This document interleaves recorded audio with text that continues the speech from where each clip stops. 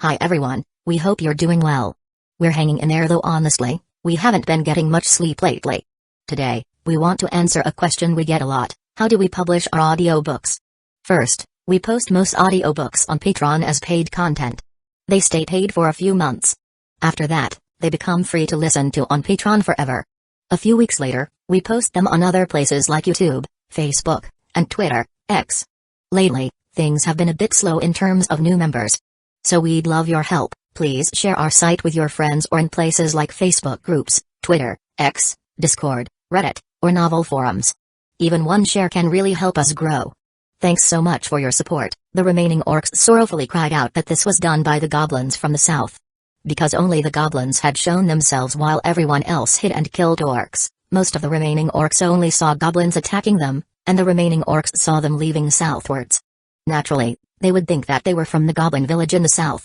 All the orc warriors once again picked up their weapons, disregarding their weariness. They marched towards the goblin village in the south filled with killing intent.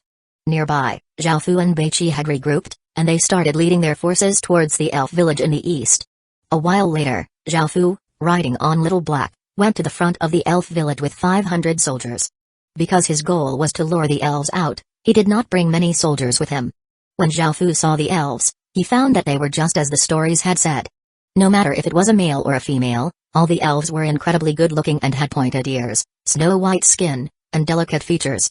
Zhaofu led his soldiers over to the elf village in an aggressive manner, and this caused the elf village to become quite wary. The elf village's defenses were decent, and apart from wooden barriers, they also had a few sentry towers. What Zhaofu did not expect, however, was that the elf village's chief would be an extremely beautiful female elf. She looked like she was in her early 30s, and her golden hair reached her waist. She also wore a set of leather armor that revealed her mature curves.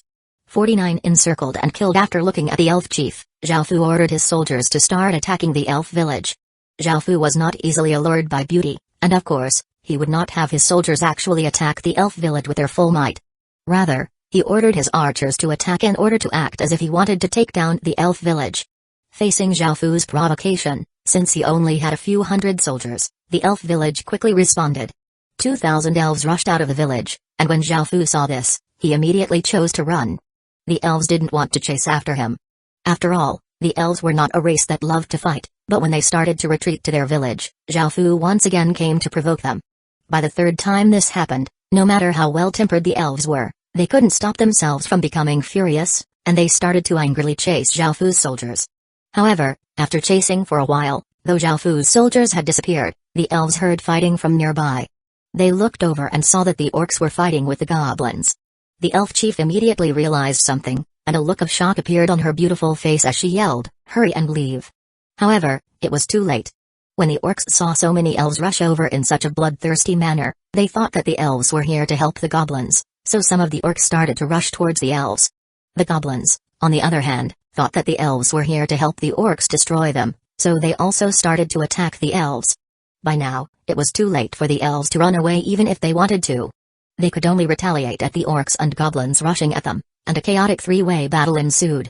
Zhaofu and his subordinates coldly watched the battle unfold, waiting to be the fishermen that caught the sandpiper and clam after they fought. Each side steadily lost people, and blood and corpses covered the ground.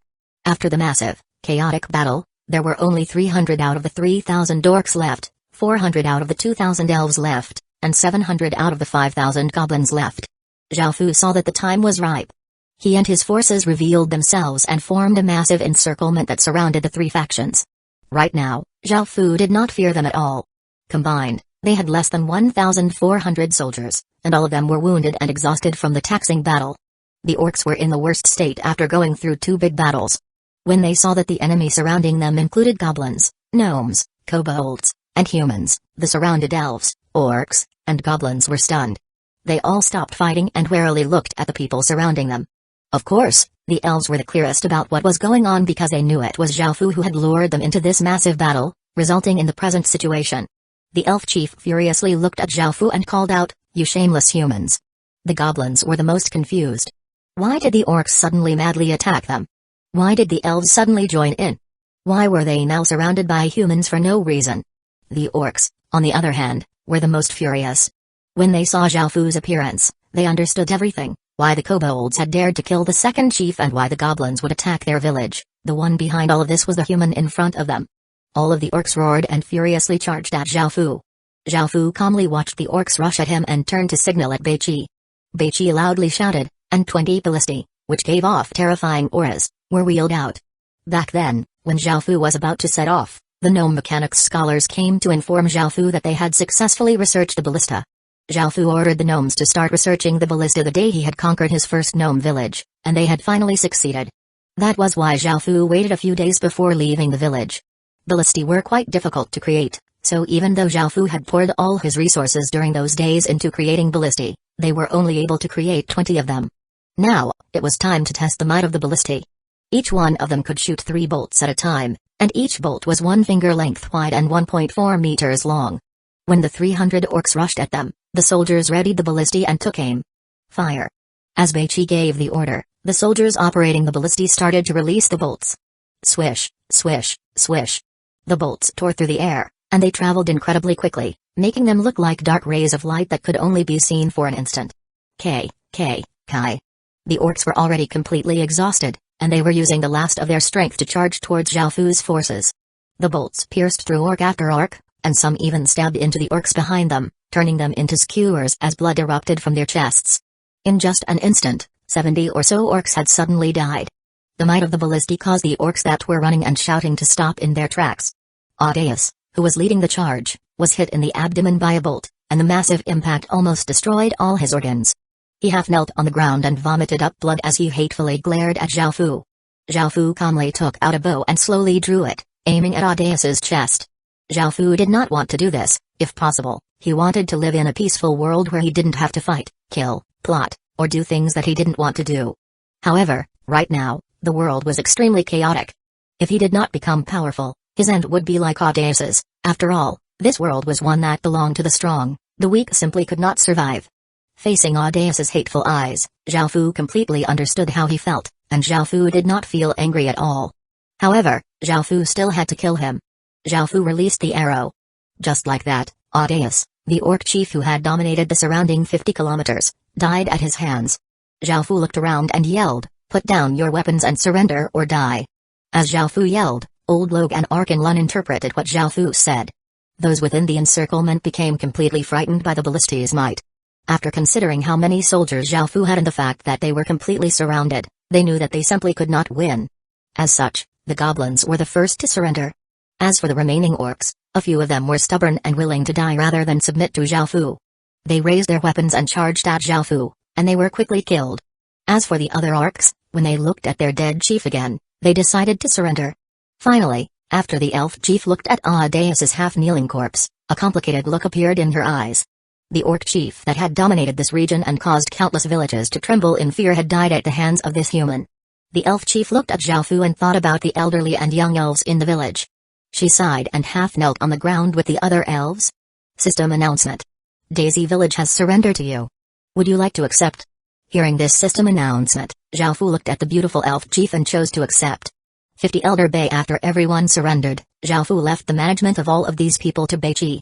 Zhao Fu stepped over corpse after corpse and went to the Goblin Village's village hall. Unsurprisingly, the Goblin Village was an advanced village and secret silver rank. Zhao Fu chose to conquer it and relocate it, and he received a system announcement telling him that he had obtained 200 achievement points and 4,340 experience point. Zhao Fu was quite happy that he had obtained so many achievement points and so much experience point all of a sudden. These were the benefits of conquering an advanced village. Right now, the Great Kin Village was only an intermediate village and required 30,000 experience point to level up to an advanced village. After receiving so much experience point, it was quite close to leveling up again. Because the elf village was quite close, Zhao Fu took his soldiers to the elf village. The elves inside the village received system announcements that their chief had surrendered, but they were still surprised to see so many outlanders walk in. There were kobolds, goblins, gnomes, and even the terrifying orcs. As such, most of the elves did not dare to approach, and they stood far away as they looked at them fearfully. Daisy brought Zhao Fu into the elf village and walked towards the village hall. At this moment, a 15 or 16-year-old elf girl ran over and tugged at Daisy's arm before burying her head into Daisy's embrace.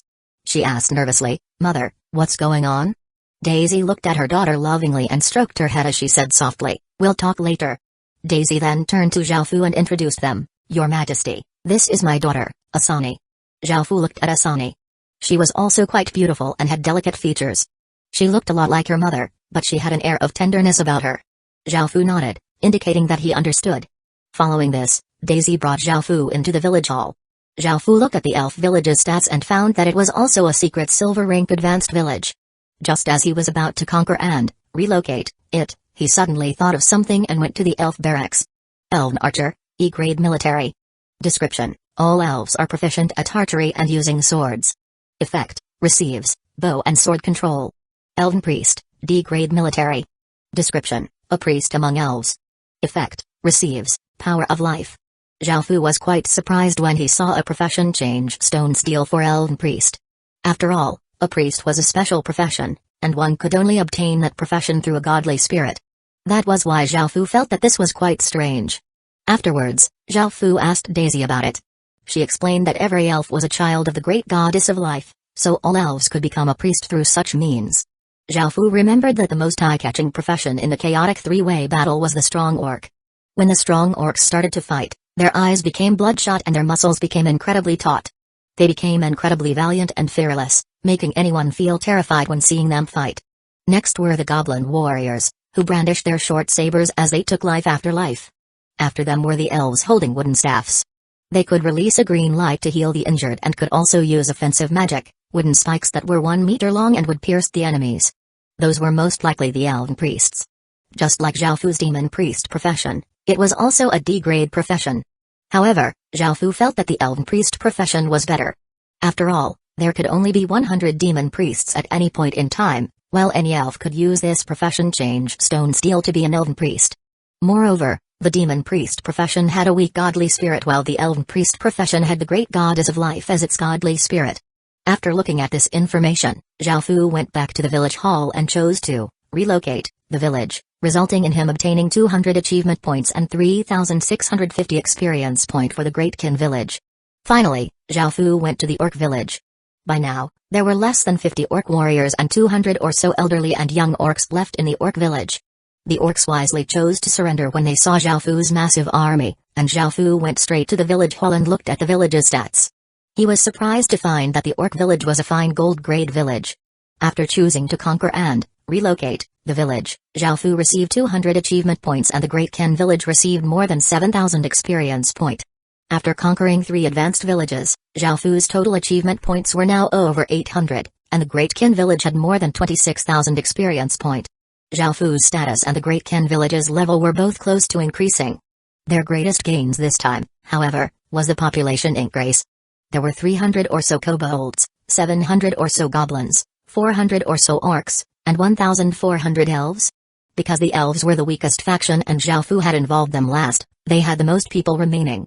After taking care of all of this, Xiaofu's 100-kilometer expedition came to a perfect conclusion.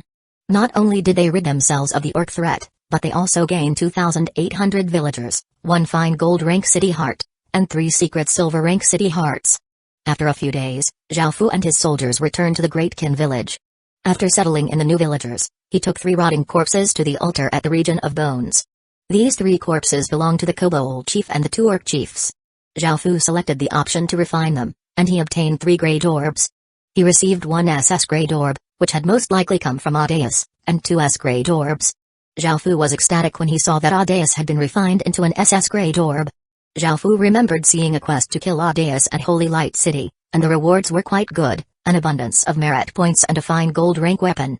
However, the requirement to complete the quest was to surrender Audius's corpse or head. The merit points and fine gold rank weapon simply could not compare to an SS grade orb. Xiaofu didn't try to be greedy by cutting off Audius's head. He was worried that the corpse wouldn't be refined into a grade orb or that the grade orb would be incomplete if it was lacking anything important. If that were the case, it simply wouldn't be worth it for Xiaofu. As for the 3 grade orbs, Xiaofu quickly decided who to give them to. After returning to the surface, Xiaofu called Beishan to the village hall. Beishan was the Great Kin village's first B-grade villager and scholar, and he was around 60 years old. At the same time, he was also the captain of the research team, and now that the Great Kin village was at intermediate level, the maximum number of scholars had risen to 20. When Beishan heard that Zhao Fu had summoned him, Beishan thought that Zhao Fu was angry that he had not been able to research a skill that determined the grade of a corpse even after such a long period of time. As such, as soon as he arrived, he knelt on the ground, his face pale, and said, "Your Majesty, please punish this subordinate for not being able to successfully research the skill after so long." Zhao Fu was sitting on a chair and just about to raise his teacup. Zhao Fu paused in surprise when he heard what Beishan said, but Zhao Fu realized that it had indeed been quite a while since they had discovered the heaven and earth refining formation. However, this was not something that could be rushed, so Zhao Fu did not blame Beishan. "You may rise, Elder Bei," Zhao Fu said after sipping his tea. From Zhao Fu's tone, Beishan felt that Zhao Fu wasn't angry, and he quickly got to his feet.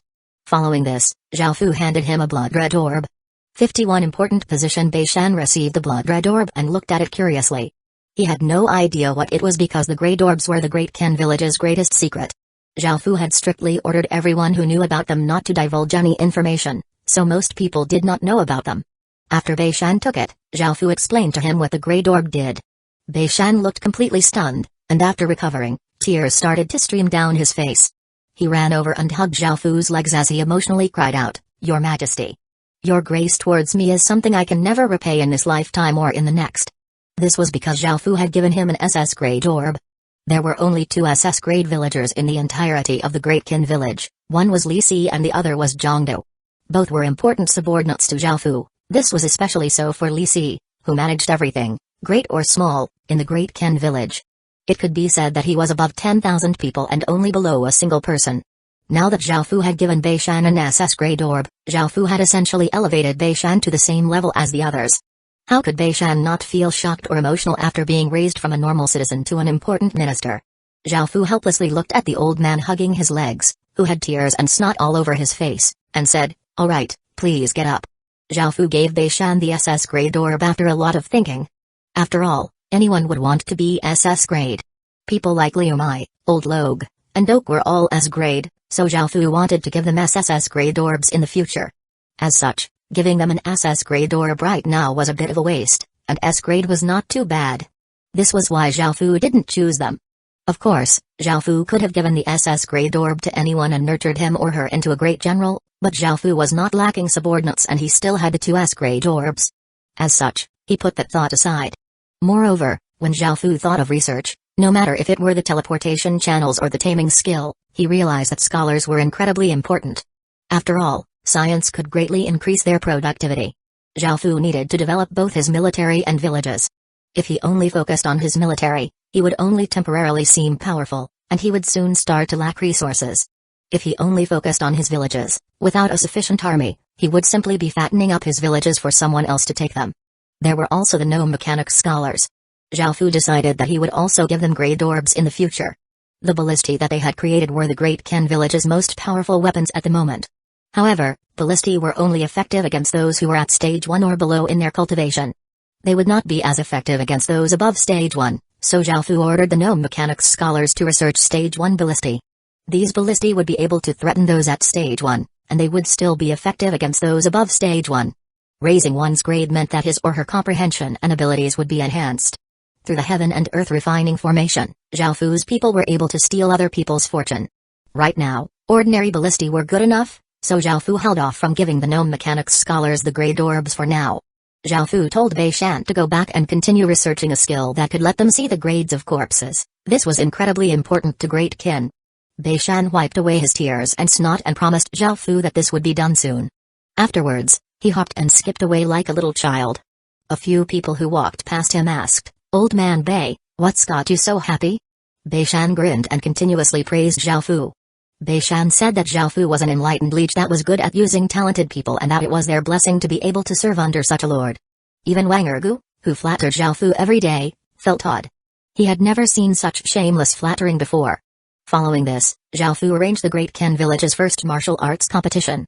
Anyone could participate, and the top 2 people would be given important positions. Everyone else who did well would receive monetary prizes. The competition caused the Great Ken village to become incredibly lively. All the races participated, including the elves, grey dwarves, and goblins. Zhao Fu had 2 main reasons for holding this competition. The first was to see if he had overlooked any talents. The second was to make the different races get along with each other better. After all, They were all living creatures and had their own emotions, they were not just numbers. As such, Zhao Fu took their feelings into consideration. After all, people could support a regime or completely overthrow it. The first emperors who laid China's foundations all understood this, but it was a pity that those who came after them only wanted to enjoy themselves. This was why there were so many dynasties in China. The martial arts competition lasted for an entire day, and out of the final 2 victors, one of them was a strong orc called Sar. He was incredibly strong and liked direct fights, meeting force with force. He had beaten many goblin warriors to the ground, and his body was covered with firm muscles. Whenever a challenger saw his fearsome orc appearance, he or she couldn't help but take a few steps back. The other victor took everyone by surprise. It was Wang Ergu. With his tiny frame, even a goblin warrior should have been able to beat him to death, but in the end, he was one of the victors. This was because he used all kinds of shameless tactics. Crotch shots and nostril hits were nothing to him. One time, he continuously provoked his opponent, causing the opponent to feel incredibly infuriated. Following this, he had even mooned his opponent and let loose a thundering fart. His opponent had been completely enraged and charged towards Wang Ergu to beat him to death. However, he had slipped on a banana peel prepared by Wang Ergu, causing him to fall off the stage and lose the fight. Even though Wang Ergu was one of the final 2 victors, his reputation became terrible. However, many people still admired him because he would be greatly nurtured by Zhao Fu. After the martial arts competition concluded, Zhao Fu called Sar and Wang Ergu into the village hall. Zhao Fu was sitting in a chair with Beiqi and his other main subordinates standing beside him. After walking in, Sar and Wang Ergu half knelt on the ground and waited for Zhao Fu to speak. Zhao Fu slightly smiled and said, "Both of you have surprised me, especially you, Wang Ergu." An awkward look appeared on Wang Ergu's face, but he smiled and said, "This is because of your majesty's blessings." After lightly laughing, Zhao Fu handed the 2 grade orbs to them. After using them and seeing their new grades, they were completely stunned and quickly kowtowed to express their thanks towards Zhao Fu. Seeing that matters here had been taken care of, Zhao Fu returned to the real world. 52 Danger. After returning to the real world, Zhao Fu left his room and prepared to go down to the restaurant that was for members of the collateral family. The collateral family has lower status than even the branch families because the branch families have pure Ying family blood. Even though the treatment of the collateral family was not as good as the main family or branch families, it was still not bad. Members of the collateral family could eat whatever they wanted and however much they wanted, and it would be paid for by the Ying family. It was a clear day today, and there were very few clouds in the sky. The sun was high in the sky, and its rays were quite hot. Within a building, a slightly skinny middle-aged man watched Zhao Fu walk through his sniper scope. A trace of a smile appeared on his face as he slowly aimed the sniper rifle towards Zhao Fu's head and slowly pressed down on the trigger.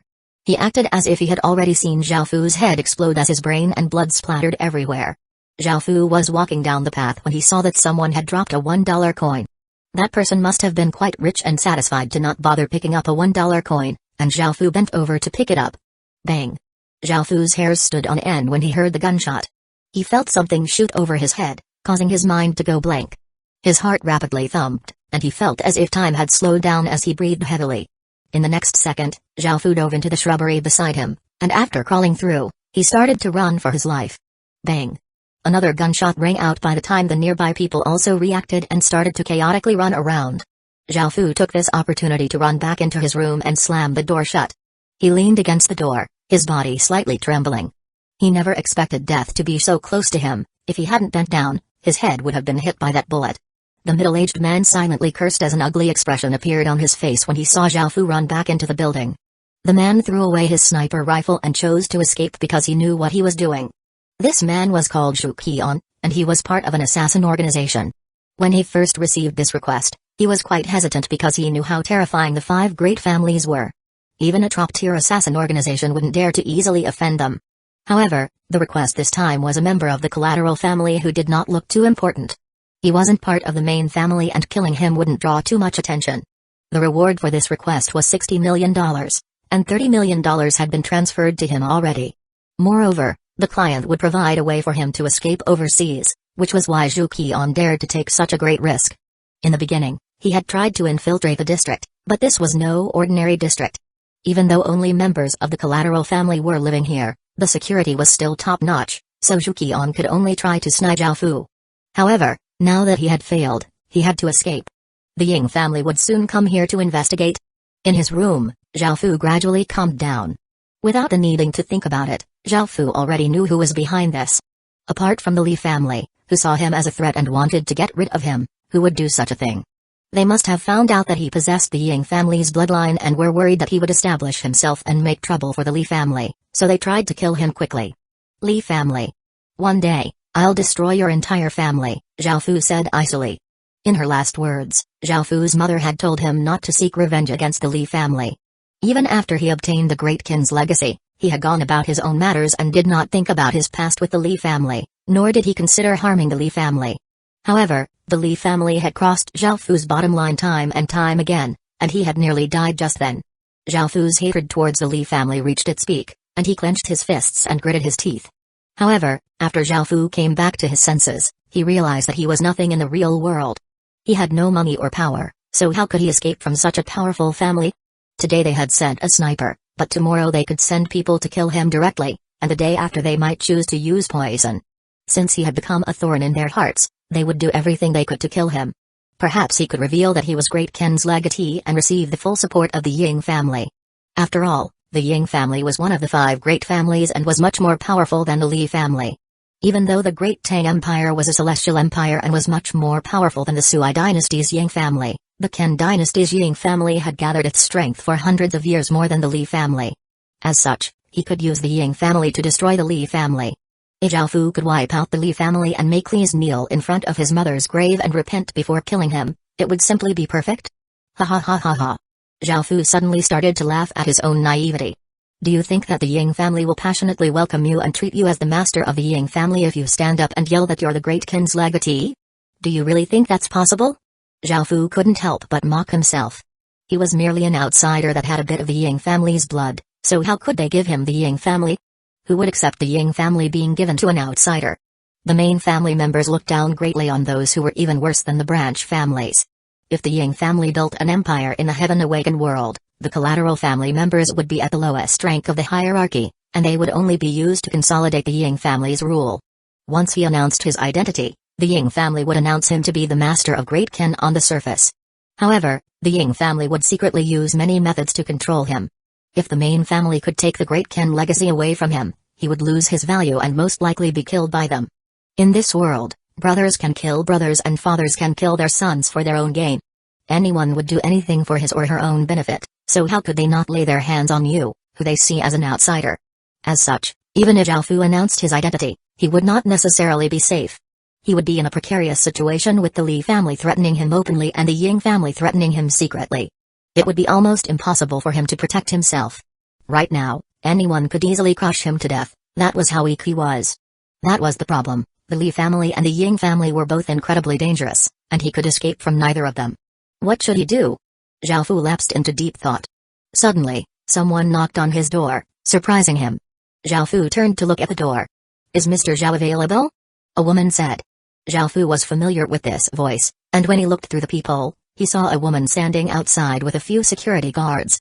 53 Secret Hatred. The woman was Ji Qin, the person who had brought him here. Zhao Fu thought about it before opening the door and asking, what is it? Ji Qin slightly smiled and said, Mr. Zhao, Big Ms. 11 has invited you to meet with her.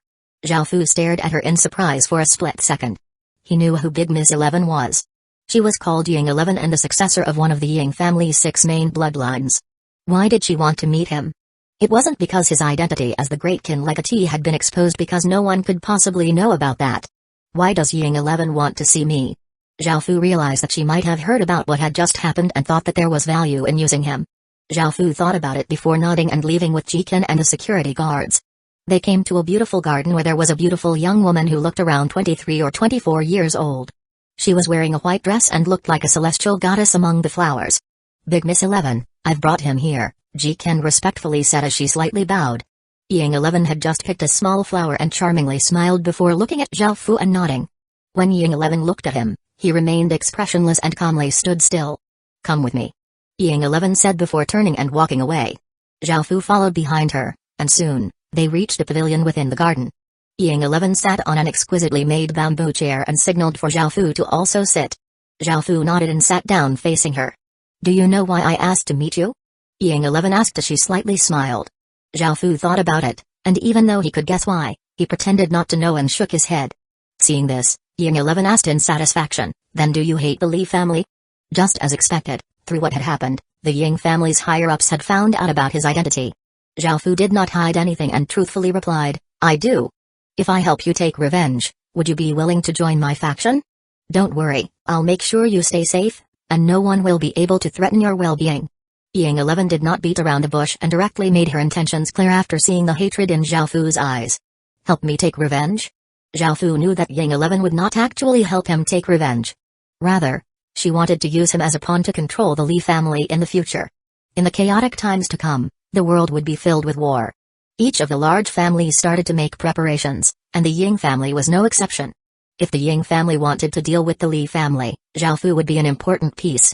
This was because Zhao Fu also had the Li family's bloodline.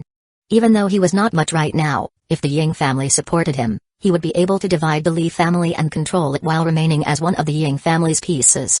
The Ying family had many collateral family members, so why would it choose to nurture Zhao Fu? It was because the pawn could not be too stupid, or the Ying family would be unable to control the Li family, and the pawn also couldn't be too intelligent because he or she could turn against the Ying family. Moreover, Zhao Fu's identity was also quite attractive. Controlling someone with the Ying family's bloodline was much better than controlling a member of the Li family's collateral family. Zhao Fu had long since guessed Ying 11's goal, and everything she said was within his expectations. As such, Zhao Fu did not act too stupidly, nor did he reveal too much of his shrewdness. Before coming here, Zhao Fu had wanted to expose his status as Great Kin's legatee. Even though the Ying family and Li family were both quite dangerous, he had no choice. If he did not reveal his status, he might be killed by the Li family, so he had to reveal himself to stay alive and hope to slowly deal with the Ying family in the future. Zhao Fu's current schemes were enough to make even some of the old foxes terrified and the strategists to be in awe.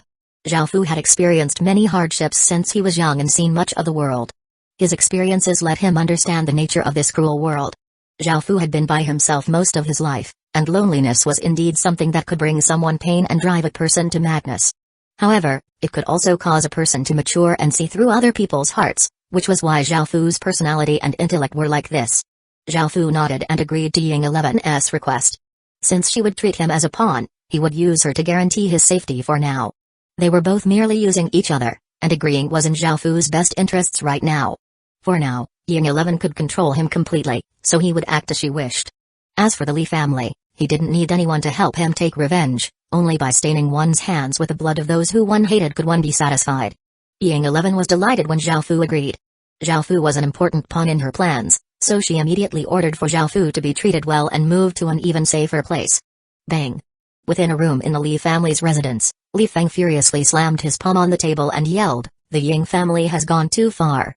Li Feng was this furious because the Ying family had sent a message, "If Zhao Fu dies, we will slaughter 100 people from the main family." The Ying family did not put the Li family in its eyes at all. The Li family was still quite a large family and had its own pride, so how could Li Feng accept such a thing? Humphrey.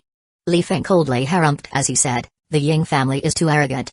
Do they think that the Li family has no talents and would fear the Ying family?" When the butler saw that Li Feng was so furious that it looked like he wanted to start a war with the Ying family, the butler, who was beside him, quickly said, "Sir, please calm down. Acting against the Ying family right now simply isn't rational. They haven't found the Great Kin's legatee yet, so we should lay low for now. In the future, the Li family will definitely grow to be much more powerful than the Ying family, and it won't be too late to deal with them then." Li Feng nodded, his anger receding slightly as he asked, "Have you disposed of the assassin? We can't give the Ying family an opportunity to grasp onto us." The butler respectfully replied, "Don't worry, sir, he has already been dealt with." Li Feng let out a sigh of relief.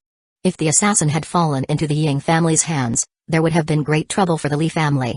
It would have been possible for the Ying family to say that the Li family had tried to kill an illegitimate child but failed, causing the Li family's reputation to take a hit. However, Li Feng felt that he had overlooked something. After that bastard joined the Ying family, he had sent an assassin after him. No matter how well he took care of that matter, the Ying family definitely knew that the assassin was sent by the Li family. However, if the Li family did not act now and allow Zhao Fu to grow, dealing with him would become more and more troublesome in the future. If he had known that this would happen, he would have killed both the mother and the son back then. Li Feng couldn't help but hate Zhao Fu even more. 54 Great Tang. In another one of the Li family's rooms, Li Baking was sitting on a chair and looking through some documents. A surprised smile appeared on his face as he said, "Who would have thought that I would have a big brother from a different mother?" As Great Tang's legatee, Li Baking received the full support of the Li family. They poured all of their resources into him, which he had used to create an intelligence network. That was how he had found out that his grandpa had sent an assassin after Zhao Fu. After thinking about it, Li Beiqing thought to himself, Zhao Fu, the Li family has wronged you. If you don't do anything to harm the Li family, I'll definitely spare you in the future and make it up to you. However, if you become the Ying family's pawn and try to harm the Li family, don't blame me for being merciless. Your Majesty, what should we do now? A formidable-looking young man asked as he lowered his head and cupped his fist. This young man had an extraordinary background. He was the descendant of a famed general of Great Tang and was called Li Guangai. Even though he was part of his own family, after meeting Li Beiqing, he was awed by his talent and saw Li Beiqing as a wise liege. As such, he decided to do as his ancestor did by giving his loyalty to Great Tang. Great Tang also spawned two historical figures. One was Rukongai, a peerless general who fought and won countless battles and made many heroic contributions to Great Tang.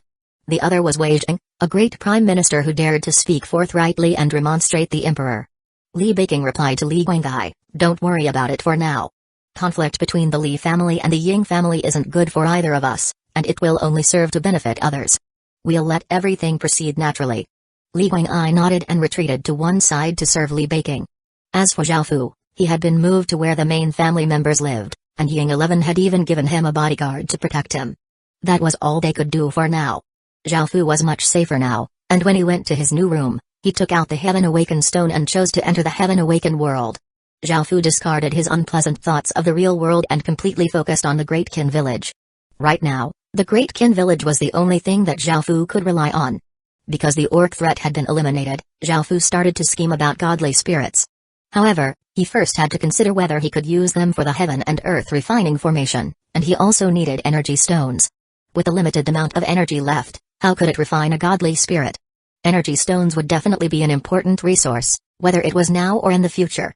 After all, without them, he would not be able to use the heaven and earth refining formation. However, energy stones were simply too expensive, and they were worth 10 gold coins each. That was 100,000 copper coins.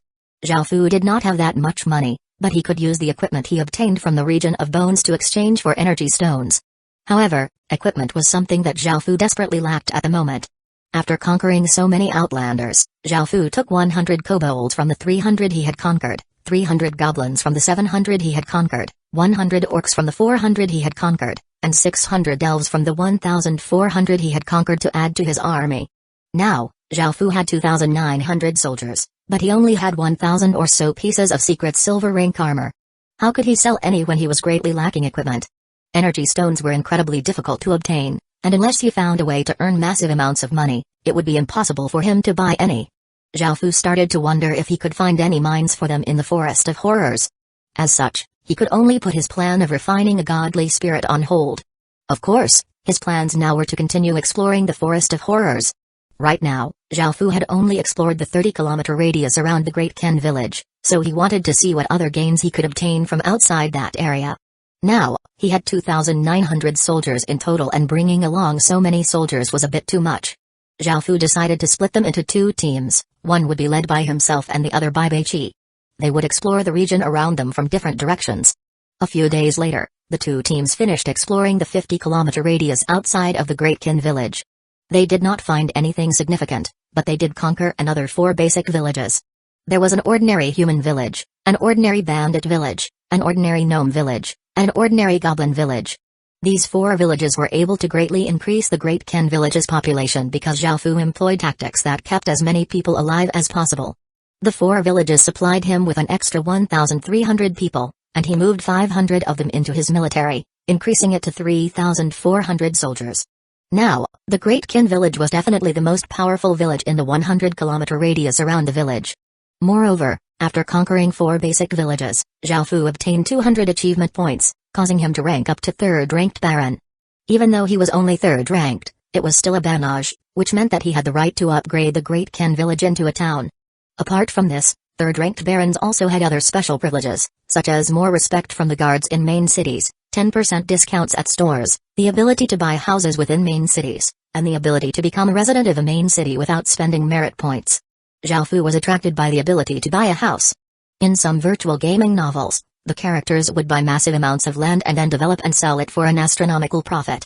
However, the houses in main cities could only be rented for now. Most people had to earn merit points and become a resident before they could buy land. However, they were limited to buying land in the residential district and could not buy any land in the business or luxury areas, and there was a limit on how much land they could buy. Zhao Fu knew that he would be able to directly buy houses with his third-ranked baron status, but there might be similar limits. However, he still decided to go to some main cities to have a look. He desperately lacked money, so he wanted to see if there were any good ways to earn large amounts of money quickly. Zhao Fu used the transportation channel and once again went to Holy Light City. There were not many changes there, and there were still just as many people. After arriving, Zhao Fu headed directly towards the real estate office in the residential district. When Zhao Fu arrived, he found that there were only a few people there. Zhao Fu saw a few people he knew. There was Zhang and a few of the Zhang family's people and a pompous young man from the Zhu family and a few of his followers hanging around. However, the pompous young man did not dare to go too far. The real estate office was managed by Holy Light City, so even though the Zhu family could act big around players, the Zhu family was nothing in the eyes of the residents of the main cities. If the Zhu family dared to offend the main city, no one from the Zhu family would dare to enter Holy Light City again. The might of a main city could not be defied by just anyone. Zhao Fu didn't bother dealing with the scene before him. First, it had nothing to do with him, and second, there was definitely a reason why the pompous young man dared to continuously harass the Zhang family's people without suffering any consequences. It could be because the Zhu family was simply too powerful, causing the Zhang family to lower their heads. After all, Zhao Fu could tell that the Zhang family was not weak at all. Alternatively, it could be because their family's elders supported them developing a relationship or at least permitted it, so no one intervened. 55 barons. Since their families did not stop them, why would Zhao Fu meddle in other people's business? Zhao Fu ignored them and walked into the real estate office to ask what benefits and restrictions barons had. At this moment, Zhang saw Zhao Fu and Beiqi. Even though they were wearing cloaks, Zhang recognized them immediately. She couldn't help but call out, "Excuse me, are you Mr. Zhao?" Zhao Fu paused in surprise, not expecting to be recognized instantly. He nodded, indicating that he was. The pompous young man's expression became cold when he realized who those two people were. They were the ones who had beaten him up back then. When he had heard that the young man was a legatee, Zhu Ji had thought that he had caused great trouble. However, after investigating, he found that there were no legatees surnamed Zhao in the Forest of Horrors, and there were no powerful families in the Forest of Horrors either. After all, if a legatee was in the Forest of Horrors, his or her family would also move to the Forest of Horrors to help him or her gather resources and develop. However, there were no such signs. Moreover, they had only thought that Zhao Fu was a legatee because his followers addressed him as Your Majesty. As such, there was no solid evidence that he was actually a legatee. Zhu Ji believed Zhao Fu to be a commoner who liked acting cool by ordering his subordinates to address him as Your Majesty. God damn it, what a shameless person, even his family didn't dare to do such a thing. Zhu Ji coldly laughed. He believed that the people he had brought last time were too weak, and he had learned his lesson. From then onwards, he always had people who were fairly strong around in hopes of taking revenge on Zhao Fu someday. Boy, step outside with your elder if you dare, Zhu Ji said with a cold smile. He knew he definitely couldn't do anything in here, so he planned to call Zhao Fu outside to deal with him.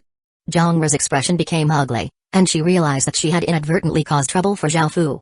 She had reported that there was a legatee in the Forest of Horrors to her family.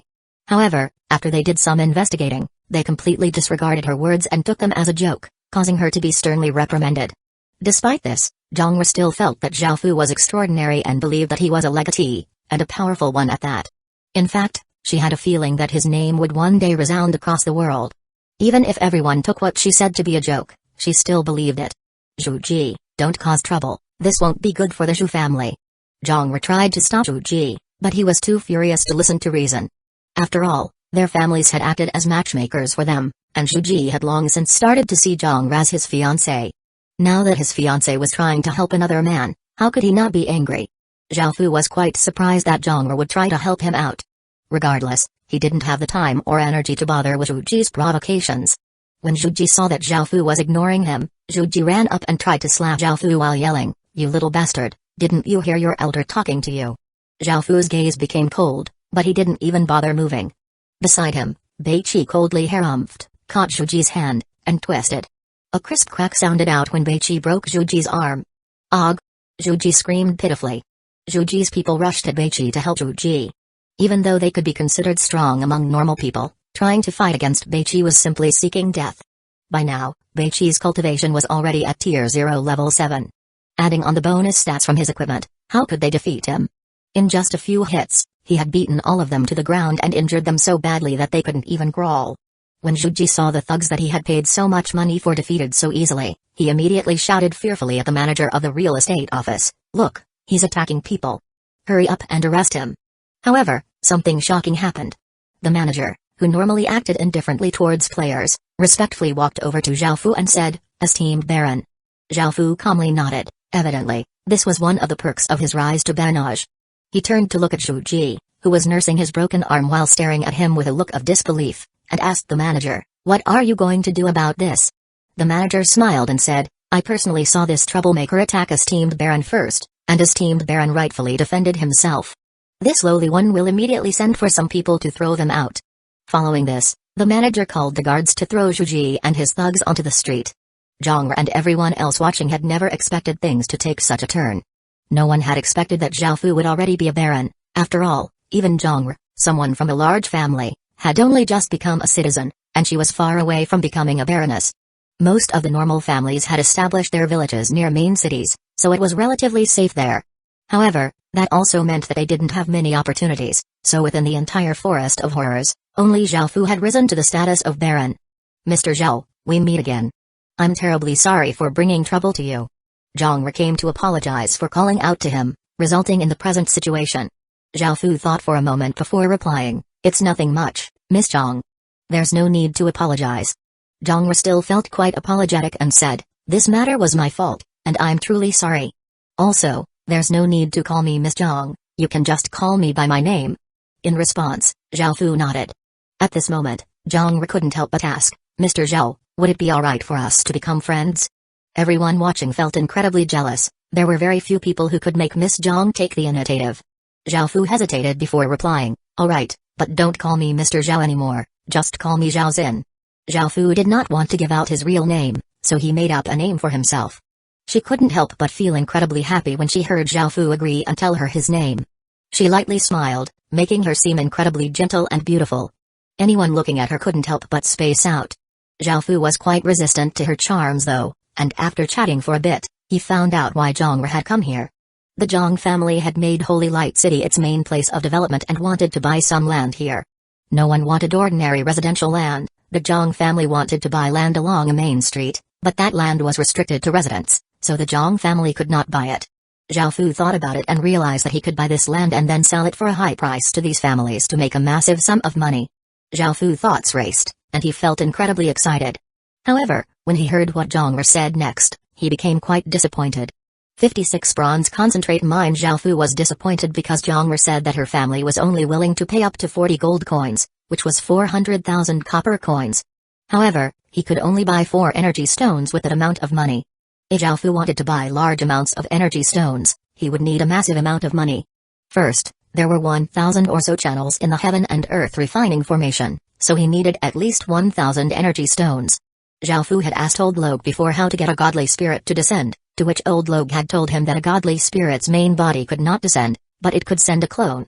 Only through many sacrifices could such a thing happen. Zhao Fu had no idea how strong a godly spirit's clone would be, but even if it was only a weak godly spirit, it would still be quite powerful, so he definitely needed at least 1,000 energy stones. Energy stones were roughly worth 10 gold coins each, which meant that 1,000 energy stones would cost 10,000 gold coins or 100 million copper coins.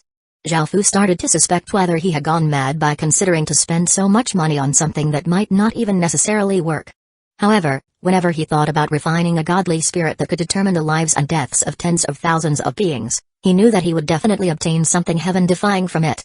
Given that he needed 100 million copper coins, Zhao Fu scorned Zhang's 40,000 copper coins. However, after thinking about it, he realized that a family paying 40,000 copper coins at this stage was not bad at all.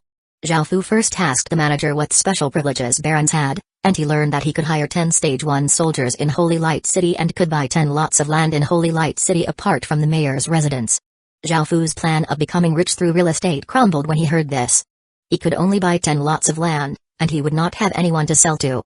Currently, all of the large families were too poor. He could sell a lot of land to Zhang as a gesture of friendship and accept her 40 gold coins. Normal places in the residential district cost tens of thousands of copper coins, while those on main streets cost hundreds of thousands of copper coins. The place that Zhong'er wanted to buy was on the luxurious Nanda Street, and it cost 310,000 copper coins. Zhao Fu helped her buy this plot of land and returned the remaining amount of money to Zhong'er. When Zhao Fu easily dealt with the problem that had been troubling her this entire time, she felt even more in awe of him, and she said gratefully, "Thank you, Zhao Xin." Zhao Fu did not pay this much mind. It seemed that he would not be able to profit that much from real estate, so he did not plan to invest much into it. After hearing about the privileges barons received, he felt slightly disappointed. The ability to hire 10 Stage 1 soldiers wasn't too bad. If Zhao Fu had a bronze grade village, he might have hired them already, but he had an epic rank grade village and a special legacy, while even the main cities were only dark gold rank. He could hire 10 soldiers, but he would not be able to guarantee the absolute loyalty of those 10 soldiers. If news about the epic rank grade village was leaked, even the powers within the main cities wouldn't be able to help themselves from wanting to take it away from him. After saying goodbye to Zhong'er, Zhao Fu returned to the Great Qin village in disappointment. Suddenly, someone ran over to report, "Your Majesty. We've found a massive bronze concentrate mine 53 kilometers to the west." Zhao Fu couldn't help but feel delighted. Bronze concentrate was like normal bronze ore, but it could be used to create secret silver rank equipment. Just how big was this massive bronze concentrate mine? Zhao Fu called Sar over, he was that expedition's captain, and asked him for more details. The bronze concentrate mine was an open-pit mine, and it was roughly 2 square kilometers in area. It was likely that there was even more under the ground, and after hearing all of this, Zhao Fu couldn't help but feel excited. Sar continued, "Your Majesty, there are roughly 1,000 or so grey dwarves settled around there as well." Zhao Fu nodded. Following this, he gathered his entire army and headed towards the bronze concentrate mine. After arriving, a look of shock appeared on Zhao Fu's face. There was not a single tree in front of him. At a glance, all he could see was bronze concentrate, and it covered the ground. Even though Sar had told him how big the open-pit mine was, he was still in awe when he saw it for himself. By now, the grey dwarves who were mining had discovered Zhao Fu's soldiers. They immediately threw down their tools in fear and ran back to their village. Soon, the entire village was on high alert, and grey dwarves wearing bronze concentrate armor and holding bronze concentrate axes and hammers walked out. Zhao Fu took his soldiers and surrounded the grey dwarf village. Zhao Fu was quite envious when he saw that the 1,000 or so grey dwarves all had brand new, excellent secret silver rank equipment. There were so many good pieces of equipment. Zhao Fu looked towards the grey dwarf village, but he did not plan to attack. The grey dwarves were all forging masters, and if Zhao Fu took over this mine, he would have to rely on these grey dwarves to do most of the forging for him. As such, he called one of his grey dwarf subordinates over to interpret what he said. He then said in a loud voice, "I don't want to harm any of you, and all of you should know how valuable this bronze concentrate mine is. Even if I don't take it today, others will come in the future to take it. As long as you surrender to me, I can promise that your lives will not change, and I will send people to protect you." After loudly declaring these things to them, the grey dwarves did not respond for a while. Zhao Fu looked at Beiqi, and Beiqi immediately ordered to bring out the 60 ballistae. The gnome mechanics scholars had created quite a few ballistae over the past few days, and all of them were aimed towards the grey dwarf village. "I'll say it again, I don't want to harm any of you, but don't force me to do it." Zhao Fu once again called out. However, when he saw that there was still no response, he gave the order to fire the ballistae. 180 bolts shot out from the ballistae, and they gave off a terrifying aura. Of course, Zhao Fu did not have them aimed towards the grey dwarves but towards the houses. The bolts flew over the grey dwarves' heads and pierced through their wooden houses. After seeing the ballistae's might, the grey dwarf village finally responded. A grey dwarf with a massive beard walked out and said in a loud voice, "Lord, will you really abide by your promise? If we surrender to you, will our lives really stay the same, and will you send people to protect us?" Zhao Fu obviously wouldn't send them to fight, their value lay in their forging skills, and with such a big bronze concentrate mine, it would take these 1,000 dwarves 10 or so years to finish using it. Zhao Fu nodded and said, "As the legatee of Great Qin, I swear this to you." Following this, the grey dwarf with the massive beard led the other grey dwarves and knelt down to Zhao Fu, signaling their surrender. Even though the dwarves could be ill-tempered at times, they were normally sincere, loyal, frank, and straightforward. They were not the scheming type, and when they saw that it would be impossible for them to resist Zhao Fu, they decided to surrender. Zhao Fu was quite happy and took his soldiers in. This time, Zhao Fu didn't relocate the village and only conquered it. The grey dwarf village was called Road Village, and it was a bronze grade village. The big bearded grey dwarf was the village chief, Road. After entering the grey dwarf village, Road gave Zhao Fu a big surprise, making Zhao Fu feel as if he had won the lottery. 57 Refining plan. The massive surprise Road gave Xiaofu was that apart from the armor and equipment that the Grey Dwarves were already holding, they also had another 4,000 pieces of equipment. Hearing this, Xiaofu quickly asked Road to take him there. Soon, Road brought Xiaofu to a very large storehouse. It was filled with bronze armor and weapons, and they all shined with a metallic light. Xiaofu felt as if he had walked into a massive treasure trove, and he quickly went over to take a look. Bronze concentrate armor, grade, blue, stats, strength +1, constitution +1, description, superior quality armor forged from bronze concentrate. Bronze concentrate sword, grade, blue, stats, strength +1, agility +1, description, superior quality sword forged from bronze concentrate. All of them were quality goods and gave at least 2 points of stats. They were worth around 600 or so silver coins each, and obtaining them meant that everyone in Xiaofu's army would be able to have new equipment, boosting their strength greatly. Moreover, with this super big bronze concentrate mine, they would not have to rely on obtaining the rusty equipment from the region of bones anymore. Suddenly, Xiaofu's eyes flashed as he thought of a good way to make money. Since he no longer needed the rusty secret silver rank equipment from the region of bones, he could sell all of them now. Li Wen obtained 100 or so pieces of equipment every day, but because they lacked people with forging skills, repairing them took quite a long time. Now that they had an extra 1,000 Grey Dwarves, they could quickly repair them. The 1,000 or so pieces of equipment that Xiaofu's soldiers were currently using could also be sold. Of course, Xiaofu did not plan to sell them to a shop, rather, he wanted to open his own shop. He would only be able to sell the rusty equipment for 300 silver coins apiece to a shop, but if he sold them himself, he would be able to sell them for 400 silver coins each. Xiaofu felt quite excited, he had come another step closer to refining a godly spirit. Afterwards, Xiaofu went over to the Grey Dwarf barracks. Dwarven warrior, F+ grade military. Description, powerful warriors among the dwarves. Effect, receives, brandish. Dwarven blacksmith, D grade military. Description, a dwarf who has raised his or her dwarven talents to its limit. Effect, receives, enhanced forging. After looking through these professions, Xiaofu found that the Grey Dwarves had a special military profession, Dwarven Blacksmith. It was D grade, which was quite powerful. After all, Xiaofu's Demon Priest profession was also D grade. However, Xiaofu's profession was a battle profession, while this was a trade profession. Adding on the dwarves' latent talent in forging, this profession was quite incredible. Road Village was currently an intermediate village, and the limit of the number of dwarven blacksmiths was 10. After going through Road Village, Xiaofu started to make plans for the mine. The gigantic bronze concentrate mine was simply priceless, and it was enough to make anyone go mad over it. Even main cities would want to take it for themselves if they discovered it.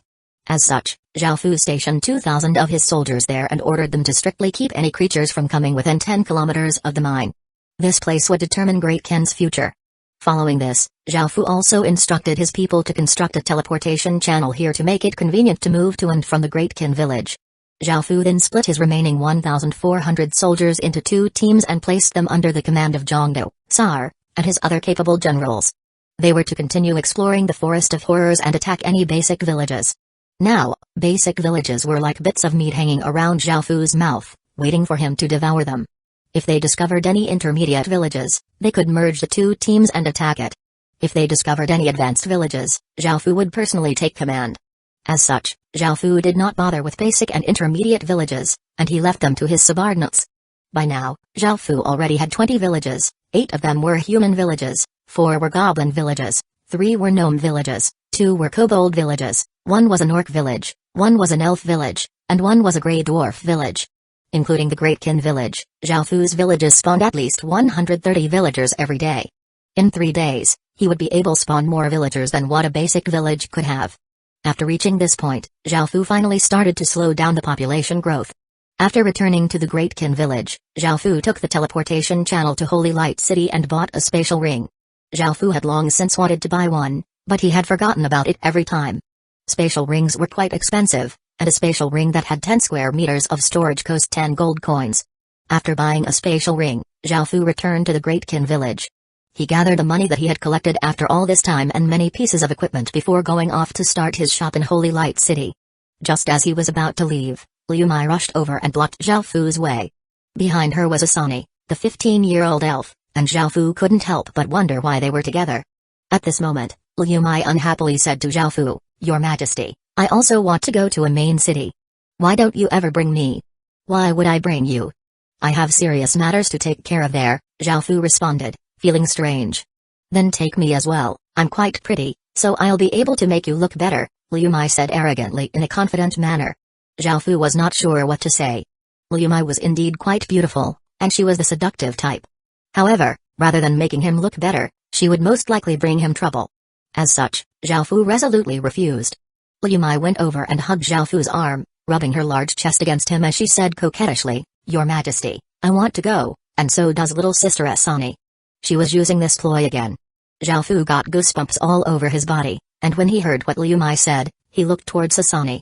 There was still a trace of fear on Asani's face when she looked at Zhaofu, but she still managed to nod as she looked at Zhaofu with hopeful eyes. Zhaofu thought about it and couldn't help but agree. However, he told them that he would only take them after sorting out the matter of opening the shop. Liu Mai cheerfully laughed and let go of Zhaofu. She pulled Asani's arm as they ran off. Zhaofu lightly smiled and shook his head before using the teleportation channel and going to Holy Light City. 58-7 Arts Weaving Technique. After arriving at Holy Light City, Zhaofu was about to go to the real estate office when he suddenly saw a player's stand filled with realistic wooden sculptures. There were pandas, dolphins, penguins, and all sorts of other animals, and these novel wooden sculptures attracted many of the residents over. Zhaofu suddenly had an idea: opening a restaurant here would be quite good. He could bring over many cuisines from the real world, such as hot pot, teppanyaki, and the like. As the saying went, food is the god of people, so this venture could earn him quite a bit of money because the residents here did not lack money at all. Zhaofu arranged his thoughts and walked into the real estate office. He had brought all of the money he had, which was 103 gold coins. Of those 103 gold coins, he had obtained 45 of them from the advanced orc village. Zhaofu bought 2 lots of land at 2 bustling streets. One was 100 or so square meters and cost 25 gold coins, while the other one was 400 or so square meters and cost 65 gold coins. In total, he spent 90 gold coins. This was almost all of the money that Zhaofu had. Zhaofu knew that most players were currently quite poor, but in the future, they would gradually become richer as their economies of scale became greater. Adding on the lot of land he had bought for Zhongr, Zhaofu had now bought 3 lots of land. He could still buy another 7, as third-ranked barons could buy 10 lots of land. It was likely that he would be able to buy even more land if his status increased again. He could also go to Soldier Forest and Demon Tree City to buy more land. For now, Zhaofu would establish his restaurant and equipment shop. Perhaps there were other people who also had the idea of opening a restaurant, but they were unable to buy any land. As such, Zhaofu took this opportunity to open the first restaurant. He knew that Zhongr was planning to open a clothing store with the land he had helped her buy. She told him that she had obtained the 7 arts weaving technique, which allowed her to create clothing. Even though the clothes she could make were only bronze rank, they were exceptionally beautiful and would draw many female customers. Of course, Zhaofu did not help Zhongr too much. Even though he knew that Zhongr would most likely not act against him, that did not necessarily apply to the Zhong family. After all, a family always placed profits first. As such, Zhaofu left a way out for himself. Even though the Zhong family had bought the property, it was still under his own name. Within the Zhong family, the highest status that anyone had was citizen, so they could not buy land for themselves. As such, Zhaofu was completely justified in leaving this way out for himself. If they dared to try to do anything to him, he would mercilessly take the land back. He didn't want to be someone who kindly helped someone else but was trampled on in the end. Zhaofu was going to use the 100 square meter space as the equipment shop after doing some simple renovations to the building. However, the restaurant's decorations needed to be exquisitely furnished. He could fit 90 or so tables in the hall on the first floor, 12 private rooms on the second floor, and 4 VIP rooms on the third floor. Zhaofu then contracted for the renovations to be done for 30 gold coins. He also needed to hire chefs and waiters for the restaurant, while his own people could manage the equipment shop. All they would have to do was write out the prices and receive money. However, running a place like a restaurant was fairly risky because others could easily gossip about it and make trouble for it. As such, apart from the manager, Zhaofu decided to hire players. He hung a sign outside the restaurant, seeking to hire 15 waitresses. The only requirement was that they were hardworking and diligent. Their monthly wage would be 3,000 copper coins. He also wanted to hire 5 chefs, and their genders did not matter. However, they had to be able to cook all sorts of cuisines from the real world. Their monthly wage would be 8,000 copper coins per month. As soon as Zhaofu hung up the sign, it immediately attracted quite a few people over. Even though the wages were only 3,000 copper coins per month for a waitress, in the real world, that would be $30,000. That sort of rate for a waitress was amazing, and it was even more so for the chefs. Many people started to apply, and the waitresses were quite easy to select. Zhao Fu generally chose those who had good looks and were used to working in such environments. However, it was much more difficult to choose the chefs. Even though they all said that they could make all sorts of cuisines and seemed quite professional, how could he know just how good they were without trying their food? As such, Zhao Fu took the applicants into the kitchen and asked them to cook some dishes for him to try.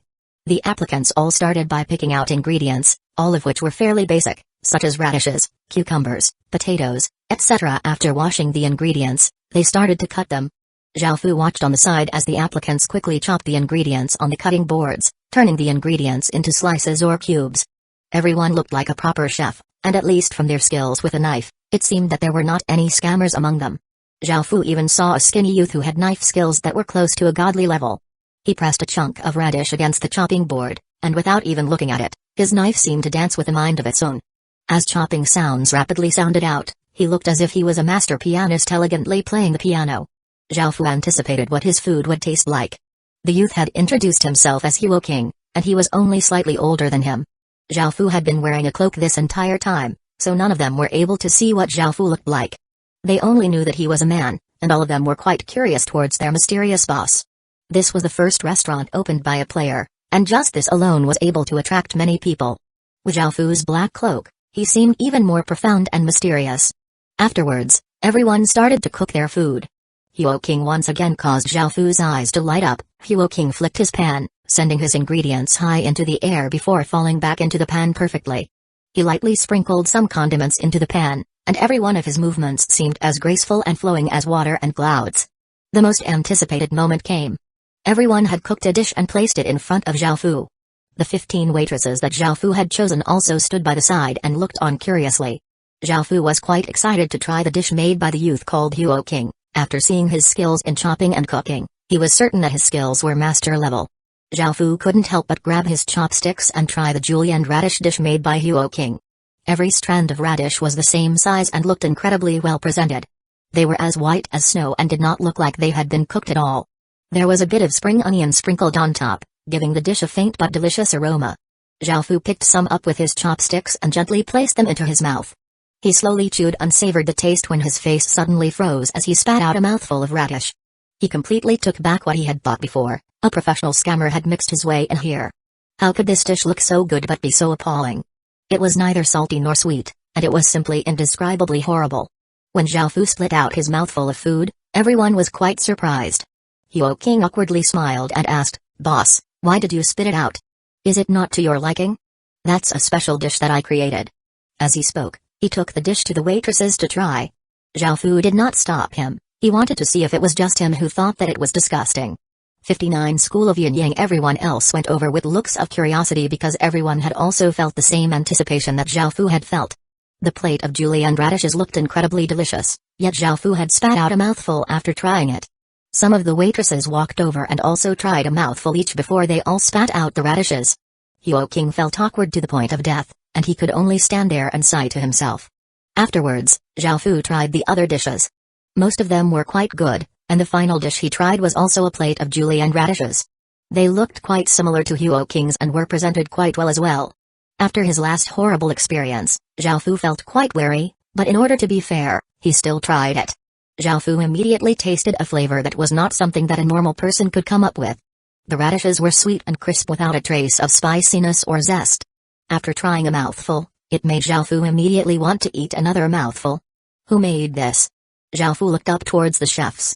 At this moment, a tall and slim young woman wearing an old-fashioned long skirt and a veil stepped out. Even though no one could see her facial features, everyone knew that she was definitely a beauty. A beauty like this with such astonishing culinary skills definitely wasn't here for the high wages. Zhao Fu's expression became serious and said to the others, "Go outside for a while and wait for me to announce the results." The others felt that something was strange and all left. After seeing Zhao Fu's expression when eating those julienne radishes, Hueco looked as if he had seen a true master. He ran over with a big smile and said enthusiastically to the mysterious woman, "Beauty, I'll come to learn from under you as my master in the future." After saying this, Hueco happily raced off. "Who are you? A great goddess like you isn't fitting for my little restaurant," Zhao Fu said as he looked at the mysterious woman.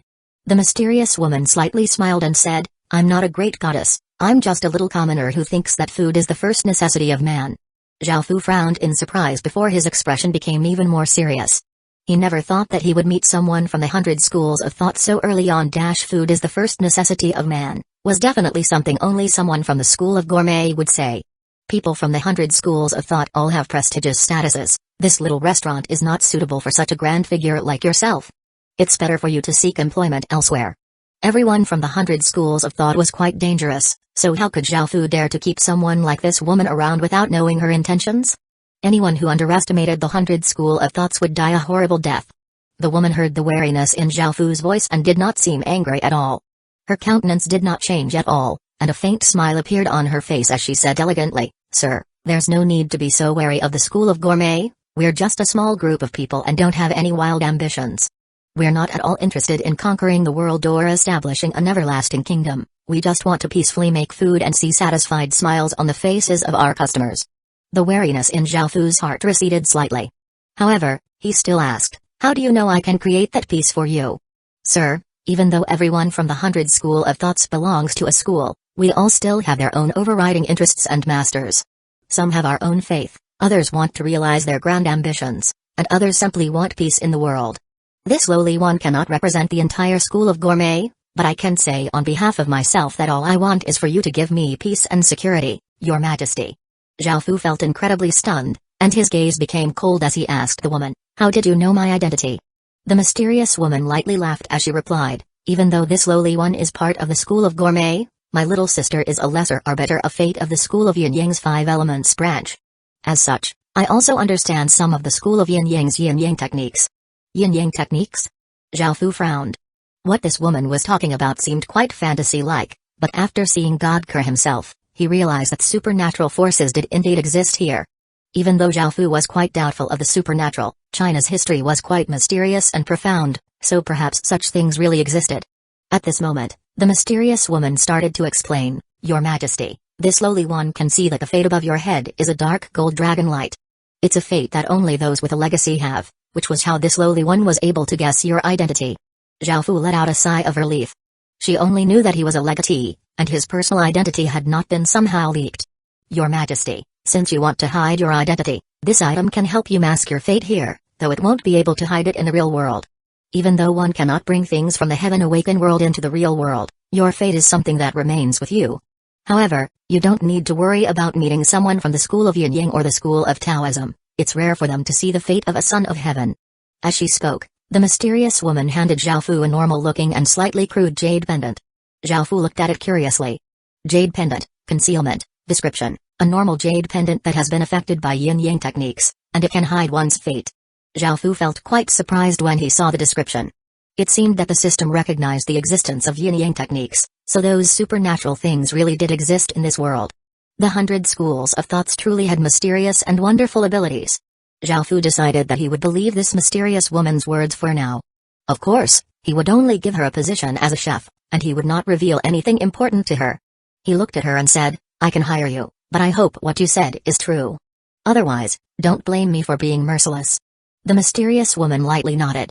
From her self-introduction at the beginning of the session, Zhao Fu knew that her name was Aizen Ru. Zhao Fu left the matter at that and let out a breath. When he thought about everyone else still waiting outside, he went out to announce the results. Aizen Ru gave a smile that could topple cities and followed Zhao Fu out. After walking out and seeing the group of people waiting for the results, Zhao Fu announced the 5 people who he had chosen, including Aizen Ru. Of course, he did not hire Hueco, that scammer. The other people who were rejected left dispiritedly, but Hueco ran over to Aizen Ru and said, "Beauty, can you please take me as your disciple? I promise that I won't cause you to lose face." "Sure." Everyone, including Hueco, was quite surprised when Aizen Ru immediately agreed. After thinking about it, Zhao Fu decided that keeping him around to chop some of the ingredients and do some of the odd jobs wouldn't be too bad. After tying up some loose ends, Zhao Fu spent some more money and made 2 signs. Both of these signs were made from secret silver inkwood, and their color was quite pleasing to the eye. 60 ancient equipment. Zhao Fu decided to name the restaurant Westfall Restaurant because the sun was setting in the west when he had bought the place, and the sunset glow was especially beautiful as night was falling. As for the equipment shop, Zhao Fu decided to call it Ancient Equipment Store because the equipment they were selling was fairly old. After taking care of matters there, before he had even formally opened the store, many people had come to buy equipment. Following this, He took 100 gold coins to a large building. The building was the Ministry of Internal Affairs. Zhao Fu took off his cloak and put on a big smile as he handed a few silver coins to the guards. Adding on Zhao Fu's status as a third-ranked baron, the guards quickly reported to the minister, and soon, Zhao Fu was invited in. After arriving at the guest hall, Zhao Fu saw a white and chubby middle-aged man sitting on a chair. Zhao Fu walked up and slightly bowed, saying, "I greet to Lord Minister of Internal Affairs." Even though Zhao Fu was a third-ranked baron, which could make ordinary residents respect him, to the Minister of Internal Affairs, who wielded a lot of power, he was nothing. Seeing this, a trace of a smile appeared on the minister's chubby face as he motioned with his hand and said, "Sir, please sit. What matters would you like to discuss with this official?" Zhao Fu sat down on the chair beside him and lightly smiled before saying, "This lowly one has opened 2 shops in Holy Light City. I've long since heard of Minister's illustrious name, so I came to pay my respects." Following this, Zhao Fu took out a small sack containing 100 gold coins and presented it to the minister, saying, "This is merely a small token of my admiration, I hope your lordship will accept it." The minister saw golden glimmers through the neck of the sack, and when he received it and felt it, he knew that it most likely contained around 100 gold coins. His smile instantly became sincere and warm, saying, "Sir can come and visit me whenever Sir wants, and I will always welcome Sir here. In the future, there's no need to bring any gifts." As he spoke, the minister stuffed the sack of gold coins into his own pocket with great deftness. Of course, Zhao Fu would not believe his courteous words. He had already gathered information about this minister, otherwise, he wouldn't have come to meet him. Seeing that the minister had accepted his money, he quickly replied, yes, this lowly one understands. My little shops will have to rely on your lordship's care in the future." The minister smiled and nodded as he replied, "But of course." "That's right, does Sir know you can hire 10 soldiers?" Zhao Fu understood that the minister was going to provide him with some benefits now, so he pretended to look confused and shook his head. Seeing this, the minister said, "Recently, some scoundrels have been making trouble, and Holy Light City has been in a bit of chaos. How about I send 20 soldiers to serve as guards for Sir?" Zhao Fu was delighted. He knew that hiring a Stage 1 soldier for a month cost at least 10 gold coins. Hiring 10 Stage 1 soldiers would have cost him 100 gold coins per month, and now, the minister had gifted him 20 Stage 1 soldiers to serve as guards. This already completely eclipsed the 100 gold coins that he had given to the minister. However, this also meant that he might have to send gifts to the minister now and then. Zhao Fu had no other choice though. If one wanted to do well, one had to get along with officials or even become friends with them. "I'll have to thank your lordship then," Zhao Fu said. After chatting for a bit longer, he put on his cloak and took the 20 soldiers to his restaurant. By the time they arrived, Zhao Fu's employees had already covered a few tables with dishes, and Zhao Fu said to the soldiers, "Don't hold back, all of this is on the house. In the future, I'll have to rely on all of you to work hard." The soldiers all revealed looks of hesitation. They were ordered to come here to serve as guards, and they weren't here to eat, drink, and enjoy themselves. Seeing this, Zhao Fu smiled and said, "Don't worry, just take this as an order from me. There's no need for you all to worry needlessly." The soldiers looked at the delicacies on the tables and said with an embarrassed expression, "Thank you, boss." The soldiers gathered around the tables and started to heartily eat and drink. They did not frequent restaurants because most restaurants around here were fairly expensive. After the soldiers started to eat, Zhao Fu told his chefs to prepare more food. After a while, he opened the doors and loudly called out, "Today is the restaurant's grand opening, everything will be free of charge for residents of Holy Light City. Please come and eat however much you want. Do note that players, however, will have to pay." Right now, most players were incredibly poor and there were many of them. Zhao Fu did not limit them, everyone coming in would be players, and the residents would not even be able to squeeze in. In order for one's business to do well, one had to let people know how good one's products were. The residents were quite curious of the strange and wonderful food on the tables. Since it was all free, they did not hold back. Zhao Fu left 10 soldiers there to maintain order before returning to his equipment store. He loudly called out that today was the equipment shop's grand opening and everything would be 20% off. He then left 10 soldiers there in order to prevent anyone from making any trouble. Zhao Fu was especially on his guard against the Zhu family. If the Zhu family was not amenable to reason and tried to make trouble for him, he would have to find an opportunity to get rid of them. Just like that, the first day passed. The restaurant did not make any money, and it instead lost a lot of money. However, business on the second day was better than the first's. Those who had came to eat on the first day had told everyone they knew about the restaurant, and many people, who were filled with curiosity, came to try the new food. The equipment store sold 400 pieces of equipment on the first day, generating a terrifying revenue of 1,600 gold coins. After selling so many just on the first day alone, Zhao Fu was worried that he would not have any more to sell in the future. Because of this, Zhao Fu started to sell some of the bronze rank equipment as well. In order to attract people, Zhao Fu also brought out a few fine gold rank weapons. Normal shops owned by the main cities usually did not have fine gold rank equipment, so those weapons drew quite a bit of attention. Apart from equipment, Zhao Fu also brought out a few of his refined martial souls. Refined martial souls all gave different grade skills. Some people even sold F-grade skills, but most of them were worth 1 to 2 gold coins. The lowest grade skill that Zhao Fu sold was C-grade, but because they were all physical skills, they were worth around 20 gold coins. No matter if it were the fine gold rank weapons or refined martial skills, Zhao Fu did not want to sell any of them. As such, Zhao Fu priced them at ridiculous prices. Secret silver rank weapons were sold for 4,000 silver coins, while Zhao Fu priced the fine gold rank weapons at 40,000 silver coins. The refined martial skills, which were worth around 20 gold coins, were priced at 200 gold coins. In order to increase the popularity of his equipment, the signs introducing them describe them as weapons from tremendous ancient battles. The signs claimed that all of them possessed powerful ancient energy that ordinary people could not detect, and that these weapons were waiting for someone connected to them by fate who saw their value and would bring them to divine glory again. As for the refined martial souls, the signs said that they had been left behind by ancient spirits and contained great powers. The signs claimed that it was possible for them to unlock godly SSS grade skills, but ordinary bumpkins would not be able to comprehend their profoundness. Haha. Zhao Fu was quite delighted. By doing this, no one would dare to say that these goods were fake, because that would be tantamount to admitting that they were ordinary bumpkins who did not have good taste. After making these signs, Zhao Fu's equipment store became much more famous than those opened by residents around him. Rumors about ancient godly weapons and skills left behind by sacred spirits started to be spread around. 61 Snow Fox. No matter if it was the restaurant or equipment shop, business was booming. Zhao Fu was naturally quite happy to see money flow into his pockets like water flowing through a river. At the same time, he caught the attention of a few large families and factions. There were 6 large families in the Forest of Horrors, and they all wanted to make the Forest of Horrors the base for their development. Because everyone was sent to random places in the Heaven Awakened world, the large families could only gather small groups of people in the Forest of Horrors, while their remaining forces would settle wherever they had been spawned, with the family's main development being in the Forest of Horrors. They all chose this place for different reasons. Some thought that the competition would be weaker here, others thought that it would be a good place to develop, and others were here because the successors of their families had been spawned here. These 6 large families were the Zhang family, Cao family, Yan family, Hua family, and Zhu family. There were also 3 large factions created by players, the Holy Light Group, Soldier Alliance, and Demon Tree Gang. Based on their names, they seemed to be the largest factions in each of the 3 main cities.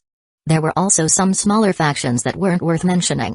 Some of these factions were created by large financial groups working together in the real world, while others were formed purely by friends meeting in the Heaven Awakened world. Others were formed by a group of thugs led by an ambitious boss. Before, they had taken the rumor hinting that Zhao Fu was a legatee as a joke, but they now started to have suspicions. Putting aside whether Zhao Fu really was a legatee or not, it was clear how powerful he was by the fact that he had such an abundance of secret silver rank equipment that he would sell them, and he even possessed fine gold rank equipment and refined martial souls. Even though opening 2 shops seemed quite simple, Zhao Fu had become a great threat. In the real world, Zhu Ji was kicked to the ground by his father. "You unfilial son, all you do is make trouble for me. Look at what you've done. We can't tell how powerful the man you angered is." Nearby was a young man who was a few years older than Zhu Ji. He was the Zhu family's eldest young master, Zhu Ming. Zhu Ming watched his little brother be kicked a few times before walking over and pleading on his behalf. "Father, that should be enough. Little Ji has learned his lesson, and the situation is not as bad as you think. We have not developed a reconcilable hatred with that person, and now is the time for us to be developing our forces. The Zhang family has already obtained a shop, and they have been earning at least 20 gold coins per day just from selling clothes." Zhu Shizi coldly harumphed and stopped kicking his son. Following this, he started to discuss some matters with Zhu Ming. Zhu Ji's face was ashen as he slowly raised his head and looked at his father and elder brother with a trace of hatred in his heart. Elsewhere, Zhao Fu was standing in front of the equipment store and hanging up a sign that requested for materials of fine gold rank or above. Anyone who provided such materials would be able to trade them for items from within the shop. Right now, Zhao Fu did not lack secret silver rank equipment at all, but he didn't have many pieces of fine gold rank equipment. Right now, there were 5 grey dwarves in Road Village who could forge fine gold rank equipment. Because Wang Dao, the Great Qin Village's blacksmith, had not forged for as long as them, He was only at the boundary of being able to forge fine gold rank equipment. After taking care of matters here, Xiaofu took some money and went to see what other properties he could buy for his remaining 7 lots of land. He took the money with him back to the Great Ken village and then headed to Soldier Forest. This was the first time that Xiaofu had came to Soldier Forest, and after arriving, he found that it was similar to Holy Light City. It had large streets crammed with people, and the only difference was that Soldier Forest was much more military-like. Xiaofu went to the real estate office and bought another lot of land. Xiaofu planned to build another Westfall restaurant here and started to recruit people. However, he decided not to open an equipment shop here because he was barely able to meet the demand of the market in Holy Light City. Xiaofu did not want to sell any of the bronze concentrate equipment because he did not want to make his opponents too strong. Only when he had many pieces of fine gold rank equipment would he sell them. After befriending Soldier Forest's Minister of Internal Affairs, Xiaofu obtained another 10 guards, and he prepared to open a restaurant. Afterwards, he also went to Demon Tree City and did the same thing. Right now, he had 3 Westfall restaurants, and after a few days, they began to bring in a steady revenue of 500 gold coins per day. Adding on an average 600 gold coins per day from the equipment shop, Xiaofu now earned more than 1,000 gold coins per day. What's more, this was with a shortage of equipment. If he could maintain a stock of equipment, he would be able to continuously earn this much money. Since the profits were so great, Xiaofu decided to create a second team to explore the passages in the region of bones. The team composition and skills of the team were the same as the first team. There were goblin warriors, infantry, and archers, and Xiaofu supplied them with holy light type skills. What was strange was that Li Wen and his team had not finished exploring even a single passage after such a long time. It was not because Li Wen was incompetent but because the passage was simply too long. Xiaofu had only found the original passage due to the ground caving in, and part of the passage had been buried. As such, he had no idea just how long the passage was or where it led to. Now that Xiaofu had so much money, there were many things for him to consider. The first thing was the matter with the energy stones. It was a pity that he could not find a mine. Each of the 3 main cities controlled a small energy stone mine each, and they were able to produce 300 to 400 energy stones per day. Just these energy stones alone would cost a massive amount of money.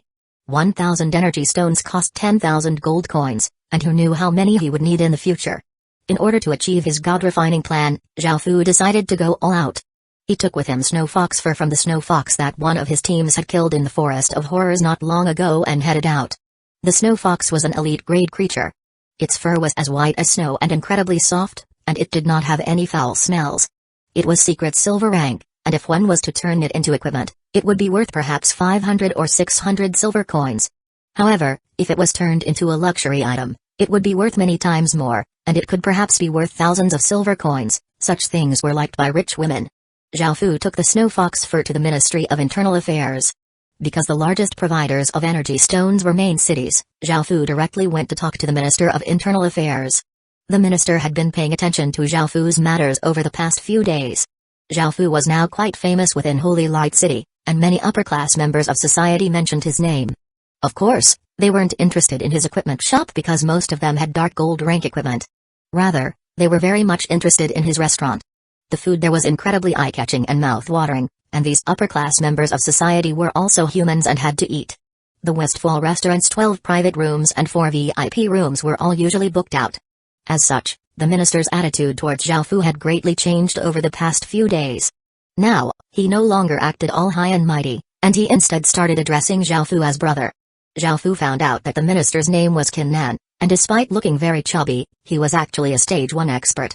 62 Heaven Prayer Platform Big Brother Qin. This little brother has come to visit you again, Xiaofu said as he grinned and looked at Qin Nan. Qin Nan was also quite excited because Xiaofu would bring gifts every time he came. Qin Nan laughed as he replied, Brother Zhao, quickly come in. Qin Nan enthusiastically received Xiaofu before asking, Brother Zhao, what have you come to find me for this time? Xiaofu started off by handing Qin Nan the snow fox fur. After accepting it, Qin Nan gently stroked it, and based on how soft it was, he could tell that it was of exquisite quality, making him feel delighted. Seeing the look on Qin Nan's face, Xiaofu said, Big Brother Qin, I'd like to buy some energy stones. Qin Nan lovingly stroked the snow fox fur and nodded, asking, How many would you like to buy? 1,000. Xiaofu replied. Qin Nan was given a big fright by the large figure. 1,000 energy stones, 10,000 gold coins, so how could Xiaofu have so much money? However, after thinking about it, he realized that just a few days of revenue from all of his shops would cover that amount of money. Even though Zhao Fu most likely had enough money, Qin Nan still felt quite troubled because it was not easy to obtain such things. Energy stones were one of the most important and precious items, and many people wanted to buy them. Normally, the main cities only kept a portion of what they mined and sold the rest, which was why there were not that many energy stones in shops. Qin Nan sank into deep thought before replying, "Brother Zhao, I can sell you 50 energy stones at most each day. Because it isn't much, I'll give you a discount and only charge you 8 gold coins for each of them." Zhao Fu nodded. If he was able to buy 50 energy stones per day, it would take him 20 days to gather the amount he needed. He was not in a rush to carry out the god-refining plan because there were many other things that he needed to prepare and spend his money on. Seeing Zhao Fu agree, Qin Nan felt quite relieved. "Big brother Qin, I have some matters to take care of, so I'll be going now." After concluding the matter, Zhao Fu decided to leave. Qin Nan smiled and said, "Brother Zhao, feel free to come over whenever you're free." Of course, of course," Zhao Fu replied before leaving. Right now, Zhao Fu still had 4,680 gold coins. He started to go through the large shops, and even though there were many things that he needed to buy, there were very few things that caught his eye. He bought a pill recipe for spring return pills, which could quickly heal injuries, and a few fine gold rank materials. Apart from those things, there was not much else that he was interested in. After returning to the Great Qin village, Zhao Fu gave the materials and pill recipe to his subordinates. After taking care of most of the things that required his attention, he thought about his promise to Liu Mai and Asani. As such, he called them over and handed them a large cloak each. "Liu Mai, you'd better not make any trouble for me. If you do, I won't agree to any of your requests in the future," Zhao Fu said to Liu Mai. Okay, I understand," Liu Mai said slightly unhappily. She dragged Zhao Fu off towards the teleportation channel and Asani excitedly ran behind them. Following this, the three of them were sent to Holy Light City. Liu Mai couldn't help but laugh in excitement when she saw so many people and all sorts of interesting and pretty goods on display, causing many people to look over at her. Zhao Fu nudged her, indicating for her to restrain herself. This was also the first time that Asani had encountered such a scene, and she couldn't help but feel excited. However, facing so many people, she couldn't help but feel scared, and she pulled at Zhao Fu's cloak. At this moment, Liu Mai saw a candy maker and excitedly pulled Asani over. Seeing them in such high spirits, Zhao Fu slightly smiled and followed them. "How much are these?" Liu Mai asked the player making the candy as she held a mouse made out of candy. The player was a middle-aged man and also a candy maker in real life. However, his business in the real world was quite mediocre, so he had the idea of bringing his trade into the Heaven Awakened world. Unexpectedly, it was extremely popular, and he earned quite a lot from it. "That one's only 3 copper coins," the candy maker replied. Liu Mai didn't have any money on her, so she looked back at Zhao Fu. Zhao Fu understood, and he took out a few copper coins and handed it to the candy maker before telling Asani to choose one as well. Asani chose a tabby cat-shaped candy, and when Asani saw Liu Mai lick her candy, she also extended her little pink tongue and lightly licked the candy. It was quite sweet, making her quite excited. As a result, she couldn't help but laugh, and her clear and pure laughter made everyone around her feel quite happy as well. At this moment, Liu Mai discovered something else and pulled Asani over, and Zhao Fu slowly followed behind them. Afterwards, they bought quite a few things. Liu Mai was then attracted over by a clothing store, and she dragged Asani and Zhao Fu over. Zhongru was in the store, and when she saw 3 cloaked figures walk in, one of whom she was quite familiar with, she called out, "Zhao Xin." Indeed, this clothing shop was the one opened by the Zhong family. Hearing Zhongru's voice, Zhao Fu nodded in response. Zhongru walked over and said happily, "Who would have thought that such a busy person like you would have time to come to my shop?" "Sorry, there have been many things to take care of, so I haven't had the chance to visit," Zhao Fu said apologetically. In actuality, he had never planned to come visit. At this moment, Zhongru noticed that the hand holding onto Zhao Fu's was clearly not a man's hand, and she asked curiously, "They are?" In response, Zhao Fu decided to reply, "They're my friends." "Hello." Liu Mai laughed as she greeted Zhongru before dragging Asani over to pick out clothes for them. "Thank you, Zhao Xin, for helping me buy this shop. This has finally given me the opportunity to take a breath and decide my own fate," Zhongru said with sincere gratitude as she gently looked at Zhao Fu. Zhao Fu knew that even though Zhongru was part of the main family, she was the third in her family and would not be able to inherit the Zhong family. As such, her only use was to be a tool to ally the Zhong and Zhu families through marriage. She clearly did not want to be married to Zhu Ji, but from her family's pressure and Zhu Ji clinging onto her every day, she truly felt as if she could not breathe. Now that she had this shop, she became very valuable to the Zhong family and had more power. Zhao Fu sympathized with her and lightly shook his head, saying, "It's nothing." The main thing is your 7-arts weaving technique, which has made your business possible. I still need to thank you though. Zhongru said determinedly. Seeing Zhongru insist so persistently, he did not say anything. At this moment, Liu Mai pulled him to the side and asked him which outfit looked better. As such, Zhao Fu could only apologize to Zhongru and allow himself to be dragged over by Liu Mai. Following this, with Zhao Fu's help, Liu Mai and Asani chose a few pieces of clothing. Zhao Fu wanted to pay, but Zhong adamantly refused, so Zhao Fu did not insist on it. Finally, Zhao Fu, Liu Mai, and Asani returned to the Great Qin village. Liu Mai and Asani were incredibly happy from their outing and felt quite satisfied. Suddenly, a chain of system announcements sounded out in Zhao Fu's mind. System announcement. Congratulations, your village has leveled up to an advanced village. System announcement. Congratulations, you have received the acknowledgement of the heavens and the earth, and the special structure, Heaven Prayer Platform, has been unlocked. System announcement. The Great Qin's nation fate has awakened, and your people's fates have been blessed. System announcement. The Great Qin's nation fate has awakened, and you have awakened the dormant nation armament. 63 Azure Dragon Emperor Li Zhaofu did not have time to process those system announcements before a massive explosion sounded out. Boom. At the center of the Great Qin village, the city heart, the violet cube, started to tremble. It suddenly exploded with a dark light that seemed to devour everything, and it broke through the roof of the village hall and shot into the clouds. Even the sky seemed to be pierced by it. Boom. As the black light stabbed into the sky, another shocking explosion sounded out. The black light turned into a black pillar of light, and in that instant, the wind and clouds froze, the sun dimmed, and the black pillar of light gave off a terrifying aura. The blue sky was dyed black, and black wisps of air started to rise from the ground. The black wisps of air looked like long dragons and shined with a crystalline light. After rising from the ground, they ascended towards the sky. All of Great Qin's villagers seemed to be drawn innately to this spectacle, and they started to kneel on the ground. Beiqi and Li Si were no exception, and they too kneeled on the ground with an emotional look in their eyes. Black clouds started to slowly form in the sky, forming a cloud layer that covered the surrounding 1,000-kilometer radius area. Those black clouds were not the same as normal thunderclouds. They were a pure black color and gave off a black light that seemed to want to devour everything. From a distance, it seemed as if the entire sky was covered by those black clouds. One couldn't help but feel as if apocalyptic lightning was about to descend, making one's hairs stand on end and fear to take root in one's heart. All living creatures under the sky felt an aura of suppression, and it was as if their hearts were grasped by a pair of large hands, making it difficult for them to breathe. Roar. Suddenly, the powerful cry of a dragon sounded out, shaking the heavens and the earth. A berserk and domineering black dragon appeared amidst the black grounds, giving off the airs of an emperor. A pure-looking woman in white in Holy Light City, a man donned in armor in Soldier Forest, an elder in a green robe in Demon Tree City, and a 1,000-meter-long flood dragon with dark scales and 6 blood-red eyes in the depths of the Forest of Horrors all stared into the distance with surprise at where Zhao Fu was. At other places, Great Zai's legatee, CG, Great Shang's legatee, Bi Wushan, Great Zhu's legatee, Ji Shenming, and Great Han's legatee, Liu Yi, also stared in Zhao Fu's direction with surprise. At this moment, above the Great Qin village, a massive, savage dragon head within the black cloud slowly emerged, and it gave off an overbearing and domineering intent as it looked down at Zhao Fu. Everything had happened incredibly quickly, and Zhao Fu was at a loss as to what was going on. However, he realized that this was the Great Qin's true legacy. This was Great Qin receiving the acknowledgement of the heavens and the earth. Zhao Fu lightly breathed out and closed his eyes, slowly spreading out his hands. A dark gold robe with dragons embroidered on it slowly descended from the sky and lightly fell on his body.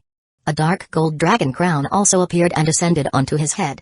As all of this happened, bricks started to appear beneath his feet, slowly raising him up until a stone platform that was 18 meters tall and 9 meters wide appeared beneath him. Zhao Fu was in the center of the platform with his eyes slightly closed. With his arms spread out and the black gold dragon robe and the black gold dragon crown on him, he gave off the airs of an emperor. Clang! Clang! Clang! Clang! The sound of 12 swords clanging together suddenly sounded out, and it seemed to tear through the clouds, giving off a shocking aura.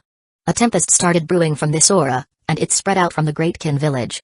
It seemed as if a disaster was about to occur, and sand and stones were blown into the air, destroying countless trees. At this moment, 12 gigantic bronze men appeared in the sky, and each of them was around 100 meters tall. Their gazes were cold and all of them held a sword that pointed towards the sky, giving off boundless killing intent. The air in the surrounding 100-kilometer radius area seemed to freeze, and countless living creatures started to tremble. At this moment, A multicolored light shined as the savage black dragon flew downwards and entered Zhao Fu's body. Immediately, a powerful aura exploded out from Zhao Fu's body.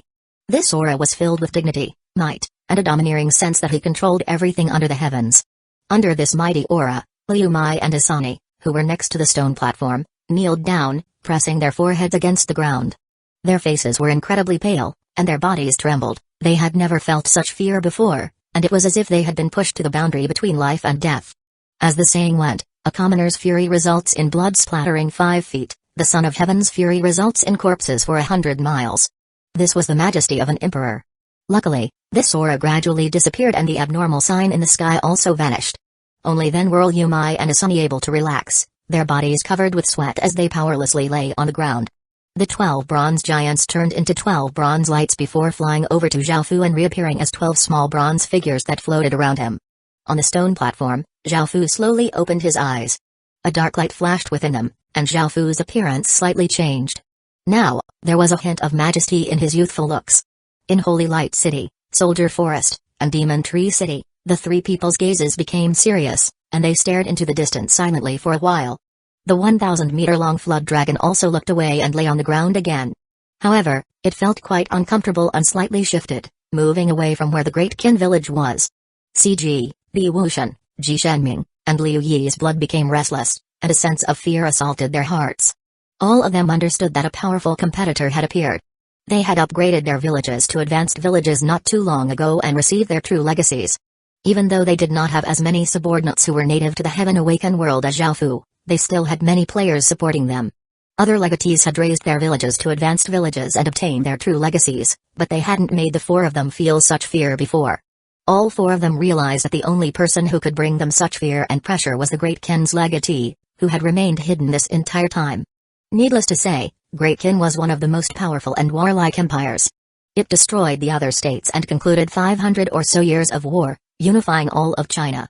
From the fates of the empires, Great Xia represented the first Chinese dynasty, so its fate was represented as a golden divine dragon light. Great Shang was famous for its divine sacrifices, so its fate was represented by an azure dragon emperor light. Great Shu divided and conferred different parts of China, so its fate was represented by a 9-headed dragon light, and Great Han governed by Confucian principles, so its fate was represented by an auspicious and gentle yellow dragon light. On the other hand, Great Qin was warlike and domineering, so its fate was represented by a black gold dragon light. Perhaps someone in later times also had a black gold dragon light and achieved great things in chaotic times, but that person's simply couldn't be compared to Great Qin's black gold dragon light. Regarding nation armaments, they were items created through massive nation fates and enormous populations. The Great Xia dynasty had the 9 province cauldrons, which could suppress fates under the heavens. The Great Shang dynasty had the star-plucking tower, which could allow it to observe the stars. The Great Zhou dynasty had the investiture of the gods, which could be used to manage and bestow titles on subordinates, and the Great Han dynasty had the White Emperor sword, which could slay divine dragons. Only Great Qin's 12 metal colossi were armaments forged from the gathering of soldiers and soldiers' killing intent. 64 mountains of corpses. The 4 other legatees couldn't help but fear Great Qin. Before, they had been somewhat happy that Great Qin's legatee had not received the support of Great Qin because they thought that his or her development had been far slower than theirs. However, it seemed that they had been wrong. Great Qin had already started to bare its fangs at them, making them feel an incredible sense of pressure. The 4 legatees stared off into the distance, unable to calm down for a long time. Within Holy Light City, Xianru stood on the 3rd floor of the Westfall restaurant and looked into the distance. A violet light flashed in her eyes momentarily before she lowered her head. She saw that there was a trace of an aura around her that was invisible to the naked eye. The aura was black and looked like a dragon. Xianru understood what this meant, and a faint smile appeared on her face. Zhao Fu opened his eyes and opened his stats page because he seemed to have received a title. Great Qin Emperor, the legatee of the Great Qin Empire and has the blessing of the nation fate. After looking at the description, Zhao Fu still felt quite confused about fate. He looked himself over and saw the black gold dragon robe and black gold dragon crown. It seemed that they were not pieces of equipment because the system announcement had said that they were created from his fate. Great Qin, black gold dragon embroidered robe, can only be worn by the Great Qin's legatee, and it is the symbol of sovereignty. Great Qin, black gold dragon crown, can only be worn by the Great Qin's legatee, and it is the symbol of sovereignty. The items only had descriptions, and they didn't have stats. Afterwards, Zhao Fu looked at the little bronze men floating around him. He stretched out his hand, and they all flew towards him by themselves. 12 metal colossi, bronze rank, an armament forged by countless soldiers that can suppress a nation's fate. Note: do not use it easily, as using the 12 metal colossi consumes a great amount of fate each time. However, it can be upgraded through obtaining a great amount of fate. It was fate again. It seemed that Zhao Fu needed to increase his understanding of fate in the future. Zhao Fu thought for a moment before looking at the stone platform beneath him. Heaven Prayer Platform, a special structure of an Empire Legacy village. It can level up with a village. Special stats: resistance to natural disasters plus 30%, chances of spawning S-grade or above villagers plus 15%. The Heaven Prayer Platform was most likely something that would only appear in villages with an empire's legacy. It would be impossible for villages with the legacies of normal families to have such a thing. It gave 2 important stats: resistance to natural disasters and better spawn rates. There were many natural disasters. In the real world, there were droughts, floods, snowstorms, famines, and more. Right now, everything seemed quite calm, but it was difficult to say what could happen in the future. As such, the resistance to natural disasters would help greatly. The second stat increased the spawn rate of S-grade and above villagers. This was a stat that Zhao Fu greatly lacked. After all, the Great Qin village had not spawned a single S-grade villager yet. It was evident just how rare S-grade villagers were. After looking at these stats, Zhao Fu slowly walked down the Heaven Prayer Platform. Since it was his first time wearing the dragon robe and dragon crown, he was not very used to it. After walking down the steps and seeing Liu Mai and Asuni on the ground, he quickly went to help them up and gently asked them, "Are you hurt?" Liu Mai and Asuni shook their heads, but their faces were still pale. They still had not recovered from experiencing the terrifying might of an emperor. "Congratulations, Your Majesty." "Felicitations, Your Majesty. You've obtained a fate legacy." Li Si and a group of people came out with big smiles on their faces. They paid their respects to Zhao Fu before he could even speak. Zhao Fu also slightly smiled and nodded before instructing them to take Liu Mai and Asuni to rest. He went to the village hall and looked at the city heart. After stretching out his hand, the 12 metal colossi automatically flew to the city heart's side. Seeing this, Zhao Fu returned to the real world and searched up fate. He found that it was linked to one's destiny and life. The ancient text curtailing excursions essay noted, "I feel blessed by the harmony of fate, I delight in the outcome of the work of time. Fate is luck, and luck is fate." The author of the Dream Pool essays stated, "In smaller matters, like a person's health and lifespan, he or she will become stronger or weaker according to his or her fate." These ancient texts were expressing that one's circumstances, whether it was someone of noble birth or a commoner or if it was a single person or an entire nation, was dependent on his or her fate. This profound and mysterious concept decided the destiny of a person or a country. When one's fate was strong, everything would go smoothly for him or her. When it was weak, even simple matters would become near impossible. After coming to this understanding, Zhao Fu realized how important fate was. Even though fate may have been quantified in the Heaven Awakened world, it was still something that truly existed. It was something that was always close to him but could not be touched. After reading up on fate, Zhao Fu went on to the Heaven Awakened World Forum to see if there was any news. He found that a power that had remained silent this entire time, which had been watched by countless factions, had finally started moving. It was modern China. In terms of legacies, the legacy of modern China could not be compared to even that of a large families. After all, those from large families could at least obtain a blue cube from their ancestors' legacy. However, modern countries were unable to obtain any legacies. Things were not too bad for modern China because there were others in worse states. For example, the United States had only been around for 200 or so years and was a relatively newer country. As such, it did not have any legacies within the Heaven Awakened world. Most countries had long histories, so they could inherit some ancient legacies. In terms of legacies, the United States, which was a modern superpower, suddenly became one of the weakest factions. In the real world, the United States madly used money to buy anything it could use to barely keep themselves afloat in the Heaven Awakened world. Among the modern countries, the one that was doing the best was modern China. After all, much of the world's development during ancient times was due to China, and it was only during recent times that China had gradually fallen behind. As such, it could be said that China was the strongest battle region in the Heaven Awakened world. In actuality, China had been split by countless large families, but China's backbone still existed. In terms of legacies, it could not compare to a large families, but in terms of resources, there was no family that could compare to it. China did not care about what happened in the Heaven Awakened world, but it required everyone to maintain order in the real world. All the various factions did their best to comply with this because it was not in anyone's interests for the real world to descend into chaos as well. As such, China seemed to ignore the heaven-awakened world, but this was not necessarily the case. There seemed to be signs of China's military appearing here and there. This was clearly China developing in the heaven-awakened world in secret, and its might was shocking. China had wanted to develop in secret, allowing the large families to fight each other to the death before destroying them all and establishing modern China in the heaven-awakened world. However, China had never expected that it would be discovered so quickly. One of the higher-ranked generals made a statement about patriotism, supporting one's country, and creating a peaceful future. A peaceful future? Zhao Fu couldn't help but laugh. Such a thing was impossible in the heaven-awakened world. The future would only be filled with chaotic fighting, death, rivers of blood, and mountains of corpses. 65 Corpse examination. After looking through these things on the forum, Zhao Fu ordered for some food to be brought to him.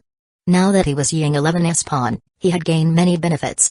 In order to ensure his safety, he did not even have to go outside, nor did he have to worry about poison because there were strict systems in place to prevent food from being poisoned. After eating, Zhao Fu returned to the heaven-awakened world. He was just in time to see today's villagers spawn. At the origin, a golden light flashed as a system announcement congratulated him for spawning an SS-grade villager.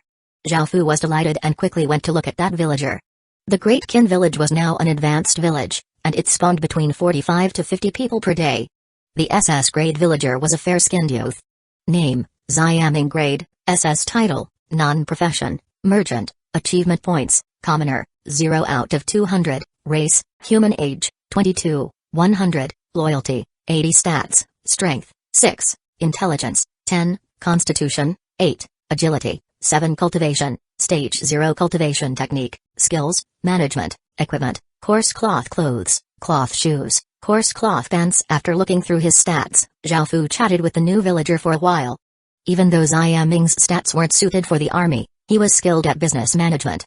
At the same time, he was also a merchant and had the management skill, so he would be able to manage Zhao Fu's businesses for him in the future. Business was booming for all of Zhao Fu's businesses in the main cities, but he was incredibly busy and lacked managerial experience, so it had become quite a mess for him. He decided to hand these businesses to Xiaming to manage. He should be able to take good care of them. The first high-grade villager that the Great Qin village had spawned was SS grade, not S grade. Perhaps it was because the Great Qin village had not spawned an S grade or above villager this entire time, and now that he had unlocked the Nation Fate and the Heaven Prayer platform, the Great Qin village had finally spawned an SS grade villager.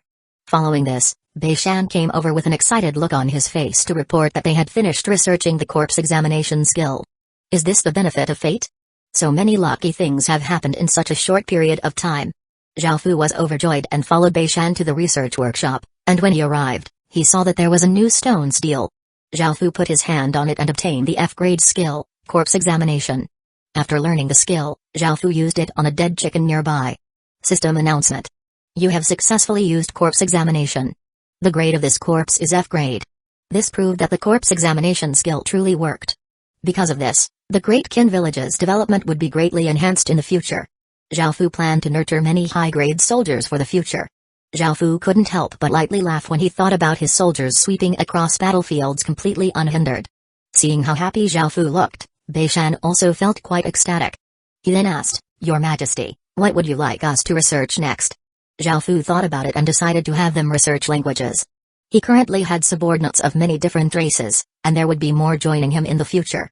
Because they all spoke different languages, communication was quite a hassle, so Zhao Fu wanted them to research languages to help with communication between races. Bei Shan obeyed and went to start working. Zhao Fu did not stick around and left the research workshop. He suddenly realized that he had not yet looked at the Great Qin village's stats after it became an advanced village, so he went to the village hall. Village name, Great Qin Village, Epic Rank, Level, Advanced, 340 out of 150,000, Village Area, 15 square kilometers. Village Territory, 750 square kilometers. Residents, 8,950 out of 36,000. Military, 4,340 out of 12,000. Popular support, 80. Village special stats, territory crop output plus 50%, territory crop growing time minus 50%, population limit plus 30%, residence stats can randomly plus 3, soldiers stats plus 3%, population attraction plus 40%, chances of attracting higher grade population plus 40%. Subsidiary village limit, 24 subordinate villages, Logue Village, Jean Village, Drun Village, Lee Family Village, Wolf Village, Ferocious Tiger Village. Its stats had once again risen like how they had after the Great Kin village became an intermediate village, but the number of subsidiary villages increased by 3 times to a total of 24 villages. Xiaofu already had 20 villages, and over the past few days, his 2 teams had continued exploring the Forest of Horrors and had conquered another 4 basic villages, so he had exactly 24 villages now. However, the experience point required to level up an advanced village to a town was simply terrifying. It required 150,000 experience point. Xiaofu rose to 3rd ranked Baron a while ago and had the right to control a town. Now, it seemed that it would still be a long before he would have a town. Moreover, leveling up from 3rd ranked Baron to 2nd ranked Baron required 3,000 achievement points. Xiaofu temporarily called back his 2 exploration teams. He reorganized them and expanded them to have 2,000 members each. He gave them the corpse examination skill, and he also gave each of the generals a spatial ring to bring back many corpses. Of course, they would not bring back corpses with ordinary grades. Since S grade and above corpses were quite rare, Xiaofu decided that the minimum would be grade A. Today was also the day for harvesting little spirit grass. Because they had obtained more and more people, the rate at which they had planted little spirit grass had also greatly increased. After harvesting all of the little spirit grass, they refined more than 90,000 little spirit pills. Each of the 4,000 or so soldiers received 20 or so little spirit pills for the month. Since the area devoted to little spirit grass was rapidly increasing, it seemed that everyone would be able to obtain at least 20 little spirit pills every month.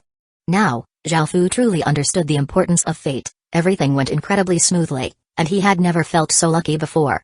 After dealing with all of the matters in the Great Kin village, Xiaofu took Xiaming to Holy Light City and gave him the authority to manage all of his businesses. Your Majesty, congratulations on obtaining the fate of heaven and earth, a voice said to Xiaofu while he was walking around to see what he could find. Xiaofu frowned and turned around to look at Hizianru, who still gave off a mysterious aura, and asked, "How did you know about this?" Hizianru lightly smiled as she replied, "Your Majesty, have you forgotten already that this lowly one is skilled at yin-yang techniques?" "Of course, I would know of such a thing." Xiaofu realized that she had most likely seen the fate about him and nodded before saying, "In the future, don't call me Your Majesty in public, call me boss or by my name." Hizianru did not mind Xiaofu's wariness and smiled as she replied, "I'll just call you Zhao then. Also, if there's anything you don't understand about fate, you can ask this lowly one to explain it to you." Xiaofu thought about it for a moment. Since Hizianru seemed to understand some yin-yang techniques, he could ask her about it in the future. As such, he nodded and said happily, "All right, I'll have to trouble you in the future then." Seeing Xiaofu start to warm up towards her, Hizianru inwardly felt delighted. She smiled before hurrying back to the kitchen and getting to work. Xiaofu went out to the street and walked around. From this, he obtained some important news. There was a large merchant alliance in the Forest of Horrors, and it was going to hold an auction tomorrow. It was said that there were many valuable goods, and it was rumored that there would even be dark gold rank equipment. Just those things were able to attract countless gazes. After all, this was the first time that a piece of dark gold rank equipment would be displayed to so many people. 66 Alliance of the 6 states. Almost all of the player factions were gathering money in anticipation for this auction, and of course, Xiaofu was interested as well. He had a massive amount of money but had nowhere to spend it, and there were many things that he wanted to buy. However, Xiaofu was not interested in anything sold in shops, so he would definitely participate in this auction. As such, he also started to make preparations. The day passed quite quickly, and soon, Xiaofu brought Beiqi and went to a massive building. This was the auction house of the Red Flower Merchant Alliance.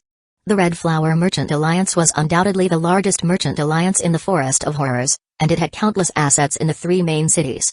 In fact, its reach spread to even beyond the Forest of Horrors, and its background was quite profound. Even Kinnan warned Xiaofu not to offend it. The outside of the auction house was crowded with people, and after hearing the 8 guards say that the entrance fee was 1 gold coin, countless players felt an ache in their hearts. 1 gold coin was equivalent to 10,000 copper coins, which was equivalent to $100,000 in the real world. This caused many of the ordinary players to dispel any thoughts of going in and even taking a look. The auction house was big enough to accommodate thousands of people, so it had already earned thousands of gold coins just by holding this auction. Xiaofu brought along Beiqi and paid 2 gold coins before walking in, attracting the admiration of many people in the crowd. The auction house was about 1,500 square meters in area. Apart from the main hall on the 1st floor, there were private rooms on the 2nd floor, VIP rooms on the 3rd floor, and sovereign rooms on the 4th floor. There were 24 white, glowing gemstones embedded into the ceiling so that it was not dark at all inside the auction house. Instead, it seemed as bright as day. The first, second, and third floors were open to everyone, but the fourth floor was only available to the truly powerful and influential figures, so most players didn't even think about going there. Xiaofu did not have any dealings with the Red Flower Merchant Alliance, so he, of course, did not have a VIP card. However, he could at least pay some money to buy a private room. The auction hall was currently packed with people. There were players and fairly well-off residents. It was chaotic with so many people in an enclosed space, and with everyone talking amongst themselves, it was quite noisy. Xiaofu wanted to spend some money to hire a private room, but it was a pity that they were all full. As such, he could only ask if there were any VIP rooms, but they were also full.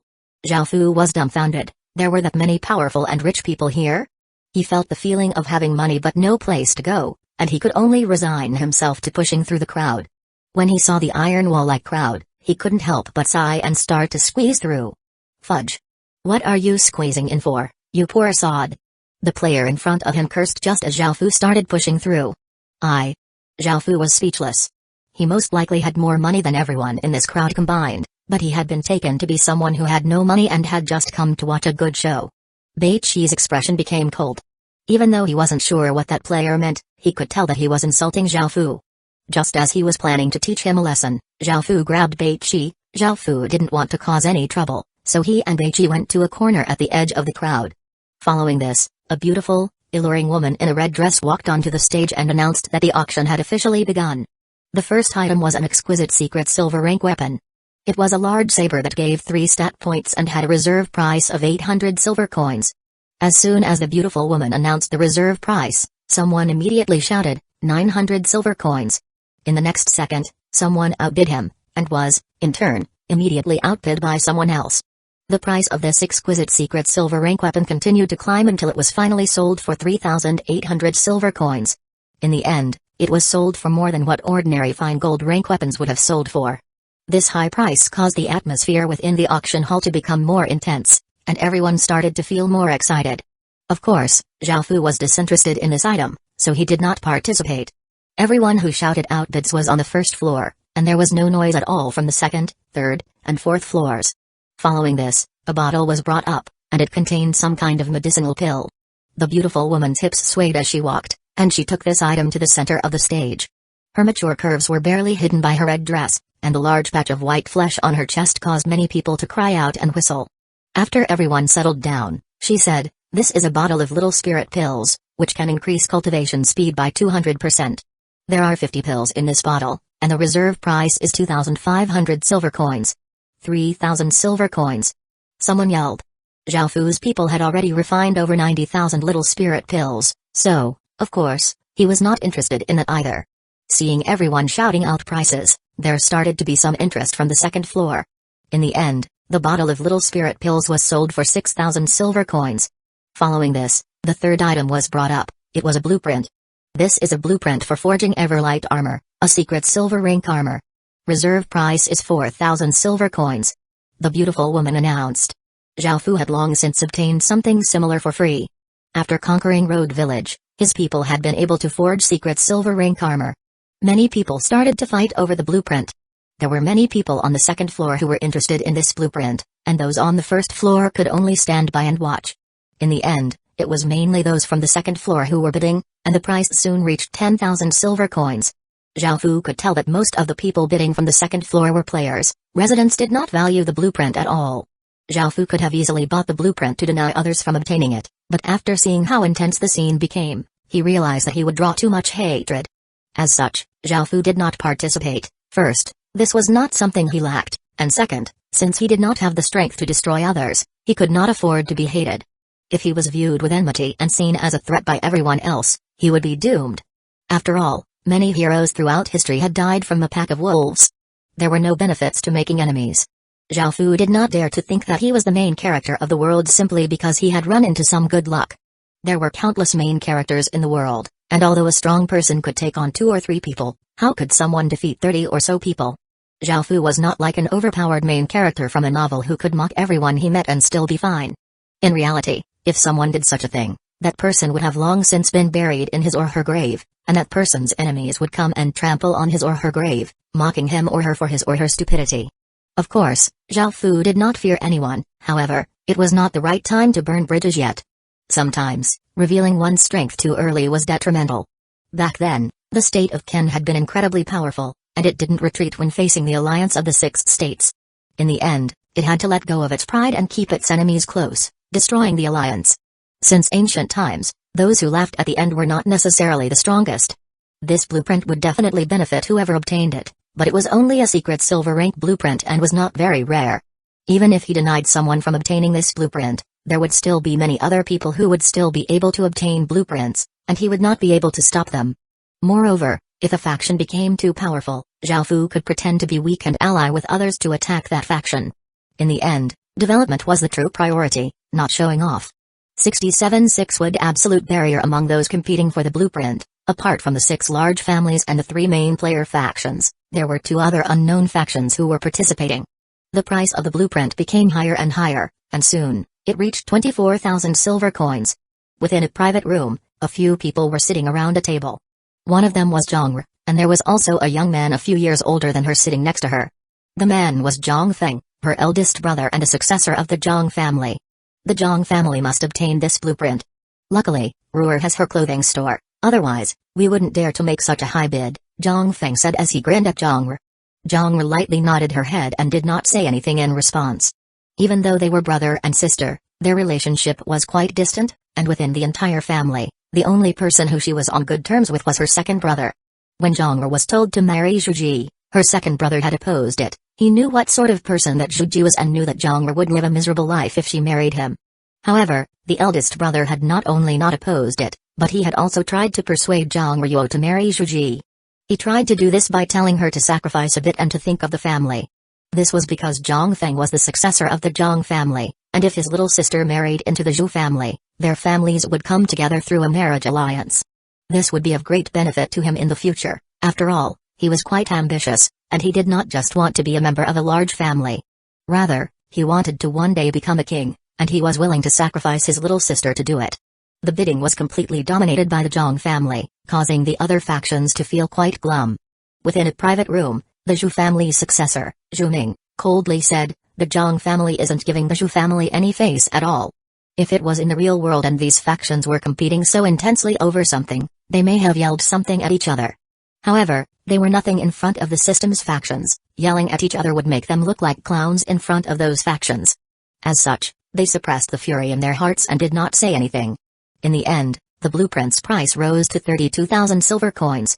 Within a private room, there were 2 men sitting with their backs incredibly straight against their chairs, and they gave off the airs of military men. Both of them looked incredibly serious and were part of one of the 2 mysterious factions.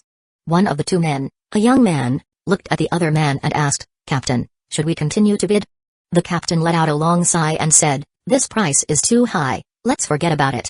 We won't be able to compete against the Zhang family." The young man nodded and did not continue to bid. In another room, a middle-aged man with a small beard and a youth playing with all kinds of wooden objects were sitting together.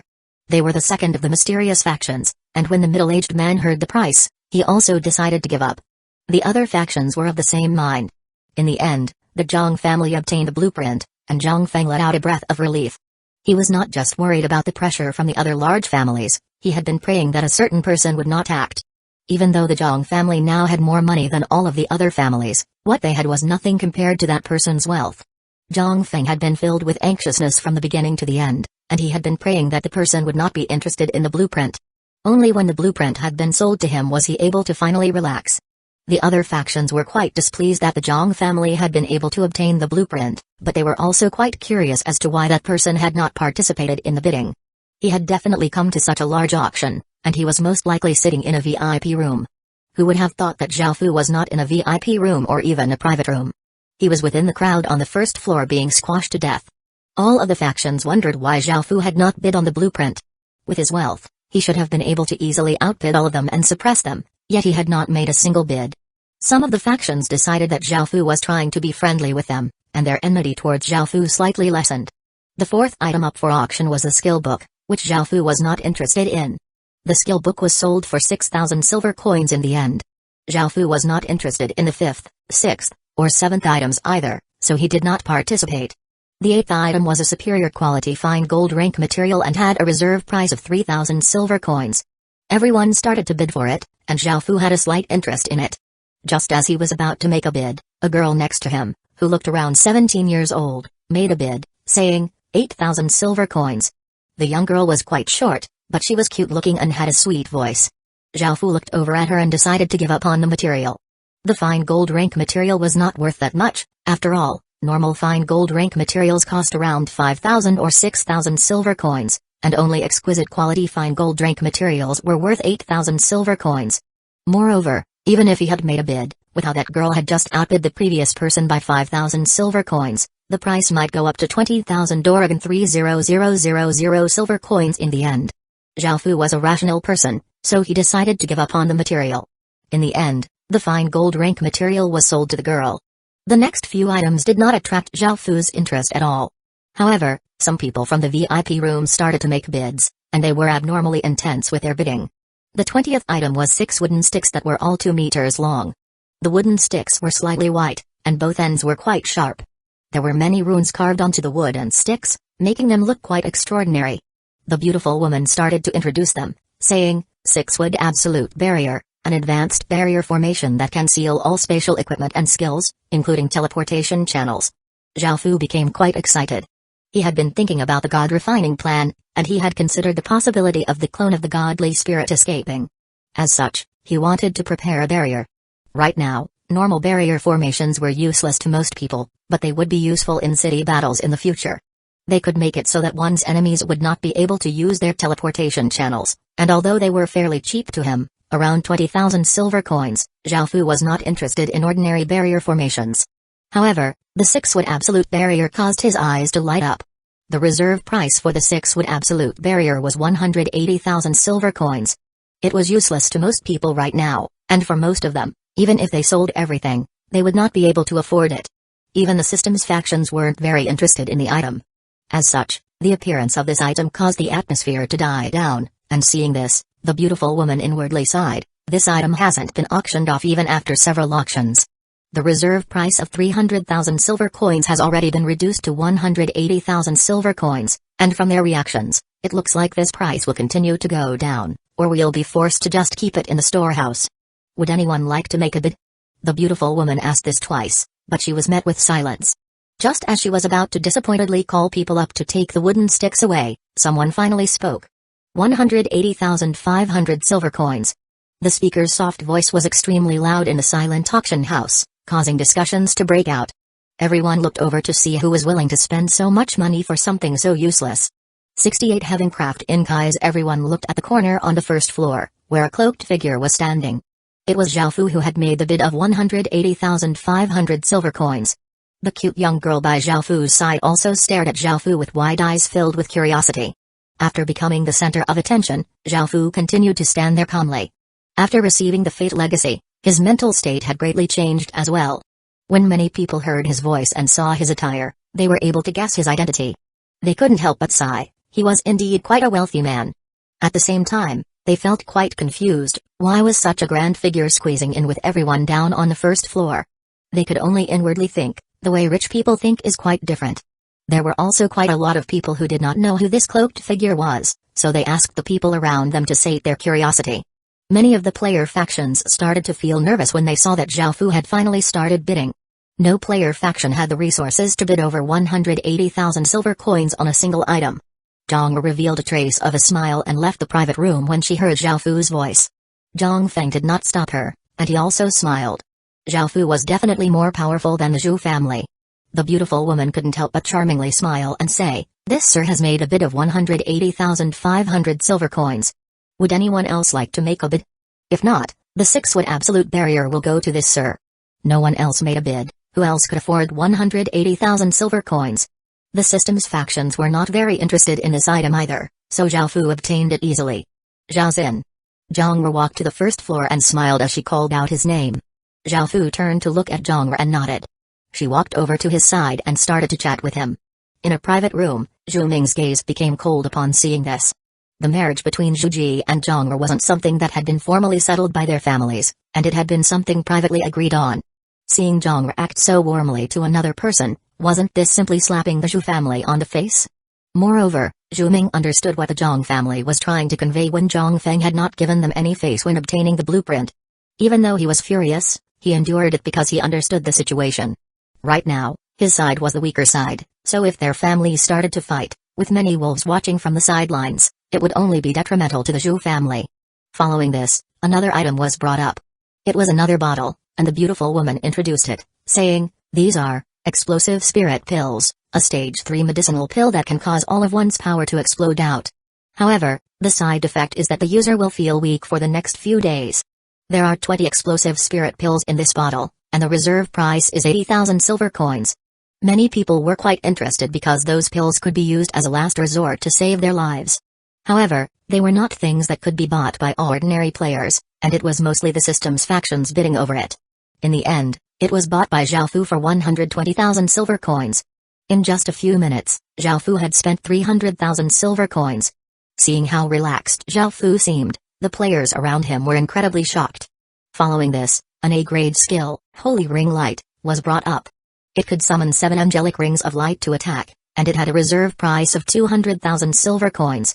This skill drew many people's attention. Just from its A-grade alone, it was not something that ordinary people could possess, and the 7 angelic rings of light sounded quite powerful. The main people competing over it were those from the VIP rooms. The people in the private rooms and on the first floor could not join in at all, and they could only excitedly watch those grand figures fight over it. The price of the Holy Ring Light continued to climb, and soon, it reached 320,000 silver coins. People started to gradually drop out from the competition, but there were still 5 people vigorously fighting over it. By now, it had reached 400,000 silver coins. Hearing this price, everyone present gulped. "Zhao Xin. Who do you think will obtain this skill?" Zhang asked Zhao Fu in curiosity and excitement. Zhao Fu smiled and said, 450,000 silver coins. Zhang stared in shock, and it took her a few seconds to realize that Zhao Fu was making a bid, and he had outbid the previous person by 50,000 silver coins. As Zhao Fu made this bid, countless people on the first floor looked towards him again, silently thinking, this person is far too rich. He already spent 300,000 silver coins before, and now he's bidding 450,000 silver coins. What a godly tycoon.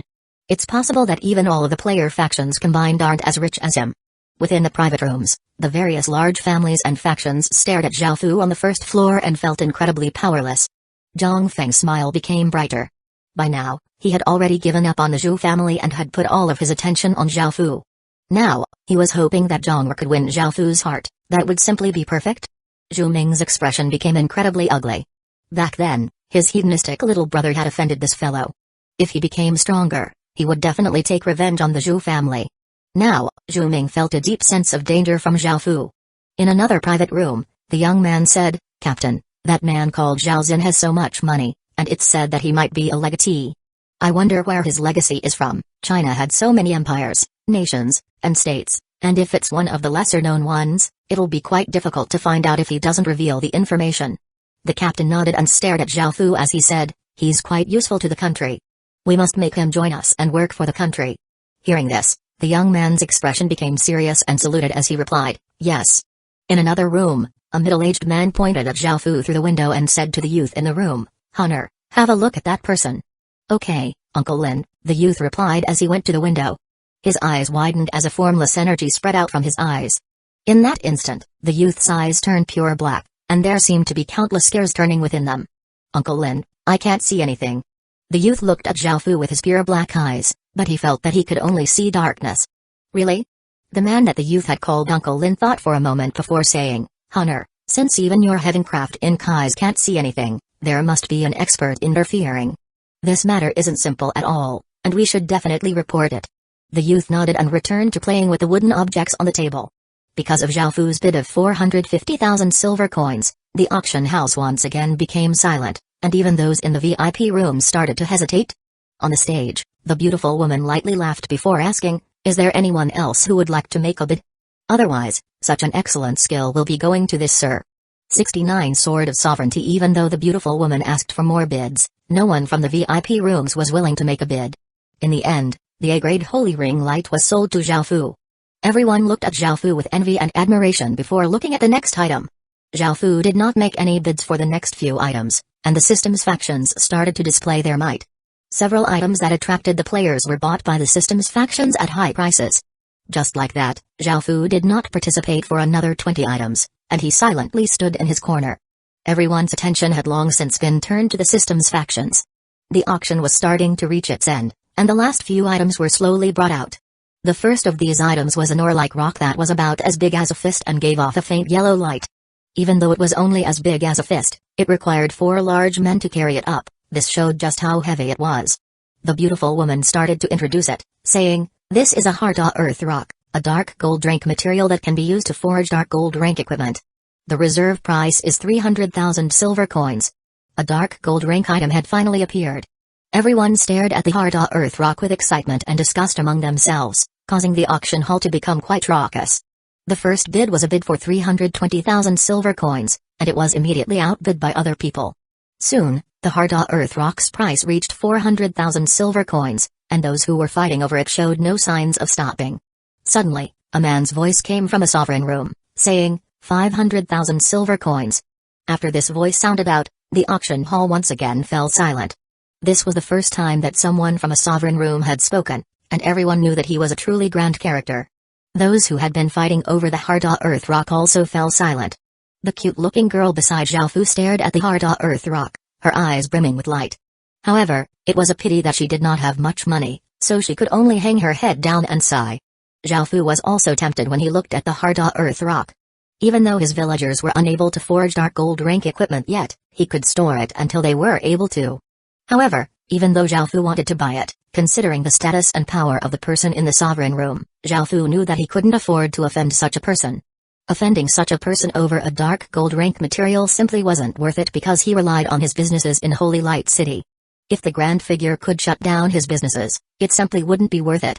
Many people understood this, so the auction hall settled down, and not a single person was willing to make a bid. The lively auction hall suddenly fell silent, and the atmosphere became somewhat awkward. Old Wu. You're using your power to oppress others again. With your status, do you really lack dark gold rank ore? A woman's voice called out from another sovereign room. Hearing this, the man addressed as Old Wu realized how cold the atmosphere had become and clearly and brightly laughed, saying, I've been sitting here for so long and just wanted to have some fun. Don't worry about my status, I promise I won't take revenge if you outbid me. Upon hearing the man's words, everyone was speechless. Even though Old Wu said not to mind his status and that he wouldn't take revenge, who would risk such a thing? Seeing how quiet the scene had become, the beautiful woman on the stage awkwardly asked, Is there anyone else who would like to make a bid? Xiaofu sighed and decided to give up on the dark gold rank ore. Ruining his future earnings for an ore was simply not worth it. The cute-looking girl looked over at Xiaofu and tilted her head as she seemed to think of something. She jumped over towards Xiaofu. 550,000 silver coins. A sweet and tender voice sounded out, and everyone breathed in a cold breath of air. Who was the suicidal fool who dared to offend such a grand figure? Everyone once again looked at the familiar corner and saw a cute-looking girl tightly hugging onto a cloaked figure like she was an octopus. At that moment, the cute-looking girl added, saying, I'm his friend, he'll be paying for me.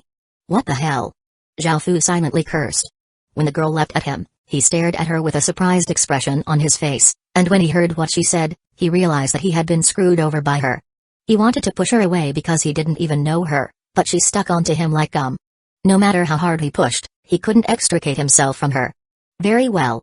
If no one else wants to make a bid, this ore will be sold to this sir, the beautiful woman on the stage said with an amused expression on her face. She was satisfied with Xiaofu's price. Moreover, she knew Old Wu's status. To him, dark gold rank material was truly nothing, and he really was playing around. Even though he was only trying to have a bit of fun, when someone of his status spoke, it always caused the atmosphere in the auction hall to die down. Now, someone had finally outbid him and increased the bid by 50,000 silver coins. She was very happy with this. Just as Xiaofu opened his mouth in protest, a small and tender hand covered his mouth, and immediately after, another item was brought up, destroying Xiaofu's chances of rectifying the situation. All of the factions and powers looked at Xiaofu with a hint of schadenfreude. The girl finally let go of Xiaofu, stood by his side, and grinned at him dumbly. For some reason, she had drool coming out of her mouth. Xiaofu sighed and turned to look at her, asking, Who are you? The cute-looking girl smiled at Xiaofu and replied, I'm called Gong Sunlin. You don't need to be courteous. Just call me by my name. Xiaofu was speechless. This little girl did not seem to feel any guilt at all, and he said, You know you just screwed me over, right? Gong Sunlin grinned and did not seem to mind, and she said, I think that uncle was really just playing around, you'll be fine. Plus, I won't take your Harut earth rock, and I'll even forge dark gold rank equipment for you. You've made a big profit, but you don't need to thank me, it's my own fault for being such a good person. Zhao Fu was even less sure of what to say. Who would believe that a girl like her could forge dark gold rank equipment? None of Zhao Fu's subordinates could forge dark gold rank equipment, so how could a player like her?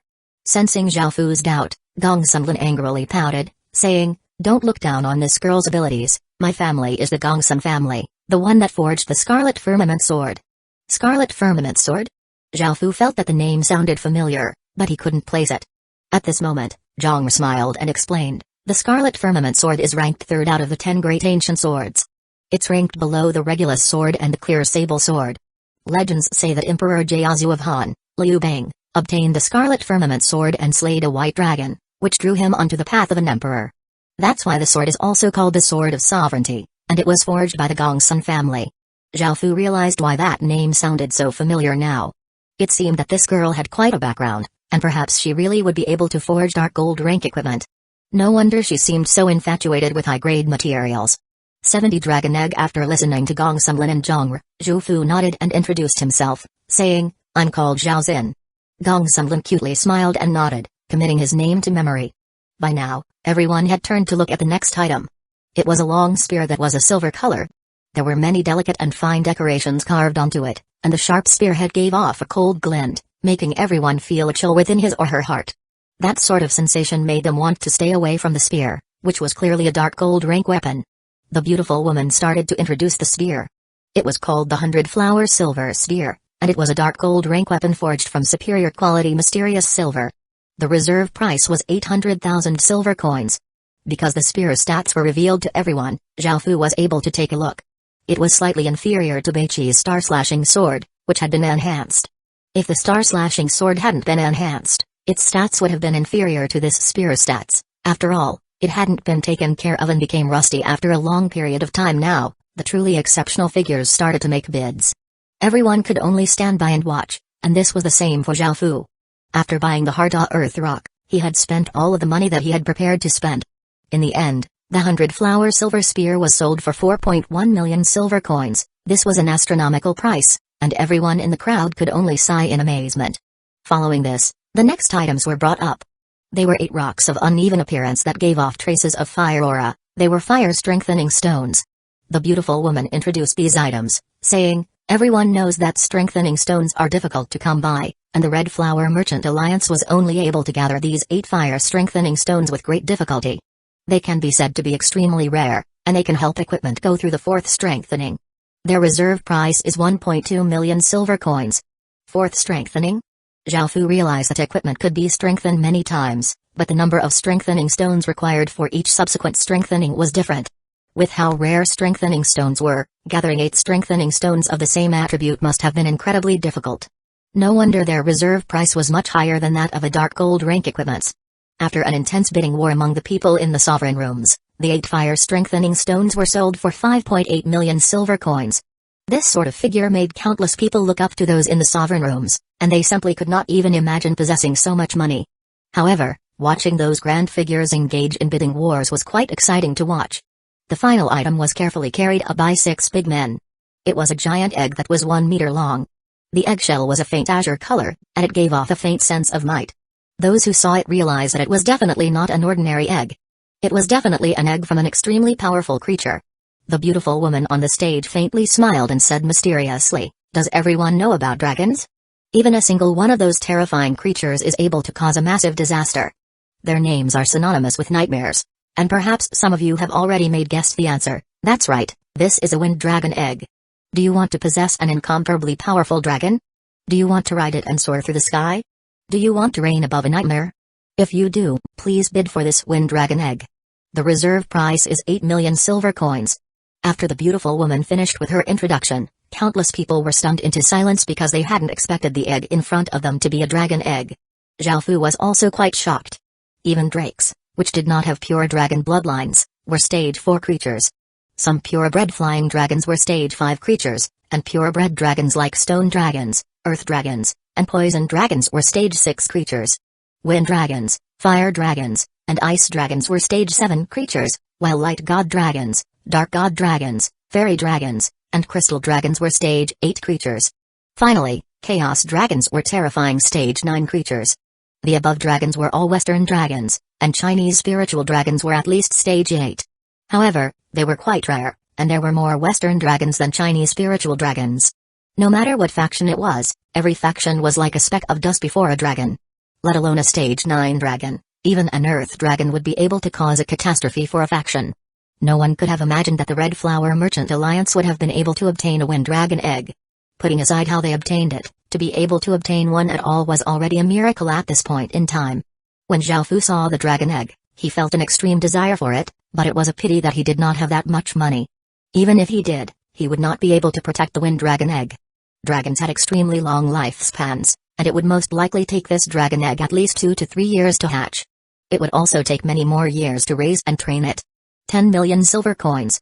As Zhao Fu thought to himself, someone in a sovereign room had already made a bid, instantly raising the price to 10 million silver coins. However, that person was immediately outbid. Slowly, the Wind Dragon egg's price reached a level that caused normal people to feel despair. 42 million silver coins. A hoarse voice said from one of the sovereign rooms and then shouted, "Everyone, please give Demon Tree City some face and allow me to purchase this Wind Dragon egg." The Wind Dragon egg had already reached an astronomical price, and even the grand figures couldn't help but start to hesitate. This person had to let go of his pride and ask the people from the other 2 main cities to step down. A deep-sounding voice said from another sovereign room, "Apologies, 45 million silver coins." This Wind Dragon egg would be important to any main city, so how could they allow someone else to take it? As such, the person from Soldier Forest made a bid regardless of Demon Tree City's plea. The person from Holy Light City, the one referred to as Old Wu, clearly and brightly laughed as he said, "I apologize too, 50 million silver coins." When the person from Demon Tree City saw that the other 2 main cities were not giving Demon Tree City any face, the person sighed. Even though he felt quite angry, he understood just how important this Wind Dragon egg was, so he yelled, 52 million silver coins.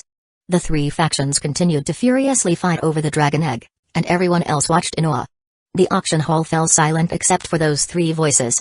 In the end, because this auction house was within Holy Light City had a big advantage over the others and bought the dragon egg for 72 million silver coins.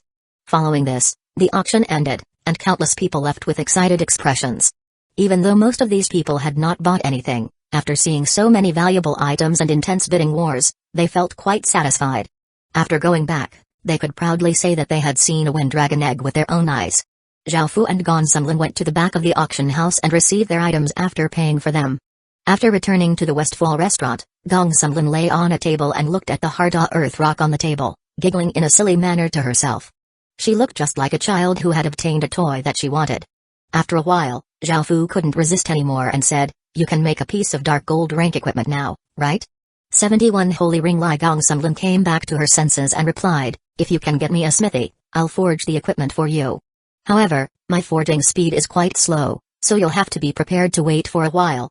Zhao Fu nodded. He understood that it would be quite difficult for a player to forge dark gold rank equipment, so he was prepared to wait. Following this, he prepared to find a smithy for her. "By the way, what equipment do you want?" "Hard earth rock is suited for making heavy weapons or shields," Gong Sunlin said. Zhao Fu stopped and thought for a moment.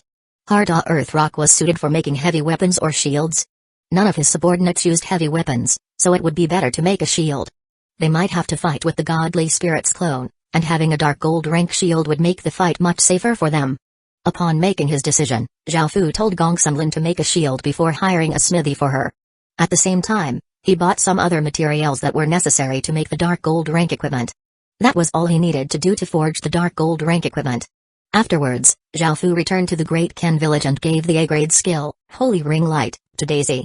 She was an elven priest and had high intelligence, so she might be able to use Holy Light skills. Zhao Fu and Old Log were both demon priests, so they definitely wouldn't be able to use Holy Light skills. Therefore, the next best choice was Daisy. Zhao Fu called Daisy over and handed the Holy Ring Light skill to her to see if she could use it. After he saw the skill being absorbed into her body, he let out a breath. It seemed that she could use it. Zhao Fu wanted to see how strong the skill was. Liu Mai and Wang Ergu were also quite curious, and the 4 of them went to a cliff face for Daisy to try out the Holy Ring Light. Daisy stood about 10 or so meters away from the cliff face and lightly breathed out. She closed her eyes in preparation. A-grade skills were not as easy to cast as fireballs, and they required much more concentration. As Daisy closed her eyes and stood there, A faint white light glowed around her body, and her aura seemed to change, making her look incredibly holy and pure. She slowly raised her hand and pointed at the cliff face. A white light shot out from her finger soundlessly and incredibly quickly. It reached the cliff face in an instant, but at that moment, something strange happened. The white light split into 2, then 3, then 4, and it kept splitting until there were 7 rays of light, which became 7 rings of light of different sizes. These rings of light were layered on top of each other and smashed into the cliff face. Boom! A massive explosion sounded out as fragments of rock and sand flew into the air. 7 differently sized rings had appeared on the cliff face. The outermost one was 10 meters wide and the innermost one was 1 meter wide. The 7 rings penetrated about 1 meter deep into the cliff face, and in front of this skill, normal weapons were like trash. In actuality, Daisy had not been able to release the full might of the Holy Ring Light because she was only at Tier 0 level 5. In the future, when Daisy's cultivation was higher and she could fully grasp the skill, its might would be hundreds of times more powerful. However, Zhao Fu was quite satisfied with this already. After all, his hell fireballs were only able to create shallow, 1 meter wide craters on the cliff face. After returning to the Great Qin village, Zhao Fu resolved some internal affairs. The 2 exploration teams had now explored the 70-kilometer radius area around the Great Qin village and conquered another 2 basic villages and an intermediate village. Now, Zhao Fu had 27 villages under his command. At this moment, a soldier came to report that he had found a brigand stronghold about 74 kilometers east of the Great Qin village that had roughly 5,000 people. Zhao Fu nodded. During these past few days, he had been taking care of business matters, and now that an advanced village had been found, he would personally lead his soldiers to attack it. Now, the surrounding 70-kilometer radius area was under Zhao Fu's control. The bronze concentrate mine was about 50 kilometers away, so it was relatively safe. Zhao Fu brought along an additional 1,000 soldiers and took his 3,000 soldiers towards the brigand stronghold. A day later, Zhao Fu and his soldiers reached the brigand stronghold on a bright morning. Standing from a position above the stronghold, Zhao Fu looked down at it. The stronghold had 5,000 or so people and the terrain was quite complex. There was only one entrance to the stronghold. The walls were made of stone, and there were 2 big doors made of firm, tough wood. There were people patrolling both on and below the walls, making security quite tight. Adding on the terrain, the stronghold was easy to defend and difficult to attack. Zhao Fu noticed that there was a strange stone platform in the stronghold, which was about 8 meters tall. It was unlikely that the people in the stronghold had built it out of boredom, so Zhao Fu kept it in mind. Next, they started to discuss tactics on how to take down the stronghold. Zhao Fu and his close subordinates gathered around and discussed possible ideas. The stronghold only had a single entrance, so Zhao Fu's soldiers would not be able to infiltrate the stronghold, ruling poison out. Moreover, it seemed that the stronghold had a lot of food stored up, so not many people went hunting. They only sent out small teams to bring back meat, so they could not rely on that either. It seemed that Zhao Fu had to think of a way to lure most of the brigands out. After thinking about it, Zhao Fu decided to send all 350 of his goblins to pretend to attack the stronghold. Of course, they would not actually go too close because advanced villages all had shield bearers and archers. If his goblins attacked the stronghold, his casualties would be quite great. However, just as they were about to carry out the plan, some soldiers came to report that they had caught a few suspicious people. Hearing this, Zhao Fu went to have a look. Following this, a few youths in tattered clothing were brought over, and Zhao Fu looked at them as he asked, "Who are you?" Most of these people seemed quite frightened, but there was one who remained calm and looked at Zhao Fu while asking, "Sir, are you thinking about attacking this brigand stronghold?" Zhao Fu nodded. Seeing this, the others looked quite delighted. At this moment, the calm youth respectfully saluted Zhao Fu and said with eyes full of hatred, "This lowly one is called Zhao Jian, and I am the son of the 100 Flower Village's village chief. Our village was an intermediate village not too far away from here. However, 3 days ago, we were attacked by these evil brigands, and many of us were killed. The women were either raped and killed or taken to the stronghold to serve as tools. Sir, please help us take revenge." The youth and the others knelt on the ground and heavily kowtowed on the ground. After listening to the youth, Daisy and Liu Mai were completely furious, and even Beiqi's expression became cold. Zhao Fu's expression remained calm. He knew from the beginning that this world would be split into the strong and the weak, and the strong would be able to do whatever they wanted. As such, one should not expect one's enemies to be merciful towards one. If Zhao Fu wanted to avoid this, he would have to become strong himself. 72 Brigand Stronghold. A plan started to form within Zhao Fu's mind, but he didn't immediately agree to help Zhao Jian and the others to take revenge. Instead, he asked, "Was it just you guys who were able to escape?" "No sir, there were 30 more of us who were able to escape," Zhao Jian respectfully replied. When Zhao Fu didn't immediately agree, Zhao Jian's heart sank. "How many men are there?" Zhao Fu asked. "There are another 21 men," Zhao Jian quickly replied. Zhao Fu thought for a while before saying, "I can help you take revenge, but it will depend on you. Bring the rest of the men to me." Zhao Jian was delighted and knelt on the ground to kowtow again. He then ran off and brought back 21 men who were quite skinny and had sallow skin. It seemed that they had gone through some rough times after their village had been destroyed. In the Heaven Awakened world, people spawned at the origin of villages. However, without a village, the original villagers would become refugees and would have to look for another village by themselves. "Do you want to take revenge?" Zhao Fu asked the men. Even though these people had sallow skin and were in a pitiful state, they could not mask their hatred and said together, "Yes." Zhao Fu nodded and said, "Give each of them an iron sword." The soldiers nearby obeyed and handed each of the men an iron sword. Zhao Jian and the others understood what was to happen. They would follow this sir and attack the stronghold together to take revenge. However, what came next left them completely speechless. The soldiers actually took off all of their good quality equipment and rolled around on the ground. The heroic-looking soldiers now looked like refugees, and they picked up wooden sticks to use as weapons and wooden planks to serve as shields. "Zhangde, you lead this team and act according to the plan," Zhao Fu ordered. Zhangde loudly yelled, "Roger." After seeing how stunned Zhao Jian and the others looked, he loudly laughed before saying, "Let's go." Zhao Jian still did not know what was going on. Why didn't they take their equipment? Why were they instead going like this? Moreover, there were only 700 or so of them, so how could they defeat 5,000 brigands in a place that was easy to defend and difficult to attack? As such, Zhao Jian couldn't help but say, "Sir, are we really going to attack the stronghold like this?" Zhangde grinned and was about to explain the plan when Zhao Fu stopped him.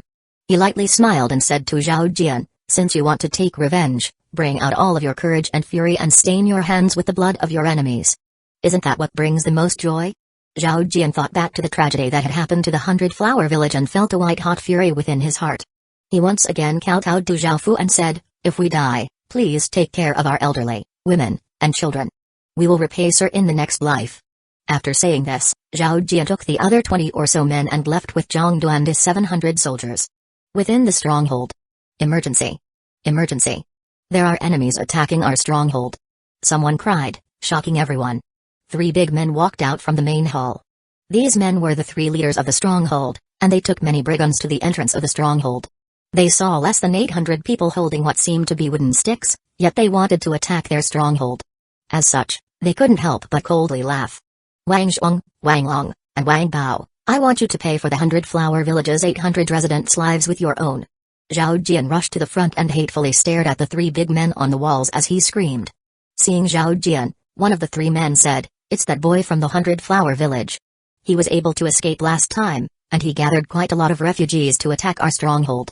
We tried to get his big sister to serve Big Brother, but she wasn't willing to and committed suicide. What a waste. Third brother is right. However, we brought back many women from the 100-flower village, and they're all quite good," another man said as he laughed. Only the big brother maintained a calm expression and ordered, "Fire the arrows." Arrows flew through the air at Zhao Jian, but most of them were blocked by the wooden shields. Some people were injured, and many of the refugees seemed to run away in fear. Roughly 500 or so people continued to rush onwards. Another wave of arrows descended and a few more people were injured, causing more people to run away. After the third wave of arrows descended, less than 200 people were left. On the wall, the third brother mockingly said, "What a disorderly mob, we didn't even do much and most of them have already run away." The second brother agreed, saying, "That's right. That boy from the 100-flower village must have done something to gather so many people, but after seeing how powerful our stronghold is, they've been scared witless." Ha ha ha ha. The third brother loudly laughed before saying, "Big brother, we can't let that boy off this time. I'll take 3,000 brothers to chase after them." The big brother thought for a moment and nodded, but he felt that something was off. However, considering that their stronghold had offended quite a few different factions, it wasn't too strange for people to come looking for revenge. Just to be safe, he turned and said, "Third brother, take 4,000 people, and make sure you're careful." The third brother smiled and said, "Thanks for your worries, big brother." Following this, 4,000 brigands flooded out from the main entrance and chased after Zhao Jian. Zhao Jian and the others started to run towards the predetermined place. Before, Zhao Jian had thought that Zhao Fu was making them launch a suicide attack, but after finally hearing the plan from Zhangde, he realized what was happening on the way. Zhao Jian asked Zhangde, "What sort of person is that, sir?" Zhang thought for a moment and wasn't sure what to say before finally replying, I'm not sure how to describe him. However, His Majesty treats us all very well, and he is a very powerful person. He always thinks up great tactics to defeat our enemies. His Majesty possesses great charisma, and I'm sure that he's someone who can create a safe place for us in this chaotic world. His Majesty? Zhao Jian realized that the youth, who looked slightly younger than him, had an extraordinary background. Zhang De did not mind revealing too much because Zhao Jian's people had nowhere to go. His Majesty would definitely accept them in the end, so he already started to treat him as an ally. Zhao Jian and the others quickly ran while the third brother led 4,000 brigands and furiously chased after them. Just as Zhao Fu had planned, they were able to lure the brigands into an encirclement. 73 Unify the world. The third brother looked at Zhao Jian running away, and he smiled like a hunter chasing down his prey. Just as he was about to order his archers to fire. Swish, swish, swish. The sound of bolts tearing through the air with great force sounded out. Zhao Fu brought 20 ballistae this time because he now had a spatial ring and did not have to worry about how to transport them. As such, he had brought all of the ballistae he had. 600 bolts shot out from the 200 ballistae and descended on the 4,000 brigands like rain. Kai. The bolts descended, nailing the brigands to the ground. Blood flowed down the bolts, killing almost 600 brigands instantly. The scene became incredibly bloody, and the brigands were given a great fright, causing them to panic. Swish, swish, swish. At this moment, countless arrows and crossbow bolts shot out from the head and from both sides. Zhang De's people, who had been pretending to escape, brought out their hidden bows and started to shoot. Countless brigands had died in less than a minute, staining the ground red. By now, the brigands were finally able to react, and the third brother roared, shield formation. The shield-bearer brigands raised their ironwood shields and formed a massive circular shield wall, blocking the arrows. Zhao Jian was ecstatic when he saw the massive number of casualties that the brigands had suffered. The time for his revenge had finally come. The third brother looked over at Zhao Jian and finally realized what was happening, and a savage expression appeared on his face as he said, "Brat, I never thought you'd ambush me. Your elder's going to cut you into 1,000 pieces. Haha, you reap what you sow, you evil brigands. It's time for you to pay for your crimes." Zhao Jian loudly laughed. The third brother was incredibly furious, but after thinking about something, he started to laugh loudly. "You probably don't know that your big sister was killed by me, and I was able to taste her. She wasn't bad at all." When Zhao Jian heard that his big sister had been killed by him, his memories of his big sister flashed in his mind. His expression froze as he powerlessly fell to the ground, tears flowing out of his eyes as his felt as if it had been torn apart. Zhao Fu frowned and ordered, "Spearwielders and ballistae, prepare to fire. Destroy that shield wall." Swish, swish, swish.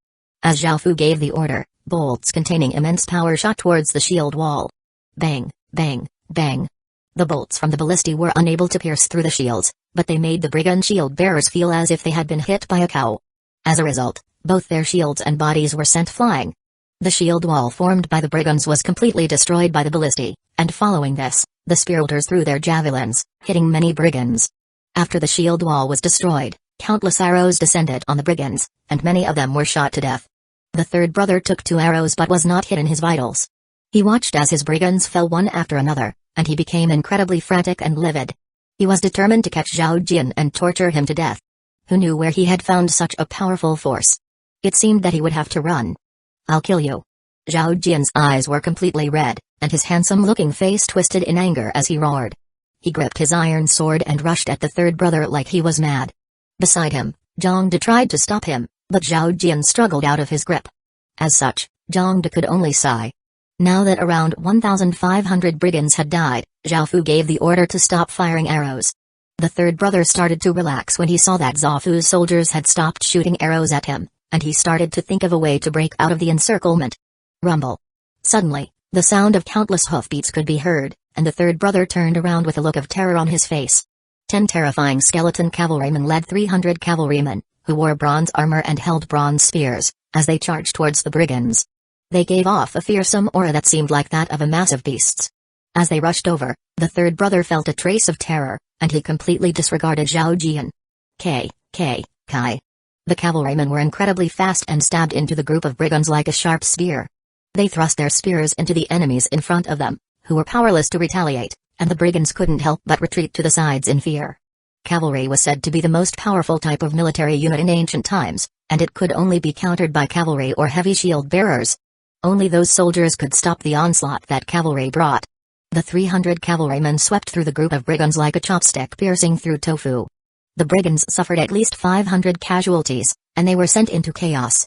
Now, all the brigands wanted to do was escape from this terrifying place.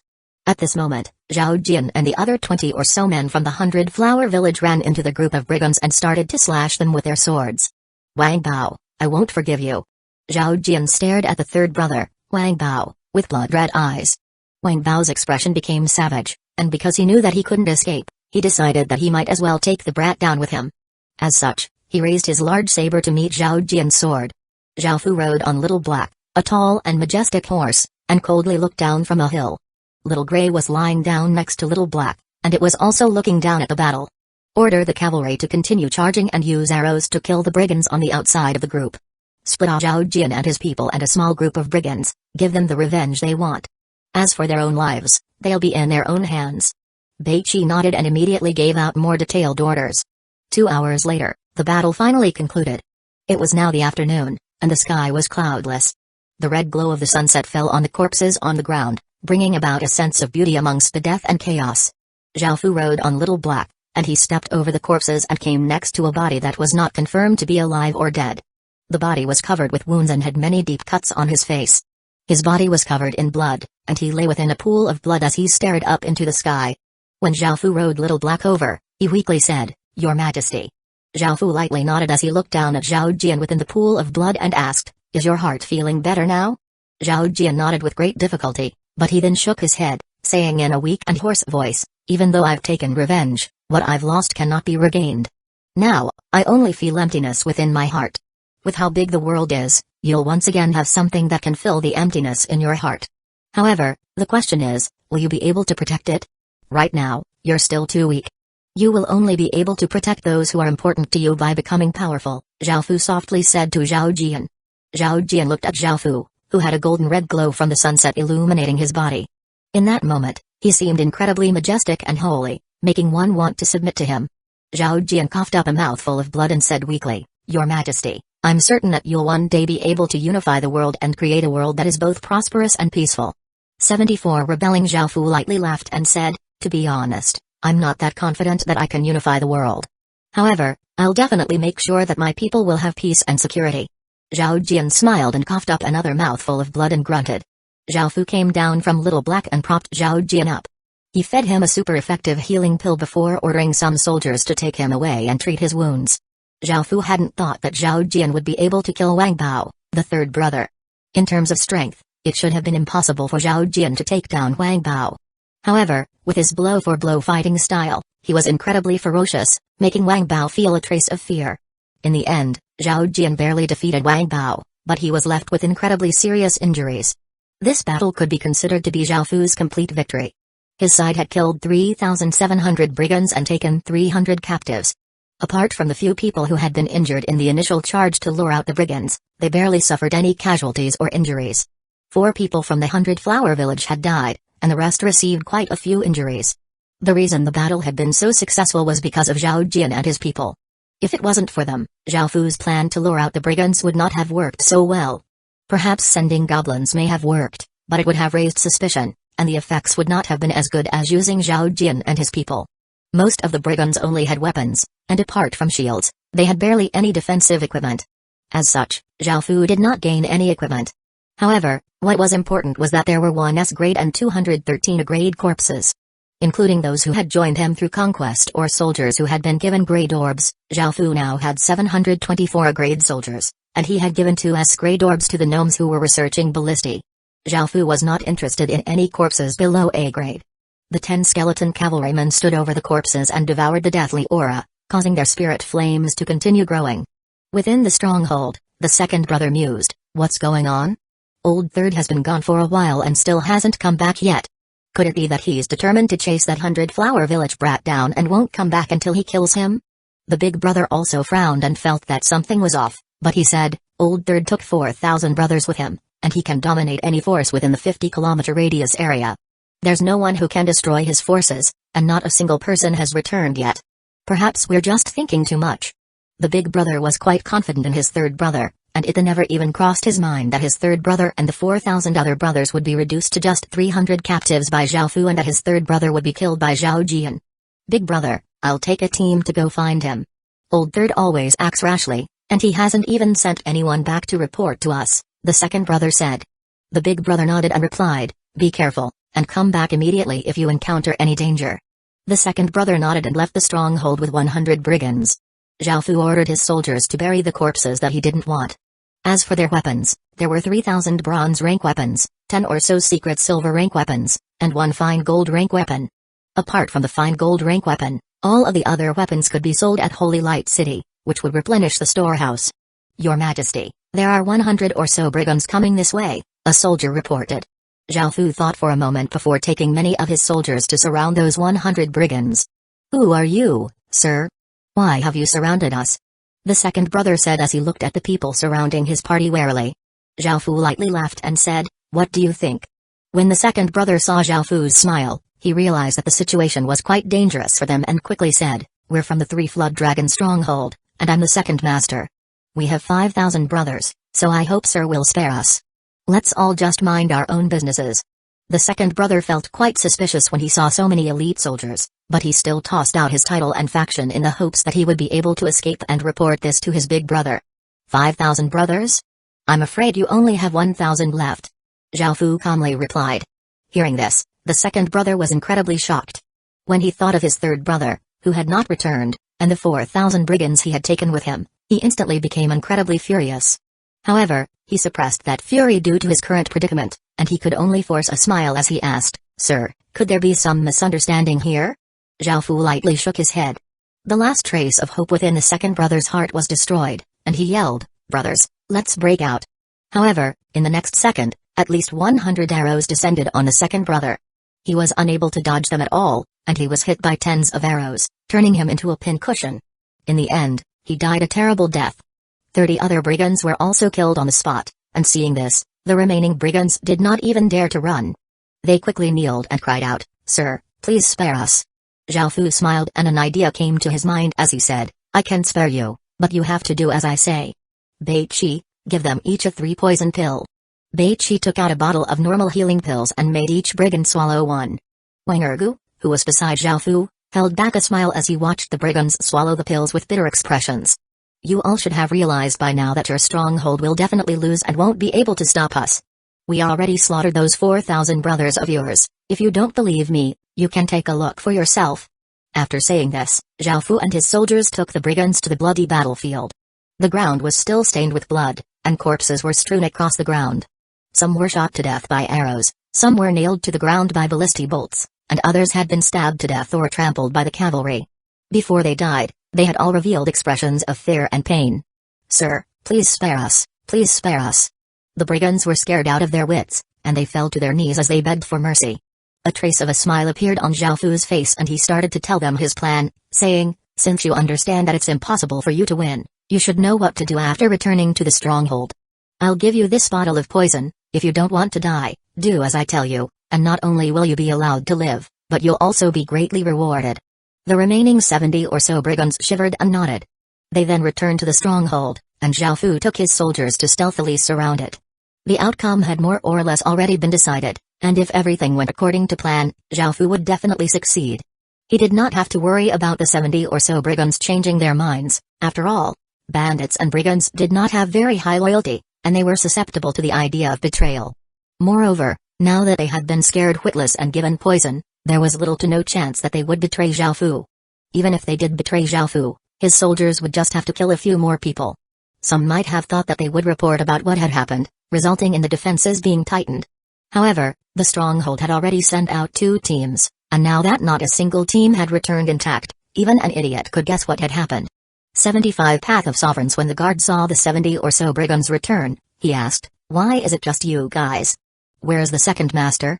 The brigands, who had been instigated into rebellion by Zhao Fu, understood that this moment would decide their futures, so they did not dare to make a mistake. One of the brigands at the front smiled and said, the second master told us to come back first to report the situation. One of the guards nodded and said, all right, I'll go and let the first master know. Wait. One of the brigands quickly grabbed the guard before signaling to the other brigands to go in and carry out the plan. "What is it, brother?" the guard asked with a confused look on his face. The brigand smiled, put his arm around the guard, whispered into the guard's ear, "The second master, the third master, and the 4,000 brothers who went out have already died. A powerful sir has surrounded our stronghold. If you want to live, do as I say." The guard was terrified and immediately nodded to show that he understood. This news started to spread throughout the stronghold, causing a strange atmosphere to descend. Every one of them feared death, but some of them were loyal to the first master to the death. Most of them were killed by the brigands who turned to Zhao Fu's side. At this moment, the first master was pacing around within the main hall, feeling deeply unsettled. He couldn't help but feel that something was off. "Transmit my orders. Send some people to see if old second has come back yet." The big brother yelled, and a turned brigand pretended to heed the orders and walked out. If this was a normal village, one would be able to tell if there was a rebellion about to take place if one looked at the popular support. However, the popular support of bandit or brigand villages were already in the negatives, so it was impossible to tell. At this moment, a brigand walked in with a few dishes of food and a pot of wine. After walking into the main hall, he looked at the unsettled first master and said caringly, "First master, please don't be worried, perhaps the second master and third master will return together soon. You didn't eat anything for lunch, so this lowly one especially made a few dishes for first master. Please eat some and don't tire yourself out, or we'll all be incredibly worried." The first master originally had no appetite and didn't want to eat, but when he heard how considerate the brigand was, he felt a trace of warmth in his heart and nodded, saying, "All right, put them down." "Yes, yes." The brigand quickly replied as he set the dishes down in front of the big brother before saying, "First master, this lowly one will pour the wine for you." Following this, the brigand poured out a cup of wine and held the cup with both hands as he passed it to the first master. The first master received the cup, and without even thinking about it, he drained the cup in one gulp. Immediately, the brigand's caring smile turned into a cold one. The first master saw the change in the brigand's expression and felt a deep sense of shock. He instantly realized what had happened, but he coughed up a mouthful of blood in the next moment. He stared hatefully at the brigand and fell to the ground, dead. The brigand coldly smiled and kicked the first master of the Three Flood Dragon stronghold, who had reigned above 5,000 brigands, off his seat onto the ground. With the first master's strength and temperament, it was possible that he would have become a formidable and ruthless tyrant in the future. However, he had met Zhao Fu quite early on, and he had fallen into such a situation. There was no lack of talented people in this world, whether they were heroes, champions, tyrants, or good doers. There were billions of creatures, and only their blood could forge the sovereign throne. The path of a sovereign was something that was created by the corpses of countless extraordinary people. It had gotten quite dark, and torches started to be lit within the stronghold. After Zhao Fu and his soldiers arrived at the entrance of the stronghold, all of the brigands put down their weapons and knelt on the ground. Zhao Fu brought in his subordinates and accepted their surrender. When the brigands saw the powerful army that Zhao Fu led, they felt a sense of immense pressure, and they did not even dare to raise their heads. Afterwards, matters were taken care of quite smoothly, and a total of 800 brigands had surrendered. Zhao Fu's soldiers then killed 20 or so brigands who had unpardonable crimes and rescued 100 or so women who were from the 100-flower village. After taking care of these matters, Zhao Fu went to the strange stone platform in the stronghold and looked at it. General platform, can raise soldiers' morale. Special stats, can allow 3 people to change their professions to general, and soldiers' stats can randomly +1. This special structure was quite good. It could allow Zhao Fu to have an extra 3 generals, and it also randomly gave +1 to soldiers' stats.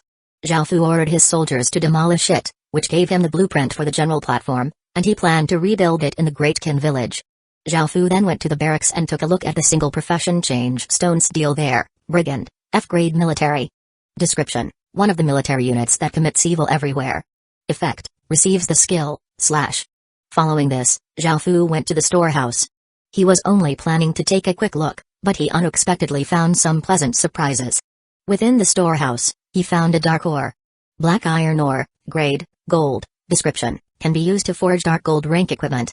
Zhao Fu smiled and put the black iron ore, the money, and the equipment into his spatial ring. Now that he had quite a bit of money, he was no longer using the spatial ring that only had 10 square meters of space. His current spatial ring had a storage of 300 square meters, and it was the largest spatial ring that could be bought in shops. It was fine gold rank and cost 400 or so gold coins. Finally, Zhao Fu went to the stronghold's main hall. He was surprised to find that it was a fine gold-grade village, and he chose to conquer it and relocate it, netting him 100 achievement points and 6,200 experience point for the Great Qin village. He gained a lot from attacking the three Flood Dragon stronghold, and after resting there for the night, they returned to the Great Ken village the next day. Zhao Fu ordered some people to rebuild the general platform, and of the 1,100 subdued brigands, he chose 1,000 of them to join the army and split the remaining 100 or so to help out around the village. Zhao Fu and his subordinates once again brought a large number of corpses to the region of bones and used a heaven and earth refining formation to refine them into grade orbs. Luckily, they were mostly A-grade corpses, so they did not consume too much energy, otherwise, there may not have been enough energy to refine them all.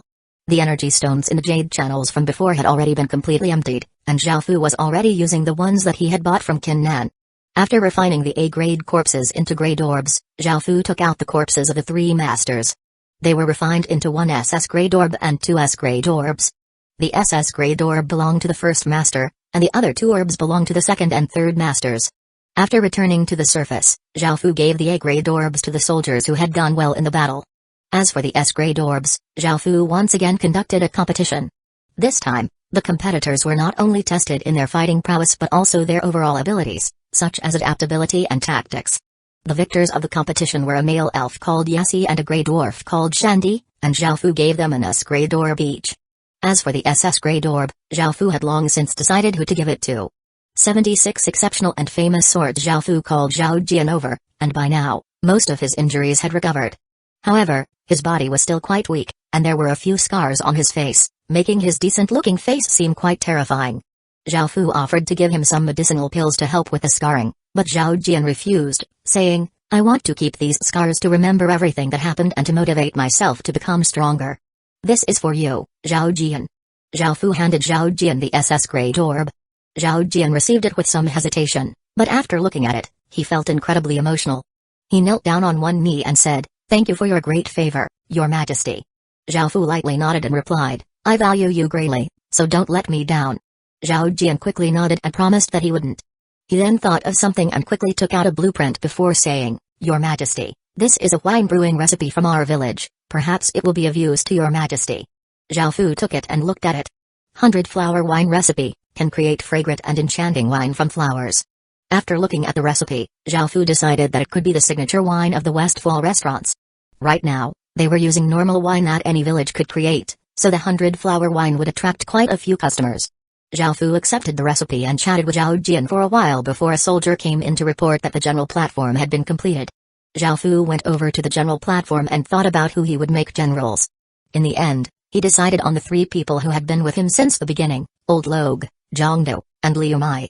After taking care of these matters, Zhao Fu took the teleportation channel to Holy Light City and went to a smithy. The guard outside respectfully saluted him, and Zhao Fu nodded before walking to the door and knocking.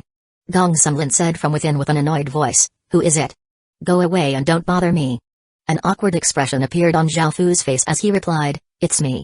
Hearing Zhao Fu's voice, Gong Sumlin quickly ran over to open the door. When she saw Zhao Fu, she asked, "Zhao Xin, why are you here?" Zhao Fu looked at Gong Sumlin, whose face and clothes were covered with soot, and she was no longer as cute as she had been at the auction. Now, she looked like a real blacksmith. Zhao Fu smiled before taking out the black iron ore and giving it to her. Gong Sumlin immediately exclaimed happily, "Zhao Xin, you obtained yet another dark gold rank material." Zhao Fu nodded and replied, "I want to use this to make a large saber." Gong Sumlin happily nodded and replied, "I'll forge it after I'm done with the shield." Zhao Fu asked, "How long will it be until the shield is completed?" "About that." Gong Sumlin tilted her head in deep contemplation before saying, "Maybe another 5 or 6 days." Zhao Fu talked with Gong Sumlin a bit more, and when he saw just how crazy she was about forging, he reminded her not to overwork herself because he wasn't in a rush for the shield. When she heard Zhao Fu's caring words, her face became red, and she nodded, indicating that she understood, before running back into work on the shield. After that, Zhao Fu left the smithy. Some people may have been curious as to why Zhao Fu trusted Gong Sumlin so much as to even give her such precious materials. In actuality, he believed that she was someone from the Gong Sun family from the very beginning because the aura she gave off was not one that anyone could have. Moreover, every large family had pride. For example, ancient forging families have forged many exceptional and famous swords, but none of them had ever used them for themselves. As such, it was unlikely that Gong Sumlin would be blinded by greed and betray him. Moreover, Zhao Fu was now a massive force among players. If anyone dared to steal his materials, that person would not be able to live in the forest of horrors anymore. Right now, players could only develop where they had spawned, and it was almost impossible for them to run away. Just as Zhao Fu arrived at the Westfall restaurant, someone came to report, "There are 2 people here to see you." Zhao Fu nodded and went to the guest hall. He saw that both people were military men with deep auras. Zhao Fu understood what was happening and a slight smile appeared on his face as he asked, "Hello, what matters would you like to discuss with me?" The leading middle-aged man did not try to hide anything and said forthrightly, "My name is Tangzon and this is my subordinate Kaiyu Wenji. We're from the military faction in the Forest of Horrors. We would like you to join our military faction and work for our country. The country will definitely greatly reward you in the future." Zhao Fu's smile did not change as he immediately refused, "Sorry, but I'm not interested in joining the army." What a joke, which large family would join a military faction? It would be better to be a king of robbers than to be restricted by so many rules and regulations. And the rewards? Zhao Fu was the legatee of the Great Qin Empire, so why would he want rewards from the country? Moreover, who could guarantee that the military faction would be able to unify the world? Who didn't have their own ambitions? Kaiyu Wenji said with displeasure, "What sort of attitude is that? Serving the country is a very glorious matter." Zhao Fu lightly chuckled, taking glory in serving one's country was indeed an attitude people would have taken in the past, but times had long since changed. After a long time of peace and enjoyment, people's hearts had changed. Those words couldn't move anyone now, and they were instead taken as a joke. However, Zhao Fu felt some respect towards the soldiers who were loyal to their country. He respected them for being willing to sacrifice their lives for their country, and he also respected them for the effort they put in and the price they paid to be soldiers. However, if they became enemies, he would not show any mercy when destroying them. Even though Zhao Fu didn't want to do such a thing, if it really came to it, he would not hold back. In the Heaven-Awakened world, it was currently a very chaotic and violent period of time. Kaiyu Wenji was quite angry when he saw Zhao Fu's expression, but just as he was about to say something, Tangzon stopped him and said, "Mr. Zhao, we hope that you will think about this some more. The military faction will welcome you at any time. We have some other matters to attend to, so we'll be taking our leave now." Zhao Fu nodded and replied, "Take care, I won't be seeing you out." After leaving the Westfall restaurant, Kaiyu Wenji said unhappily, "Captain, what was Zhao Zin's attitude?" The military faction put down its pride to invite him, but he didn't even think about it before refusing. Tang Zhao sighed and replied, "All right, that's enough. Times have changed, as have people's hearts. What you said just then won't be able to win anyone over, and in such a chaotic world, I don't even know if what we're holding on to is the right thing." 77 Mysterious Skeleton. After doing everything that he needed to do in Holy Light City, Zhao Fu returned to the Great Qin village but was given some bad news. Li Wen's exploration team in the passage had suffered casualties. As such, Zhao Fu quickly went to take a look. "Li Wen. What's going on?" Within the medicine shop, Zhao Fu looked at Li Wen, who was being bandaged up. When Li Wen saw Zhao Fu arrive, Li Wen said with an ashamed expression, "Your Majesty, this subordinate deserves to die. I didn't lead the team well, resulting in casualties this time." Zhao Fu knew that Li Wen had been following his battle tactics this entire time, and he had done quite well. To have suffered casualties this time, something unexpected must have happened. Zhao Fu did not blame him and said, "All right, tell me what happened." Li Wen nodded and started to explain. His team had been exploring a passage when they arrived in a large open area that was 100 meters high and 500 meters wide. There was nothing in the area apart from a strange skeleton. The skeleton looked just like a normal skeleton, and it even had similar equipment. The only difference was that it had a sword-like shard that gave off a golden light in its chest. They acted carefully and wanted to report to Zhao Fu, but they were discovered by the skeleton. Moreover, the skeleton was unexpectedly powerful, and normal holy light skills did not seem to have any effect on it. What's more, it shattered one of the goblin warriors' shields, and they were barely able to escape. After hearing Li Wen's account, Zhao Fu nodded. Indeed, it was not Li Wen's fault. However, just what was that skeleton? After thinking about it, Zhao Fu went to Road Village and ordered for some thick shields to be created out of bronze concentrate. Before, the shields that the goblin warriors had been using had bronze concentrate on the outside, but the inside was ironwood. This was because lifting a shield completely made of bronze concentrate was quite difficult for even the goblin warriors, so they were not suited for long explorations.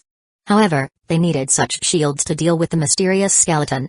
Following this, Zhao Fu returned to Holy Light City. Since ordinary holy light skills didn't work, it seemed that they needed more powerful skills. As such, Zhao Fu bought 10 Holy Hall magic seal skills.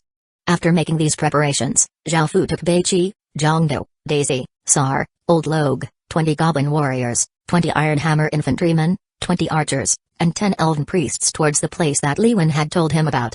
The passage was incredibly dark, and walking through it took quite a long time.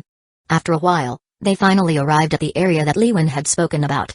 It was exactly as big as Li Wen had said, and there was a skeleton sitting cross-legged in the center. This skeleton was quite special. The spirit flame in its head was a golden color, its body gave off a faint golden light, and it did not give off the eerie and gloomy feeling that normal skeletons gave off. As Zhao Fu's people appeared at the entrance of the area, the mysterious skeleton slowly stood up.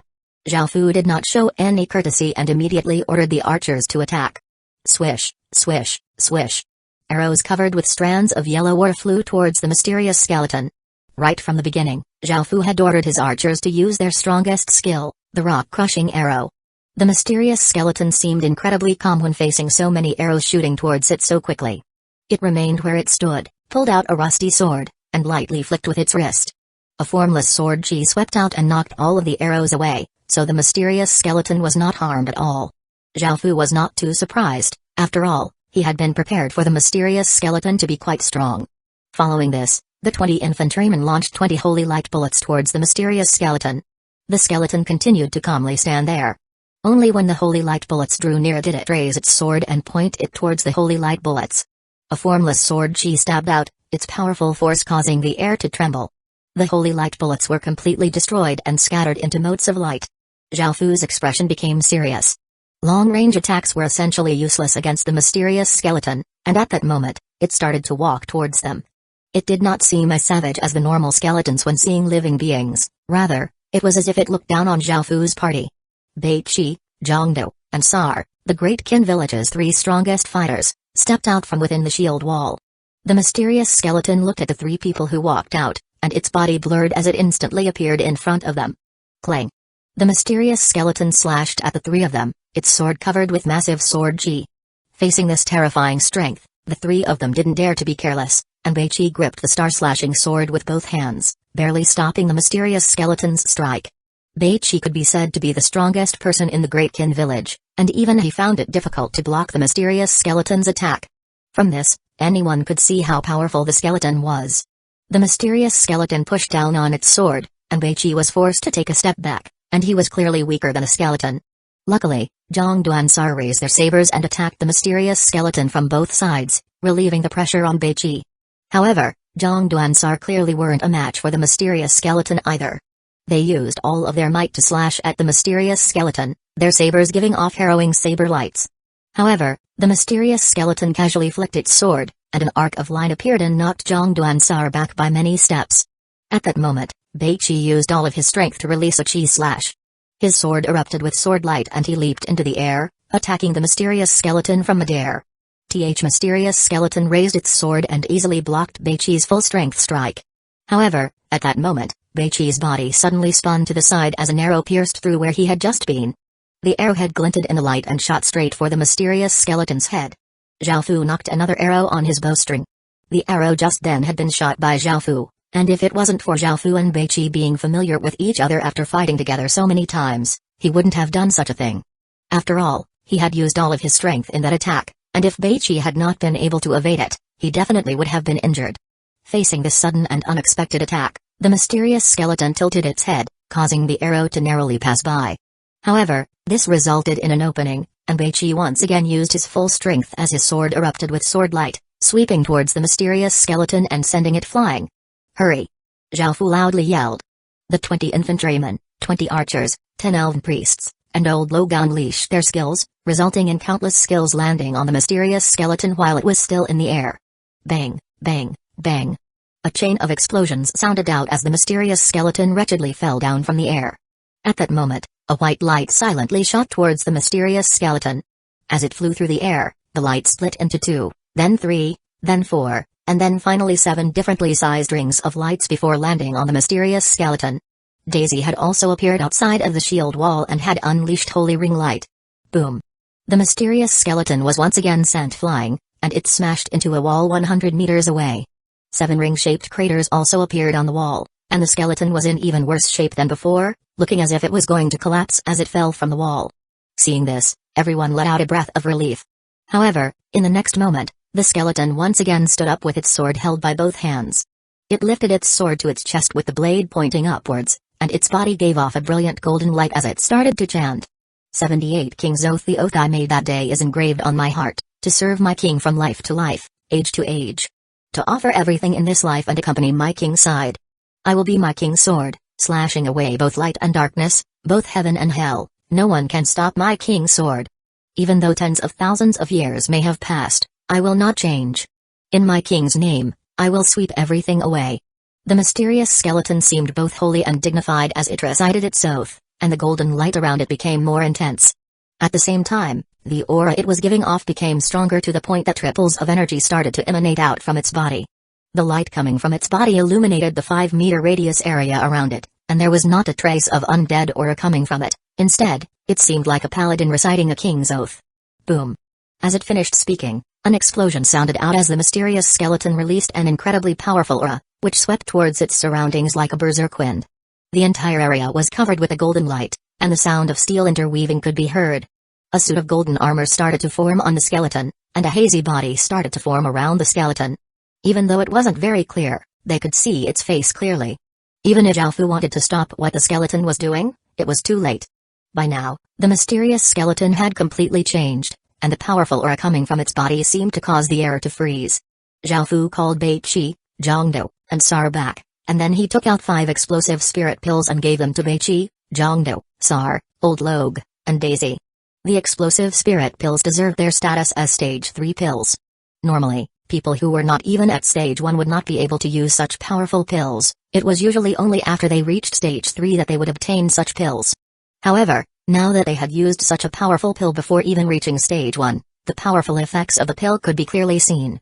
Their eyes became blood red, and strands of blood red aura rose up from their bodies. Their auras rapidly became stronger, and combined, they did not seem any weaker than the mysterious skeleton. The auras from the two sides clashed, causing the atmosphere to become incredibly heavy, making it difficult for others to breathe. The mysterious skeleton did not look down on them, and it raised its golden, glowing sword and rushed towards the 5 of them. Beiqi, Zhongdo, and Sar rushed forwards to meet it. Clang! Clang! Clang! Massive metallic collisions rang out, and the mysterious skeleton seemed to be on equal footing with Beiqi and the others. Old Logue raised his wooden staff and chanted in a low voice. The energy around him gathered towards him and turned into a small tornado, raising a lot of sand and dust. Blood-red fireballs started to form until there were 10 hell fireballs about the size of washballs. As they appeared, an extremely powerful aura of destruction swept out. Old Logue's blood-red eyes stared intently at the mysterious skeleton. It was completely caught up in its battle against Beiqi, Zhongdo, and Sar, and Old Logue waved his staff, causing the 10 hell fireballs to shoot towards the mysterious skeleton. The mysterious skeleton coldly harumphed and slashed out with its sword, causing a 10 or so meter long golden arc of light to fly out and tear through the air. Bang, bang, bang. Old Logue's 10 hell fireballs were all destroyed, and they exploded into blood-red patches of fire, forming a sea of flames. Suddenly, countless 1 meter long wooden spikes rained down on the mysterious skeleton. This was the joint attack of Daisy and 10 or so elven priests. Facing the wooden spikes, the mysterious skeleton gripped its sword and rapidly spun around, forming an extremely powerful tornado of sword chi. When the wooden spikes descended and hit the sword chi tornado, they were reduced to splinters and sent flying. After all of the wooden spikes were gone, the mysterious skeleton stopped spinning. At that moment, the 10 soldiers with the Holy Hall magic seal skills stretched out their hands. A sun-like rune shined on their hands as 10 rays of burning, golden light shot out. The skeleton seemed to be shocked when it saw those 10 golden lights flash towards it, but it was unable to evade them and could only try to block with them with its sword. Bang! The 10 golden rays simultaneously landed on the mysterious skeleton, causing an explosion to sound out. The skeleton was knocked backwards and only stopped after sliding back 10 or so meters. White smoke rose up from its body as if water had been poured on red-hot iron. Even though the mysterious skeleton no longer looked like a normal skeleton, it was still a skeleton-type undead, and holy light skills dealt extra damage to it. The mysterious skeleton seemed to be enraged, and it stared at Zhao Fu, who was behind the shield wall giving orders this entire time. In the next second, it shot towards Zhao Fu, but Beiqi, Zhongdo, and Sar refused to let it get past them, and they once again kept it occupied. However, a powerful sword light erupted from the mysterious skeleton's sword, forcing Beiqi and the others back. Following this, the mysterious skeleton once again rushed at Zhao Fu. However, in the next instant, 10 massive hellfire balls once again appeared above the mysterious skeleton like 10 blood-colored suns. The mysterious skeleton's expression became savage, and it tried to evade each of the descending hellfire balls. Despite this, it was unable to avoid the shockwaves from each of the explosions, and the golden armor on its body dimmed.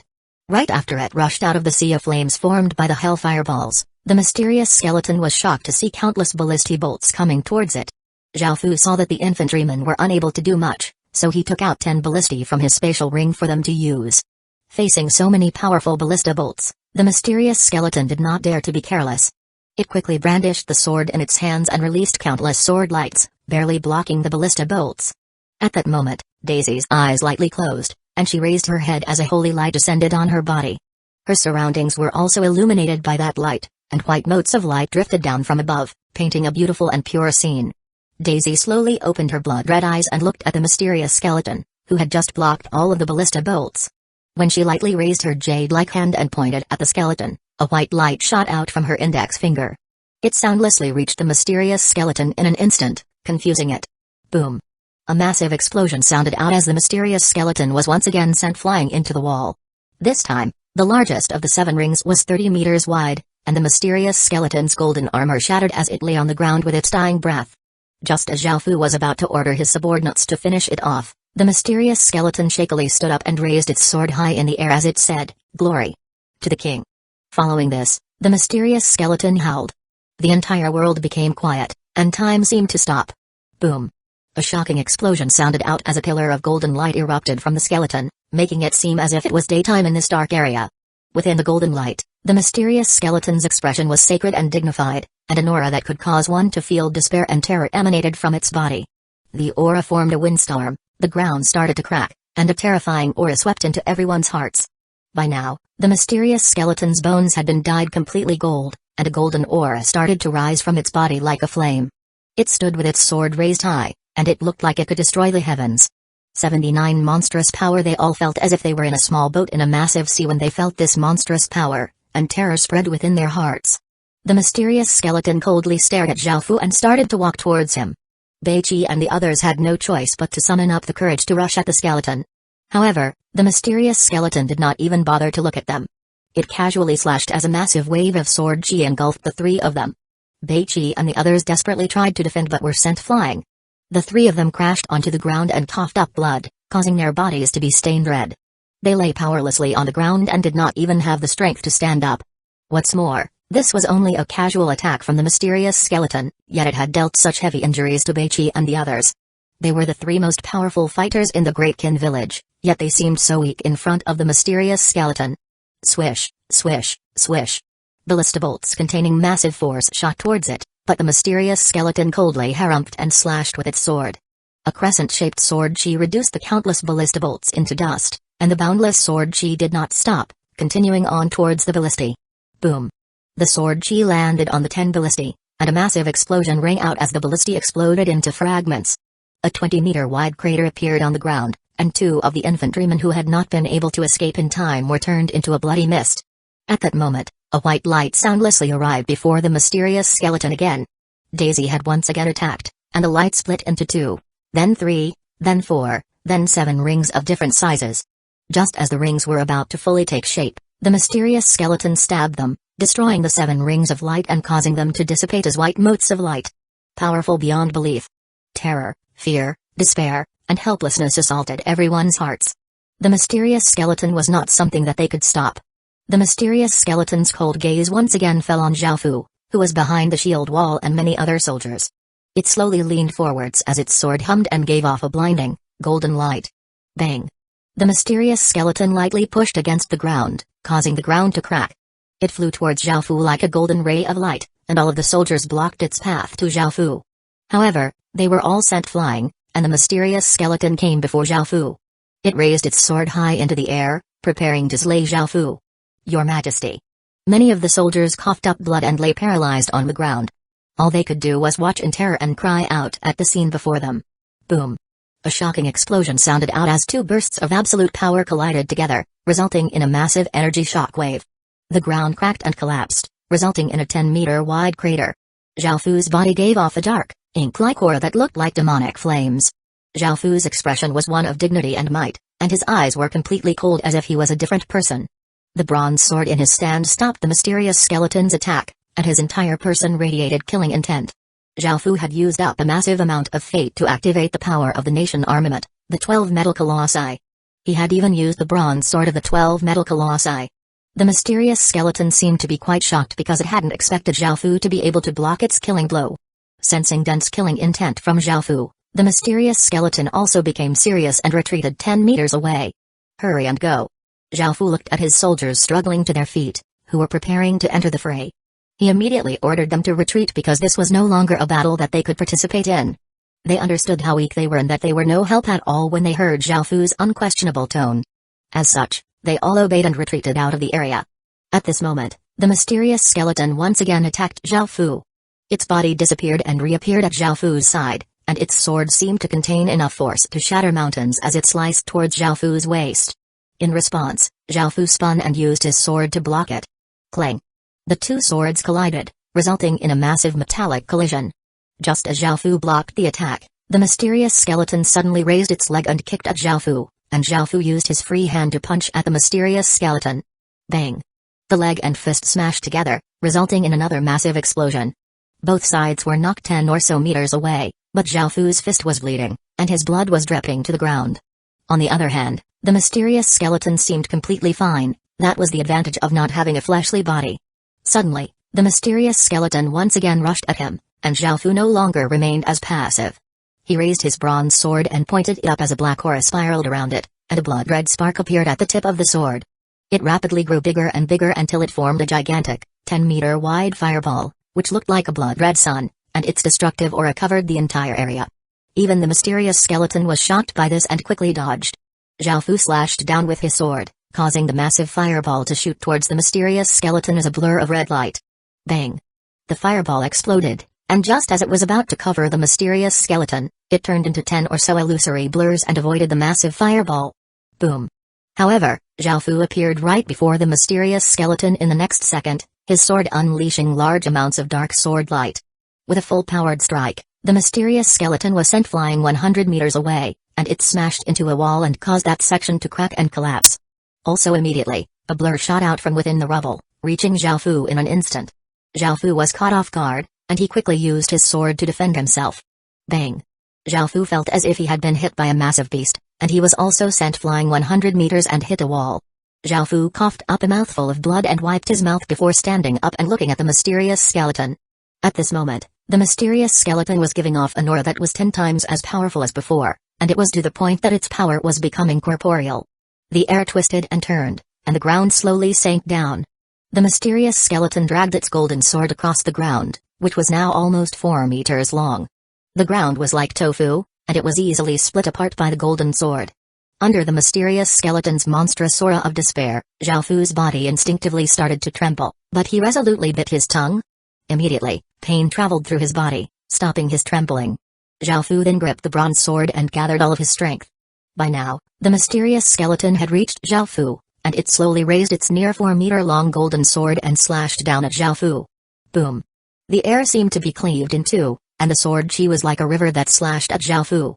Even though Zhao Fu used all of his strength to defend against the attack, he still seemed incredibly weak and small, and the sword chi slammed him against a wall. Even then, the sword chi continued to blast at him until a crater that was 30 meters deep, which was filled with cuts from the sword chi, was left within the wall. Within the depths of the crater, Zhao Fu's body was covered with both large and small cuts, and his blood covered his entire body. At this moment, he looked incredibly wretched. 80 Heaven Exterminating Sword within the crater, Zhao Fu feebly took out 6 bottles, which contained roughly 300 or so little spirit pills, and he swallowed all of them with great difficulty. He then consumed the remaining explosive spirit pills. The instant he swallowed all of these medicinal pills, Zhao Fu felt as if his heart had been gripped by a pair of large hands, causing it to thump with a low sound, and his entire body was racked with pain by the powerful medicinal energy. Og! Zhao Fu tilted his head back and screamed in pain, and his body doubled in size as his veins bulged. His entire body became red, and his skin seemed to be on the verge of tearing. Indeed, Zhao Fu's body was almost at the point of exploding. Zhao Fu stopped screaming as large amounts of blood-colored aura streamed out from his body. Over in the Great Ken Village's village hall, the 12 metal colossi clanged noisily as a massive amount of killing energy flooded into Zhao Fu's body. Boom! An explosion sounded out as an aura that was extremely powerful burst forth from Zhao Fu's body. At the mouth of the crater, the mysterious skeleton coldly gazed at the black and blood-red aura streaming out. Bang! Suddenly, a figure flashed out like a blur, and the mysterious skeleton quickly used its sword to defend. However, it was still forced back by 10 or so meters. There was now a figure where the mysterious skeleton had originally been standing. Zhao Fu's appearance had completely changed, his muscles bulged, his expression was savage, and his eyes started to leak blood. Massive amounts of black and blood red aura streamed out of his body, making him seem like a demonic god. Zhao Fu gripped a bronze sword with each hand, and 4 bronze swords floated behind him. The 6 swords gave off a bronze light, making it seem as if Zhao Fu was dressed in bronze clothing. Right after forcing the mysterious skeleton back, Zhao Fu rushed towards it and appeared above it in an instant. The 2 swords in his hand were filled with terrifying power as they hacked down at the mysterious skeleton. The mysterious skeleton coldly harumphed, and its 4-meter-long golden sword lightly hummed as it also released a powerful slash. Boom! The 3 swords collided, resulting in a massive explosion. The air seemed to be blasted apart, and even the ground beneath them cracked and sank down to form what looked like the inverse of a tortoise's shell. In that instant, a 500-meter-wide, 50-meter-deep crater was formed. Under a pile of dirt, a golden sword light flashed, sending dirt and rocks flying, and the mysterious skeleton crawled out, looking wretched. It looked at Zhao Fu, who was in front of it, and dragged its 4-meter-long golden sword as it roared and charged at Zhao Fu. The 4-meter-long golden sword gave off clear hums as traces of golden aura arose from it. The sword gave off a terrifying destructive aura, and even the ground was unable to withstand its power. As the mysterious skeleton rushed up, the ground sank down wherever the sword passed over. Zhao Fu raised the swords in his hands, and adding on the 4 swords behind him, the 6 swords hummed as bronze sword light covered the surrounding 100-meter radius area. An extremely powerful sword aura was formed, and under this aura, the ground started to disappear. The mysterious skeleton rushed up to Zhao Fu and brandished its massive, golden sword, sweeping it towards Zhao Fu. Zhao Fu raised the 2 bronze swords in his hand and slashed towards the mysterious skeleton with an extremely powerful sword aura. Boom! A shocking explosion sounded out as Zhao Fu's swords crossed with the mysterious skeleton's golden sword, annihilating everything around them. It was as if time and space had both disappeared. Far away, Beiqi and the others heard the continuous explosions and realized how terrifying the battle was. It was on a level that could destroy the heavens and the earth, and they were as powerless as a group of ants. All they could do was tremble when facing such power. Back on the battlefield, Zhao Fu and the mysterious skeleton both flew backwards and crashed onto the ground. Zhao Fu cried out and coughed up a large mouthful of blood, but the mysterious skeleton did not fare so well this time either. Its golden bones had started to crack. Zhao Fu gritted his teeth and once again stood up before quickly going towards the mysterious skeleton. The mysterious skeleton also got to its feet and dragged its sword as it rushed towards Zhao Fu. Explosions rang out as the 2 sides faced off in this decisive battle, and everything around them was reduced to nothing. 8-direction sword cry. The mysterious skeleton used the skill that the skeleton general had used before. 8 massive rays of golden sword chi suddenly shot towards Zhao Fu. Zhao Fu raised one of the bronze swords as countless black and blood red auras spiraled around the sword, making this ordinary-looking sword look like a demonic blade. Above the tip, 30 gigantic fireballs instantly appeared, which looked like 30 small suns, and covered the entire area with a destructive aura. Zhao Fu pointed his sword at the mysterious skeleton as the 30 massive fireballs flew towards it. Boom! The 8 massive rays of golden sword chi and the 30 gigantic fireballs collided. Both contained incredible power, and after slamming into each other, an even more terrifying might was unleashed, resulting in an incredibly destructive shockwave. Everything around them either collapsed or was reduced to dust, and the shockwaves instantly covered the mysterious skeleton and Zhao Fu as well. After the dust settled, a 1,000-meter wide, 100-meter deep hole had appeared. Because of their battle, the area had been expanded. Zhao Fu, covered in blood, climbed out of a heap of rock shards, while the mysterious skeleton, covered with fractures, also climbed out of a pile of rubble. By now, both sides had more or less run out of strength, and even their life forces were flickering. However, this was the moment that would determine victory or defeat. Heaven. Exterminating. Sword. The mysterious skeleton howled as it stood up and raised its 4-meter-long golden sword upwards. A golden pillar of light shot up, forming a cloud layer of sword chi. Clang. Clang. Clang. Sword chi collided in the air, releasing golden lightning. The golden cloud layer seemed to give off an aura that could exterminate the heavens, the earth, and all creatures. Zhao Fu also stood up and roared, releasing a black pillar of light that rushed upwards.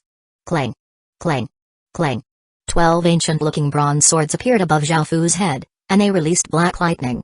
An aura that seemed as if it could slaughter the heavens and the earth and cause all creatures to tremble in fear slowly emanated outwards.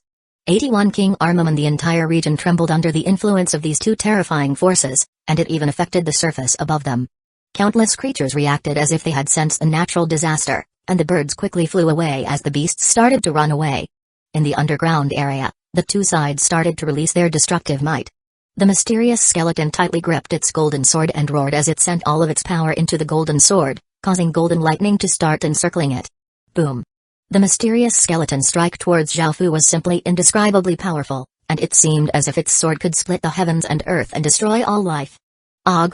Xiaofu spread out his arms as he roared, and he was completely dyed in blood. The 12 bronze swords above his head released shocking black sword lights and let out a torrential amount of killing intent. Xiaofu brought his hands together with great difficulty, and the 12 bronze swords fused into an incredibly terrifying black sword light that shot towards the mysterious skeleton. This black sword light was also powerful beyond description, and it seemed as if it could destroy all natural laws and kill even gods. Very soon, the golden sword light and black sword light collided. Boom! An apocalyptic explosion sounded out as everything collapsed and turned into nothing. The golden pillar of light and black pillar of light rushed up through to the surface and into the clouds, causing the blue sky to suddenly darken. Everyone in the Forest of Horrors heard this sound, and it was extremely terrifying. The flood dragon in the Forest of Horrors, the pure-looking young woman in Holy Light City, the man in armor in Soldier Forest, and the elder in green robes in Demon Tree City were all frightened by the sound, and they all looked in the direction of the Great Kin village. The ordinary people quickly recovered after receiving a small fright. They were quite curious about the sound and started to discuss it among themselves. The flood dragon quickly moved its nest as far away from the Great Kin village as possible. It was deathly silent around where the pillars of light had come from. All of the birds and beasts had long since run away, and even the remnant power made it so that living creatures did not dare to go near. Soon, the two pillars disappeared by themselves. 5 days later, Xiaofu weakly opened his eyes and looked at Asani, who was carefully feeding him medicine. Asani was carefully holding a bowl and using a spoon to feed Xiaofu medicine. She was about to finish feeding him the medicine, and she was going to start healing him, as she was an elven priest. Even though her combat strength was not very strong, because she was still a young girl, her healing skills were abnormally powerful. As such, Lisi asked her to stay by Xiaofu's side and take care of his injuries. When Asani saw that Xiaofu had woken up, she excitedly ran out and yelled, "His Majesty's alive!" Following this, everyone ran over to Xiaofu's side.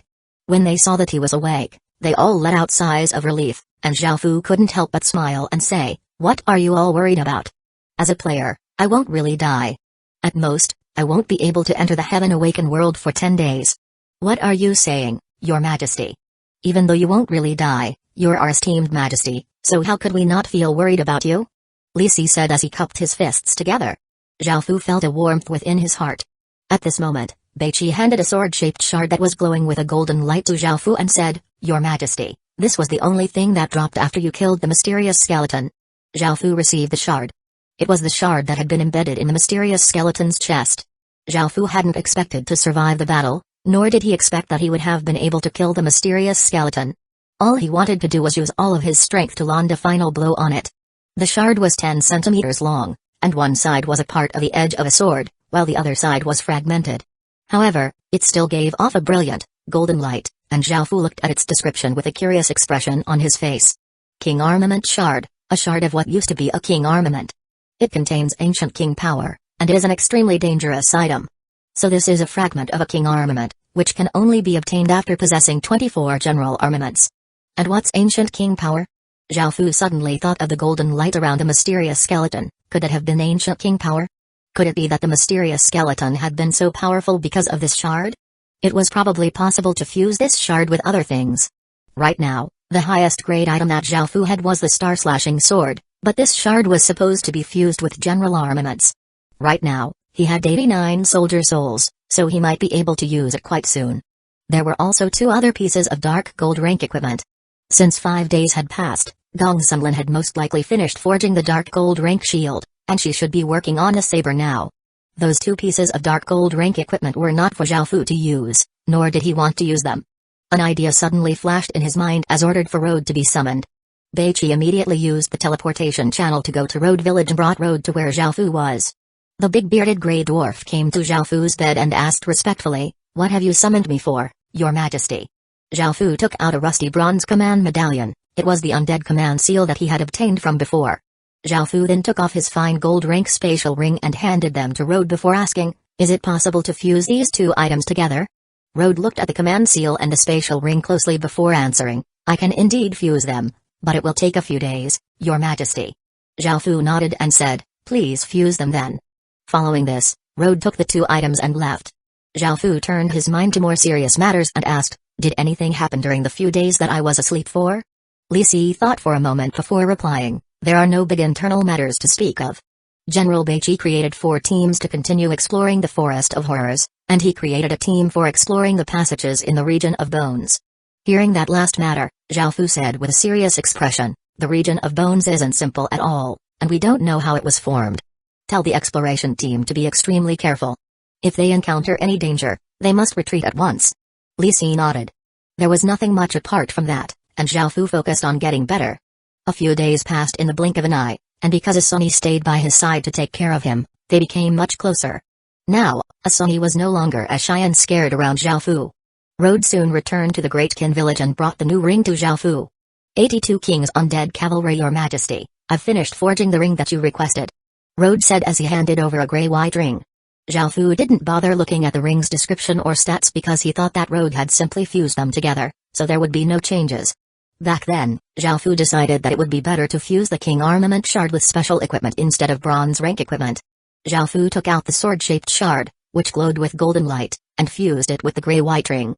Zhao Fu watched as the sword-shaped sword slowly fused into the ring, and the appearance of the ring started to change. After the shard completely fused into it, the gray-white ring became a pure golden color. Following this, a system announcement sounded out in Zhao Fu's mind. System announcement. The 10 skeleton cavalrymen within your ring have completely fused with your ring and have become ring spirits. As long as the ring is not damaged, the 10 skeleton cavalrymen cannot be killed. System announcement. Your 10 skeleton cavalrymen have received buffs from the ancient king's power, and they have evolved into chief grade undead. System announcement. Your 10 skeleton cavalrymen have received buffs from the ancient king's power, and their professions have become king's undead cavalry. System announcement. Your 10 King's Undead Cavalrymen's equipment has also been affected by the ancient king's power and has evolved along with the king's undead cavalry. After hearing these system announcements, Zhao Fu quickly summoned the 10 skeleton cavalrymen, the 10 King's Undead Cavalrymen. As soon as they appeared, the 10 King's Undead Cavalrymen dismounted from their skeleton horses and knelt on one knee. They placed one fist over their hearts and lowered their heads as they said respectfully, "King." Zhao Fu was quite surprised to hear the 10 King's Undead Cavalrymen speak. Moreover, they seemed to have some basic intelligence. After all, normal skeletons had no intelligence and acted off of their instincts. Their appearance had also greatly changed. Their spirit flames had become a golden color, and their bronze concentrate armor had become a faint golden color. Their skeleton horses were now also a faint golden color, and they did not give off the eeriness of a skeleton anymore. Zhao Fu opened the King's Undead Cavalry's profession page and looked at it with great interest. King's Undead Cavalry, SS plus grade military. Description: skeleton cavalry that has been transformed by the ancient king's power. Effect: receives king's power, death's power. After looking at their new professions, Zhao Fu looked at the King's Undead Cavalry stats, which were also abnormally powerful. Their stats were many times higher than before, and they now had 4 powerful skills. Undead Cavalry's body, grade, SS plus grade. Description: reduces damage taken from skills by 50% and gives immunity to F grade skills. Undead Cavalry's charge, grade, SS plus grade. Description: explosively releases a massive amount of power and rushes at all enemies. Undead Cavalry slash, grade, SS plus grade. Description: uses death's power to release an incredibly terrifying slash attack. Undead Summon, grade, SS plus grade. Description: can use corpses to summon large numbers of undead who will listen to your commands. Out of these 4 powerful skills, Zhao Fu was most interested in the 4th one, Undead Summon, because normal corpses were useless to Zhao Fu. Zhao Fu had seen on the forum that other people had obtained similar skills, but those skills were quite limited. One had to grasp death's power, and the undead they could summon were quite weak, only being 10% as powerful as they were at most. Moreover, one had to use one's mind to control them. If the undead were not controlled, they would either disappear or go out of control. Ordinary people could only control a few undead at most, and they were not very strong. Zhao Fu wondered how many undead the King's Undead Cavalry could control. Luckily, they had basic intelligence, so he could conduct simple communications with them. After talking with the King's Undead Cavalry, Zhao Fu found that the undead that they could summon retained 80% of their strength, but they had to be weaker than the king's undead cavalry. In other words, this skill could not be used on corpses that were more powerful than the king's undead cavalry. However, since the king's undead cavalry were already chief-grade undead, they could control 300 undead each, and with 10 of them, they could control a total of 3,000 undead. As they became stronger, they would be able to control more undead, and Xiaofu would one day have an undead army. This made Xiaofu quite happy. Undead consumed essentially no resources, and they were already dead. If he used his own soldiers, they would die a true death if they were killed.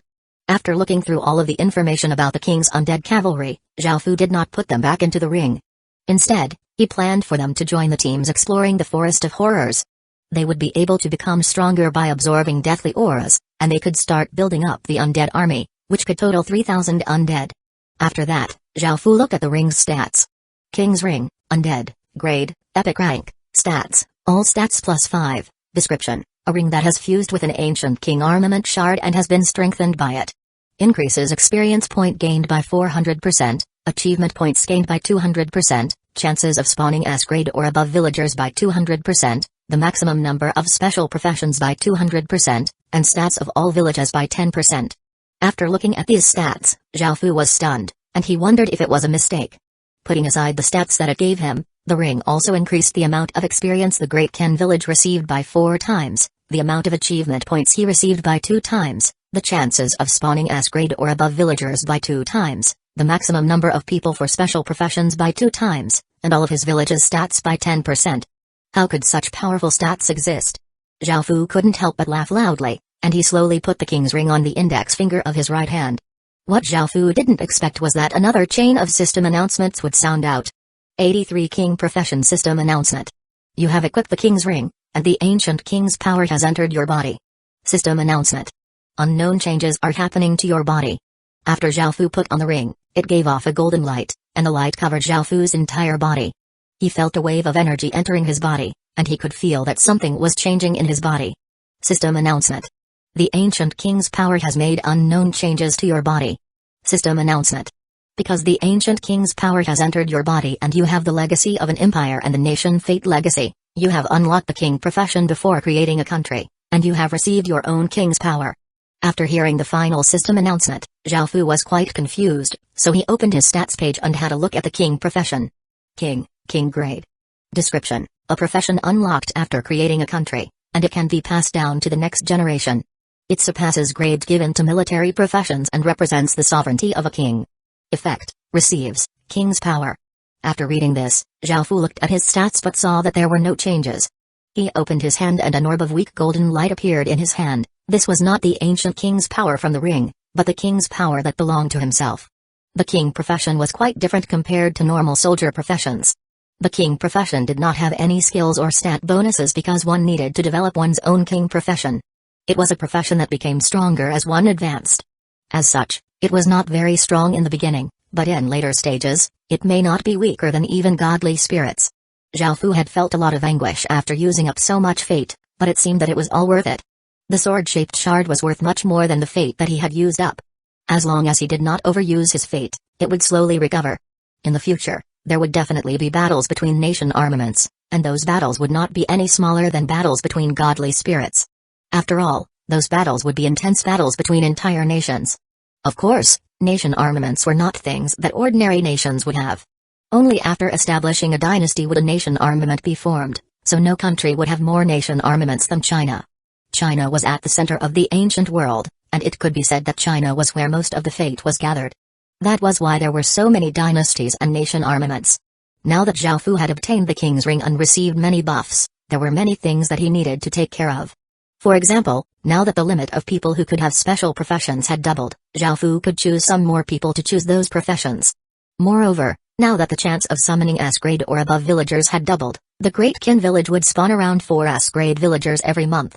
After taking care of these matters, a simple and straightforward-looking middle-aged man walked over to Xiaofu with 3 wine bottles and said respectfully, "Your Majesty, we've finished brewing the 100-flower wine."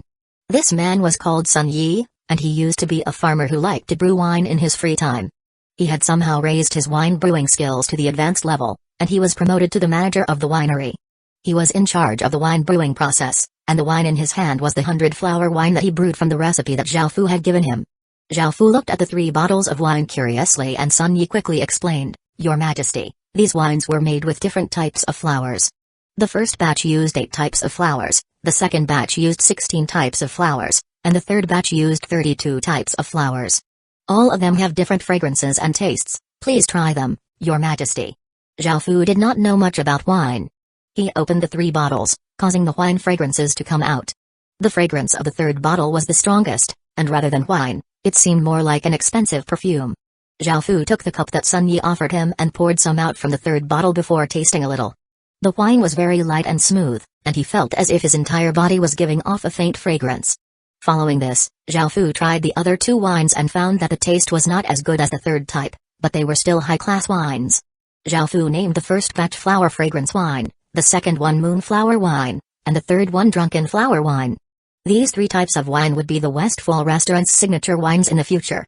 Many of the system's restaurants saw how successful the Westfall restaurant was, and they also started to hire player chefs, which resulted in them taking some of Zhao Fu's business. Zhao Fu couldn't allow this to go on. After players were able to start buying land and start their own businesses, the competition would be even more intense. If he wanted to rise above them, he had to have something that others didn't. Zhao Fu asked Sun Yi how much of those wines had been brewed, and when he heard that quite a few bottles had already been made, Zhao Fu took them to the Westfall restaurant. He would first ask others to taste them and give their opinions on them. Everyone ran over it with curious looks on their faces. The fragrance that the wine gave off would definitely be liked by the women. When Zhao Fu saw the looks of pleasure and enjoyment on everyone's faces after tasting the wine, he understood the value of it. At this moment, Xianru, who wore her veil and gave off the aura of a beauty, walked over. However, just as her eyes fell on Zhao Fu's body, 2 golden rays shot towards her and pierced into her eyes. The pain caused her to subconsciously retreat. Zhao Fu noticed this and curiously asked, What is it? Xianru lightly shook her head and gradually recovered. She looked at Zhao Fu with her bloodshot eyes and said, Zhao, I need to talk to you. Zhao Fu felt this was quite strange, but he still nodded and agreed. They went to a private room and Xianru paid her respects to Zhao Fu before saying, Congratulations Your Majesty for receiving King's power. Zhao Fu was quite shocked, but when he remembered her reaction from when she first came over, he inwardly sighed, people from the 100 schools of thought are indeed quite extraordinary. Zhao Fu nodded, acknowledging what Xianru had just said. Xianru once again spoke, saying, Your Majesty, would you like to hear some suggestions from this lowly one? Zhao Fu thought about it before replying, What is it? Your Majesty, your king's power has not fused with your fate. King's power is incredibly powerful. It has the power to unite a nation and cause one to not even fear godly spirits, but one needs to fuse the king's power with the fates of all creatures on heaven and earth. Zhao Fu was quite confused because he knew little to nothing about these matters. However, it seemed that she understood quite a bit of this power and knew how to use it. Following this, Zhao Fu and Xianru started to discuss this matter in detail. Zhao Fu asked about everything he was not sure about, and Xianru answered all of them in great depth. After a few hours, Zhao Fu felt that he had made great gains in his understanding, and his attitude towards Xianru greatly changed. 84 godly armamentless. The 2 of them talked and laughed as they came out of the room, and they were seen by Hueco. He quickly ran over and said, Beautiful teacher, I've been looking for you for a while. What were you doing with the boss in that room? Don't tell me that the boss did something to my teacher in that room? Zhao Fu was speechless and stared at Hueco. After monitoring him for a while, Zhao Fu found out that Hueco might have some sort of special background, but he did not mention it. Zhao Fu did not know why Xianru had accepted him as a student either. Xianru glared at Hueco and said, You impudent student, go cut 100 radishes. A bitter expression appeared on Hueco's face as he replied, Please, no. Beautiful teacher, I was wrong, I just want you to teach me how to cook. Xianru and Hueco returned to the kitchen, while Zhao Fu went to the entrance of the Westfall restaurant. He poured out 3 bowls of flower wine and placed them on a table at the front of the Westfall restaurant, causing the intoxicating fragrance to spread into the street. Countless people crowded around and asked, Boss Zhao, what sort of wine is this? It's so fragrant. Zhao Fu smiled and replied, These are 3 types of flower wine that Westfall restaurant has developed.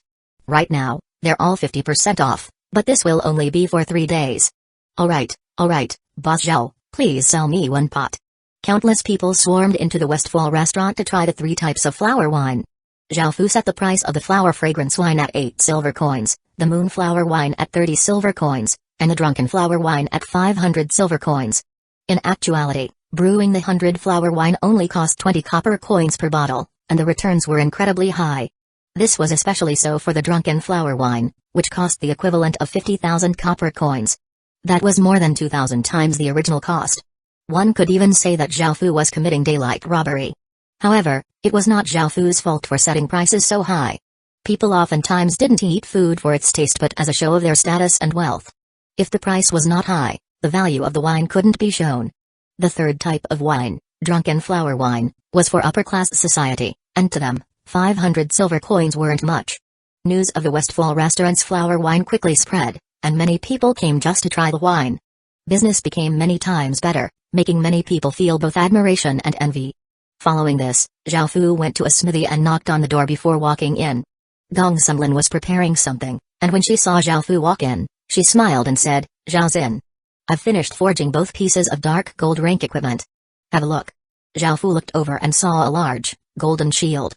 It was about half as tall as a person and was rhombus-shaped. There was also a saber that was long and thin, and it had a groove in the middle. The blade was also exceptionally sharp. Just as Zhao Fu was about to look at the stats, he curiously asked, "Why don't they have names?" Gong Sumlin took out a small book and ran over while saying, "I haven't thought of names for them yet, Zhao Xin, what do you think they should be called?" Zhao Fu thought about it before replying, "Heroic Shield and 9 Mystic Saber?" Gong Sumlin happily nodded as she smiled and replied, "Zhao Xin, your naming sense is much better than mine. I thought about it for a long time, but I still wasn't able to think of anything." After saying this, Gong Sumlin took out a pen and started to write in a book. "What are you doing?" Zhao Fu asked with a curious expression on his face. Gong Sumlin replied while she wrote, "This is a tradition held by forging families. Every time we forge an item that we're satisfied with, we record it in detail. This is our godly armament list, and everyone has his or her own. It records everything that we forged in our lifetimes." "Oh," Zhao Fu said as Gong Sumlin waved her hand, causing rays of light to shoot into the two pieces of equipment. Now, they both had names.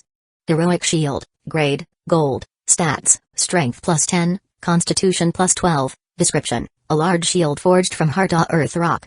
It has an extremely strong defense. 9 Mystic Saber, Grade, Gold, Stats, Strength +8, Constitution +8, Agility +6, Description, a saber forged from black iron ore. It is incredibly sharp. I'm going now, Zhao Xin. Let's meet again in the future if we have the opportunity." As Zhao Fu was looking at the equipment, Gong Sumlin finished writing in her book. She put it away as she spoke to Zhao Fu. Zhao Fu felt a strange sense of disappointment in his heart when he heard that Gong Sumlin was going to go. However, he understood that she was only making equipment for him, and now that she had finished them, it was time for her to leave. Zhao Fu thought about it, since players couldn't leave the Forest of Horrors for now, with Gong Sumlin's ability to forge dark gold rank equipment, Zhao Fu couldn't help but ask her to join him. However, Gong Sumlin lightly shook her head and refused, saying, "Thank you, Zhao Xin, but I'm from a forging family. We wander here and there and spend our lives finding exquisite materials and forging godly armaments. As such, we won't stay at the same place for a long time. Plus, there are other places that I want to see." Zhao Fu understood that she wanted to leave the main cities and the Forest of Horrors and journey to other places. However, considering her age, could she really survive in the wilderness? The Great Qin village was in the wilderness, and Zhao Fu understood just how dangerous it was, so he couldn't help but remind her, "It'll be quite dangerous." "I know," Gong Sumlin replied as she lightly smiled. Seeing how fearless and resolute she was, Zhao Fu couldn't resist but ask, "Is forging really that important to you?" Gong Sumlin looked mature beyond her years as she said, "We live to forge and die for forging. Perhaps that's the fate of everyone from the forging families." Zhao Fu fell silent, and Gong Sumlin did not say anything else. She packed her things and looked at Zhao Fu before squeezing out a smile and saying, "Let's meet again, Zhao Xin."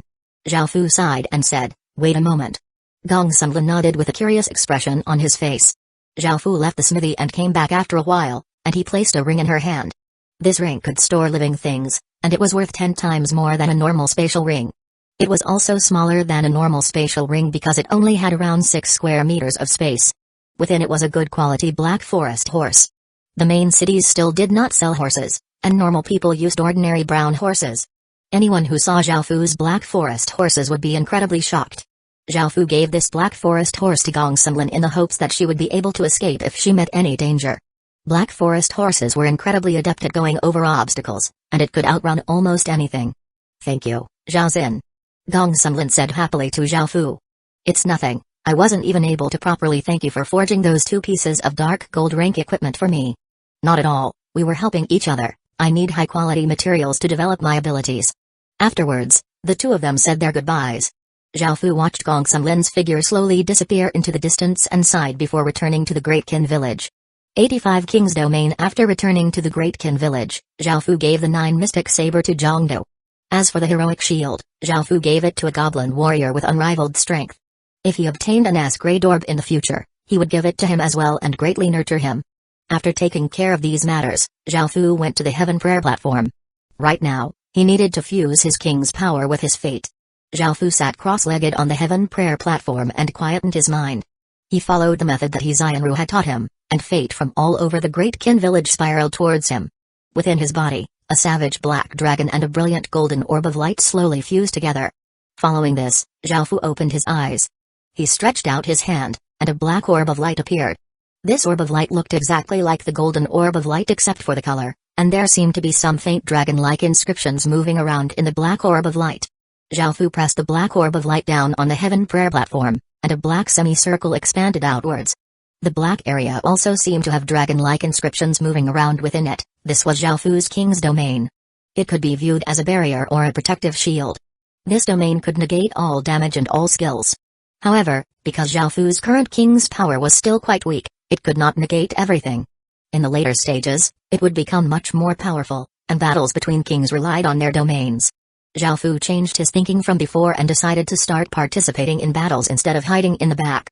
In the future, after obtaining some good materials, he would forge his own king's sword. After fusing his king's power with his fate, Zhao Fu realized that he had not left the Heaven Awakened world in a long time. He returned to the real world and had some food before looking at the Heaven Awakened world for him as he normally did. Quite a few things had happened. Relations were tense between China and its neighboring countries. Now that China was no longer dominated by Confucianism and did not value peace as much, China was instead filled with the clamoring of large families and the influence of the 100 schools of thoughts, and it started to engage in conflicts with other countries. After all, in the end, this world was one where the powerful devoured the weak. Some of the weaker countries had immediately been scared, and some of their officials even made speeches in the real world about how hope and peace were extremely valuable and that it was better to live in peace than to fight. Right now, China was like a dormant dragon that was slowly awakening and revealing its terrifying might. It had already taken the #1 spot in the world, and it also became the country with the most attention on it. Great Xia, Great Shang, Great Zhu, and Great Han's legatees also made declarations that they wished to meet with Great Qin's legatee. Countless factions were interested in this because Great Qin was not just some small nation but one of China's 5 great empires. Putting aside how dangerous it was, Great Qin's mysterious legatee had not appeared even once this entire time. Now that the other 4 legatees had all said such things, just what was going on? Now that so many factions were paying such close attention to this matter, the Ying family started to go mad with desperation as well. They still had not found their legatee despite looking for so long because the bloodlines were quite complicated. One person could have hundreds of descendants, resulting in tens of thousands of descendants over the ages. Now that thousands of years had passed, it was impossible for the Ying family to gather everyone who possessed their bloodline. Even though this matter was being watched by so many people, Great Qin's mysterious legatee still had not appeared. This legatee was like a thorn in many factions' hearts, making it so that they could not rest easy at night. As long as the legatee appeared, no matter how powerful he was, they would at least know something about him. However, because they had no feel for his strength, they were absolutely terrified of him. Zhao Fu did not plan on revealing himself anytime soon. There wasn't a benefit to revealing himself, while there were many disadvantages. Zhao Fu wasn't an idiot. He ignored all of those discussions about himself and looked at other threads. Suddenly, he found a method to gain unlimited achievement points. Unlimited achievement points. Is that possible? Zhao Fu curiously looked at the thread, which said, "I'm going to teach you all a great method on how to gain unlimited achievement points in the Heaven Awakened world. If you don't have many achievement points, have a look. There are 2 main ways to get achievement points, attacking and conquering villages and killing powerful magic beasts. What I'm going to teach you all is how to use attacking and conquering villages to gain many achievement points. You'll need a city creation stone and a person to work with. First, you use a city creation stone to build a village and then let the other person attack and conquer it. Afterwards, you attack the village that he conquered, and after repeating that a few times, your achievement points will shoot up. However, that method can only be used a few times. What I'm trying to teach everyone is how to obtain unlimited achievement points, so listen carefully to the next part. After farming achievement points a few times using that first method, choose to relocate, the village and continue doing the steps from before, then rinse and repeat. Trust me, it might not work if you only try it 1 or 2 times, but if you do it again and again, it'll definitely work. I promise I'm not lying. Zhao Fu thought that the thread made some sense, but he still felt that something was off. If someone had really discovered such a massive secret, the benefits he would have received from selling that secret to a large family would have been infinitely great. Would he really give such a secret for free? Zhao Fu looked through the replies, and the first reply was from a person called East Sun Wind, who said, "It's true. This boss is right, I got so many achievement points." The second person to reply, a little girly, said, "Up, I love you so much. Thanks for teaching us such a good method." The third person to reply, fifth brother, posted, "Boss, you're such a good person. You're a living Buddha." There were about 10 replies on the first page, all of which said that the method worked. However, the thread already had tens of thousands of replies, so Zhao Fu looked at a few at the end. Wolfang, god damn it, you stupid troll. Reconquering the same village doesn't give any achievement points, and after continuously relocating the village, the city creation stone was damaged. Loner, up, I'm gonna screw your ass. I can't believe that I trusted you. Compensate me for my city creation stone. Prodigal son, you frickin' troll. I'll screw your ancestors. Your elder was going to dominate this world, but now that's all been ruined. Tell us your address if you dare, you goddamn asshole. Zhao Fu looked through 10 or so pages, and apart from the people on the first page, everyone was cursing at the poster of the thread. This thread wasn't one that taught how to gain unlimited achievement points but one that trolled and screwed people over. This do-gooder had probably thought of this method to earn unlimited achievement points but had destroyed his city heart trying to do so, so he decided to take some others down with him. The first few people were most likely accounts made by him to trick others. Anyone who understood the Heaven Awakened world and had a little bit of common sense would not believe such a thing. Some people who were curious might try once or twice, but after not receiving achievement points, they would stop. Of course, there were those who were silly enough to blindly trust that person, and they followed his instructions until they damaged their city hearts. 86-10 Epic Rank Swords. Zhao Fu smiled. There was no such thing as a free lunch, nor could someone rise to success in a single step. It was impossible to reap rewards without putting in effort, and those people had paid the price for thinking otherwise. Zhao Fu continued reading through the forum and looked at some other news. After this, Zhao Fu looked at the 10 great ancient swords. The first was the Regulus sword, the sword of holiness, the second was the clear sable sword, the sword of mercy, the third was the scarlet firmament sword, the sword of sovereignty, the fourth was the Taiya sword, the sword of might, the fifth was the 7-star dragon abyss sword, the sword of integrity, the sixth and seventh were a pair of swords, Ganjiang and Moxie, the swords of true love, the eighth was the fish intestine sword, the sword of bravery, the ninth was the true excellence sword, the sword of matchless honor, and the 10th was the vague shadow sword, the sword of exquisite elegance. These were only the top 10 famed swords, and there were many other famed swords. For example, the founder of sword forging, Uyezi, many of whose swords were in the top 10, forged many other swords as well, the Gongbu sword, evil suppressing sword, great ravager sword, banning sword, and Hueco sword. There were also famed swords forged during the spring and autumn period, sun shrouding sword, water ending sword, soul turning sword, leviathan sword, spirit destroying sword, evil repelling sword, and truest heal sword. There were also other famed swords forged during the Tang dynasty, Nine Crow sword, Azure frost sword, infirmity sword, Azure dragon sword, etc. There were also many other swords that had not been mentioned. Swords symbolized the path of kings, and blades were the symbol of the path of overlords. As such, most kings used swords. Who knew how many of the ancient swords still existed? All of them were incredibly powerful weapons. In terms of weapons, Zhao Fu quite liked swords. Perhaps in the future he would gather some rare materials and have people forge for him a few famed swords that would become legends as well. After looking through this information, just as Zhao Fu was about to turn off his computer and enter the Heaven Awakened world again, someone knocked on his door.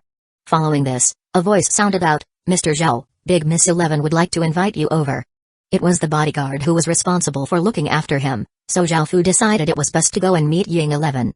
Zhao Fu followed the bodyguard to where Ying 11 was, and she was sitting elegantly beside a lake. There were a few attendants beside her, which indicated to Zhao Fu her status in the family. When he saw her, he asked, "Big Miss 11, what would you like to talk about?" Ying 11 replied somewhat unhappily, "Zhao Fu, I said that you don't need to be so courteous. You're part of the Ying family, so you can just call me by my name." Since she was the dominant party, what she said was law.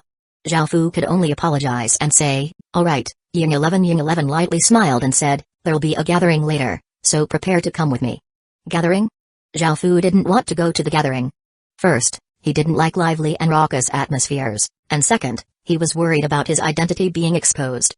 He was especially worried about running into someone who was familiar with fate, so he did not leave the house much.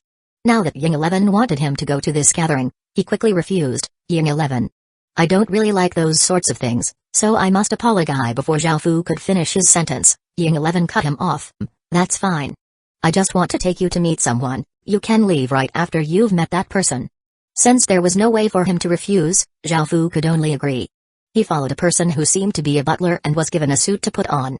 Following this, Zhao Fu waited in the room. When he saw Ying 11 again, she was wearing a beautiful white dress. She looked incredibly beautiful with her delicately shaped face and tender skin. With the snow white dress and the crystal necklace around her neck, she looked like a real princess. However, right now, Zhao Fu was not in a mood to appreciate her beauty, and he had countless thoughts running through his head. Zhao Fu, let's go. Ying 11 said to Zhao Fu when she saw him with his head lowered. Zhao Fu came back to his senses and nodded before silently following behind her. They soon arrived in a large hall, where the banquet had already begun. There were many handsome men and beautiful women, and each of them possessed extraordinary bearings. They were all most likely a part of the Ying family's main family. Seeing Ying 11, they all smiled and greeted her. Ying 11 smiled back and responded to their greetings, while Zhao Fu was completely ignored. Zhao Fu, wait for me here. There are some matters I need to take care of, Ying 11 suddenly said. Zhao Fu nodded to show that he understood. Ying 11 walked to the front of the hall, where a few elders and a few young men and women were standing. They were most likely the other successors of the Ying family. Zhao Fu stood in the center of the hall, and no one paid any attention to him. In the end, Zhao Fu decided to stand in a reclusive corner to avoid drawing any attention to himself. Are you Zhao Fu? A voice suddenly said from behind him. Zhao Fu turned around and curiously looked over, and he saw a woman who was 1 or 2 years older than him. She was wearing a red dress and her hair was in a bob. She had a pretty-looking face and had red lipstick on, but she also gave off a sense of heroism and a slightly domineering air. Zhao Fu recognized this woman. She was the student president of the university he studied at before, and she was called Wu Qingnian. They had met a few times in the past, and he had never expected to see her here. Zhao Fu nodded and replied, Student president. Wu Qingnian smiled, walked over, and said, Don't call me that here, just call me by my name. I was quite surprised when I heard that you dropped out, and I didn't think that I would meet you here. Zhao Fu was also quite surprised. However, more so than meeting her here, he was surprised that she remembered him. After all, they had only met a few times in the past. Do you have the Ying family's bloodline? Wu Qingnian asked as she went to Zhao Fu's side and looked at him with a surprised expression and lightly smiled. It wasn't a secret, so Zhao Fu nodded and curiously asked, Do you also have the Ying family's bloodline? Wu Qingnian lightly shook her head and said, I don't have the Ying family's bloodline, I have the Wu family's bloodline. Wu family? Zhao Fu had no idea which historical family the Wu family was. Qingnian. At this moment, Ying 11 finally finished her matters and called out to Wu Qingnian when she saw her by Zhao Fu's side. Wu Qingnian looked at Ying 11, smiled, and said, Lil 11. Zhao Fu saw that they seemed quite familiar with each other, so he stood there without saying anything. Ying 11 walked over and looked at Wu Qingnian and Zhao Fu, and Ying 11 smiled as she said, I wanted to introduce you too, but who would have thought that you already knew each other? Lil 11, the person you were talking about before was Zhao Fu? Wu Qingnian asked as she looked at Zhao Fu with a surprised expression. Ying 11 smiled and nodded. Wu Qingnian thought for a moment and seemed to realize something, causing her to smile. Zhao Fu had not spoken this entire time, and he watched them as they started chatting. Since it was getting late, he said his farewells and left first. 87 10,000 Flower Festival. When Wu Qingnian saw Zhao Fu leave, she smiled and said, Lil 11, there's no way for you to control Zhao Fu. Ying 11 was quite surprised and asked, Why's that? Wu Qingnian looked into Ying 11's eyes and a trace of a domineering smile appeared on her face as she said, Because he's the man I've set my eyes on. Did something happen between you two before? Ying 11 asked. It was something small, but I was able to see his potential. He is too big for this small pond, and he has the potential to become a dragon. I have a feeling the whole world will know his name in the future, Wu Qingnian replied as she calmly smiled. Really? Why don't I feel that sort of feeling from him? Ying 11 asked with a curious expression on her face.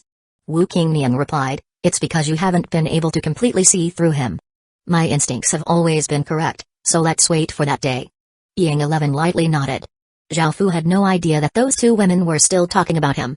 Right now, he just wanted to be an unnoticed minor figure so that he could properly develop the Great Ken village. After returning to his room, Zhao Fu took out the Heaven Awakened stone and entered the Heaven Awakened world. By now, the 4 exploration teams had returned and brought with them large amounts of money and equipment, and they also brought 2 S-grade corpses and 100 or so A-grade corpses. There were also 900 or so villagers, 2 bronze rank city creation stones, and 1 fine gold rank city creation stone. All of this caused Zhao Fu to feel incredibly happy. The 10 King's undead cavalry had gained 1,000 or so skeleton soldiers. Of course, they were not as powerful as the skeleton soldiers within the passage, but they were definitely stronger than normal skeletons. The weapons they used were those that they wielded while they were still alive. Now, Zhao Fu controlled 30 villages, and the total population was more than 18,000 villagers. Despite having so many villagers, he did not have to worry about food because the crops only took around 1 month or so to grow with the Great Ken village's bonus stats, and the output was much greater than normal. The Great Ken village's territory was 300 square kilometers, and everything within that area benefited from the Great Ken village's bonus stats. As such, to most major factions, food was the resource that they lacked the least. Zhao Fu did not continue to expand his army because 5,000 soldiers were already enough. Adding on the king's undead cavalry and the army of 3,000 undead that they would have, his military would definitely be sufficient.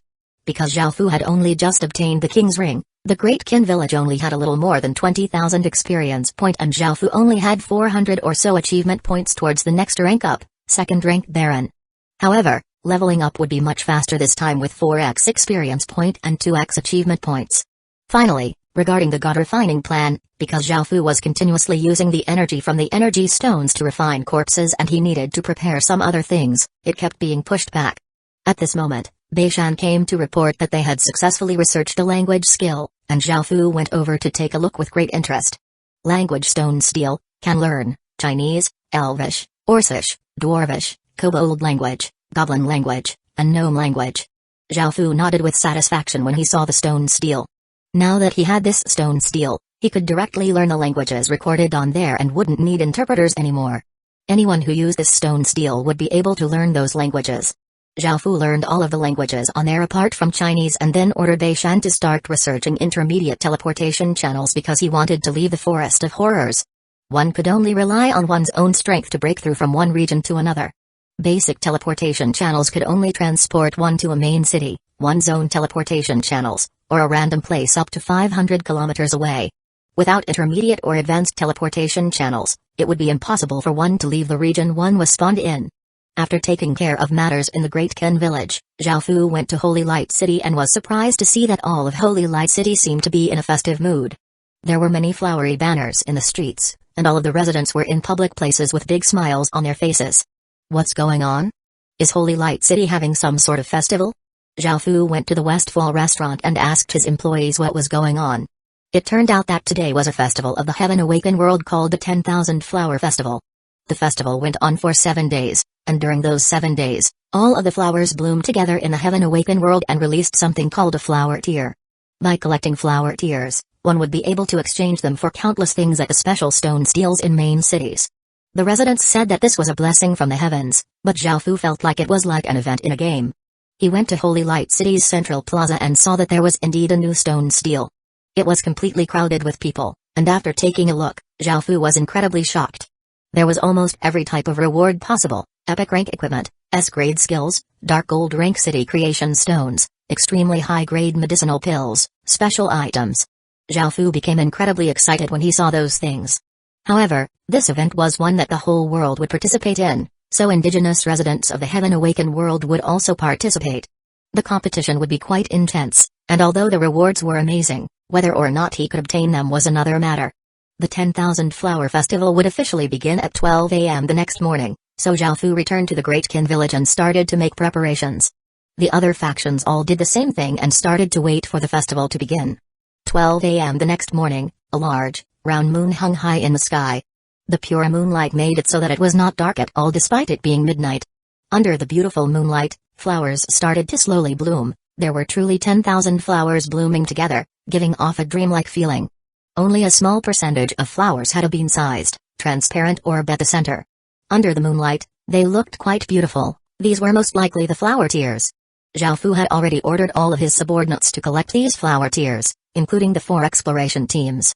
Because the Great Ken village brewed 100-flower wine, the villagers knew where the large patches of flowers were.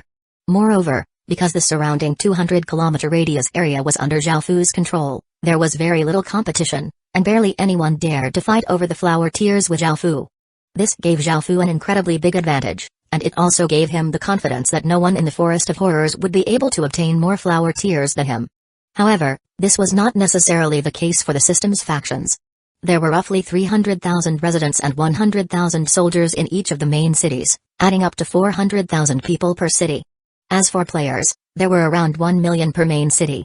The next day, when Zhao Fu went to Holy Light City, there were not only player factions buying flower tiers for incredibly high prices, but the system's factions were also desperately buying flower tiers. In fact, even the system's main cities started to send large numbers of soldiers and guards into the Forest of Horrors to collect flower tiers. All of this made Zhao Fu's forces seem extremely weak.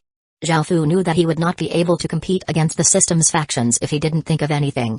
88 epic rankings. There were people busily walking around, and others were yelling out, "Super high price, buying flower tiers for 20 silver coins. Hurry and contact me." There were others yelling, "Selling equipment for flower tiers, super good deal. Don't miss this opportunity." There was also a group shouting, "Anyone who sells flower tiers to White Tiger Gang will become one of our brothers. We'll protect him or her and make sure he or she eats and drinks well." There were even pretty-looking women calling out, "Anyone who gives me 100 flower tiers can have me as his girlfriend for one day and can do anything he wants to me." The outskirts of the main cities were filled with people, and the scene was in complete disorder. The outskirts of the main cities had been cleared of flower tiers by players and residents in an instant, and there wasn't even a single drop remaining. With 1 million or so people scanning every inch of land, how could there be any left? As the areas near the main cities were cleared, people started to venture further and further away from the main cities. However, this also increased the danger for them. They not only had to be wary of outlanders but also of other people who would steal their flower tiers. One could not assume that the flower tiers was one's after collecting them. In the face of such great profits, most people would not hold back. If anyone was robbed, no one would seek justice for him or her. Only by converting the flower tiers into rewards would they truly belong to that person. Now, almost everyone knew the value of flower tiers, and no one wanted to sell them. Occasionally, when someone announced that they were selling flower tiers, they would instantly be surrounded by people and an auction would ensue. It would usually be the system's factions that obtained the flower tiers. In terms of strength, the players simply could not compete. Zhao Fu also planned to use some money to buy flower tiers. Even though the Great Kin village was quite far away and was able to obtain flower tiers without any competition, allowing him to collect more flower tiers than normal system factions, he would not be able to beat the system's governmental factions. Normal people wanted to use flower tiers to buy things that could not be bought with money, such as city creation stones. However, what the system's governmental factions were crazy about were the 37 pieces of epic rank equipment. Even the system's main city's epic rank equipment could be counted on a single hand, and they were even more attractive to players who did not even have dark gold rank equipment.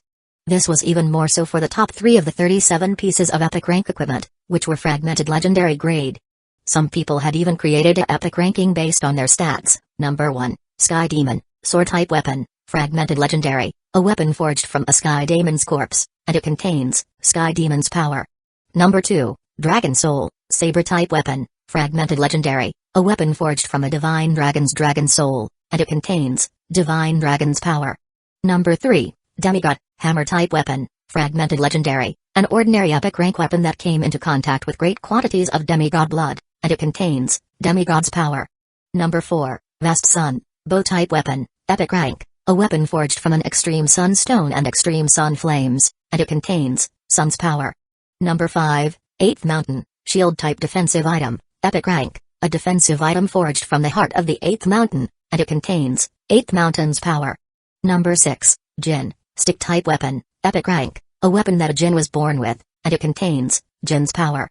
Number 7, Sacred Heaven, Armor-type defensive item, epic rank, an armor that can only be worn by high-tier angels, and it contains Holy Light's power.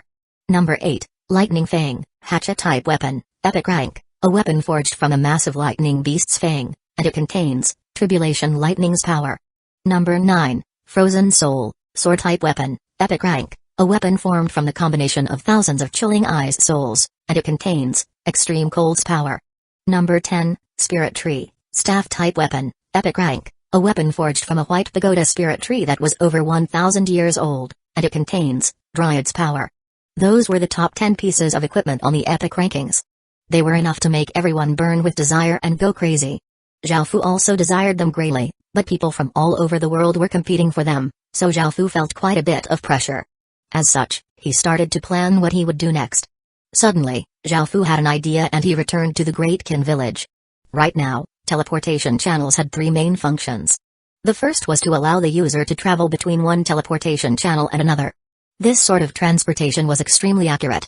The second was to send the user to a random place, which was quite risky. The third function was to send the user in a particular direction. If one chose to be sent east, one would appear somewhere to the east of where one had been before. Zhao Fu ordered all of his people to continue collecting flower tears. He took Bei Shen and another scholar to the teleportation channel and used the third function, sending northward. Because basic teleportation channels could only send the user a maximum of 500 kilometers when traveling without a set destination, Zhao Fu appeared at a mountainous region that seemed to be about 500 kilometers away from the Great Qin village. He found a hidden place and asked Bei Shen and the other scholar to quickly set up another teleportation channel here.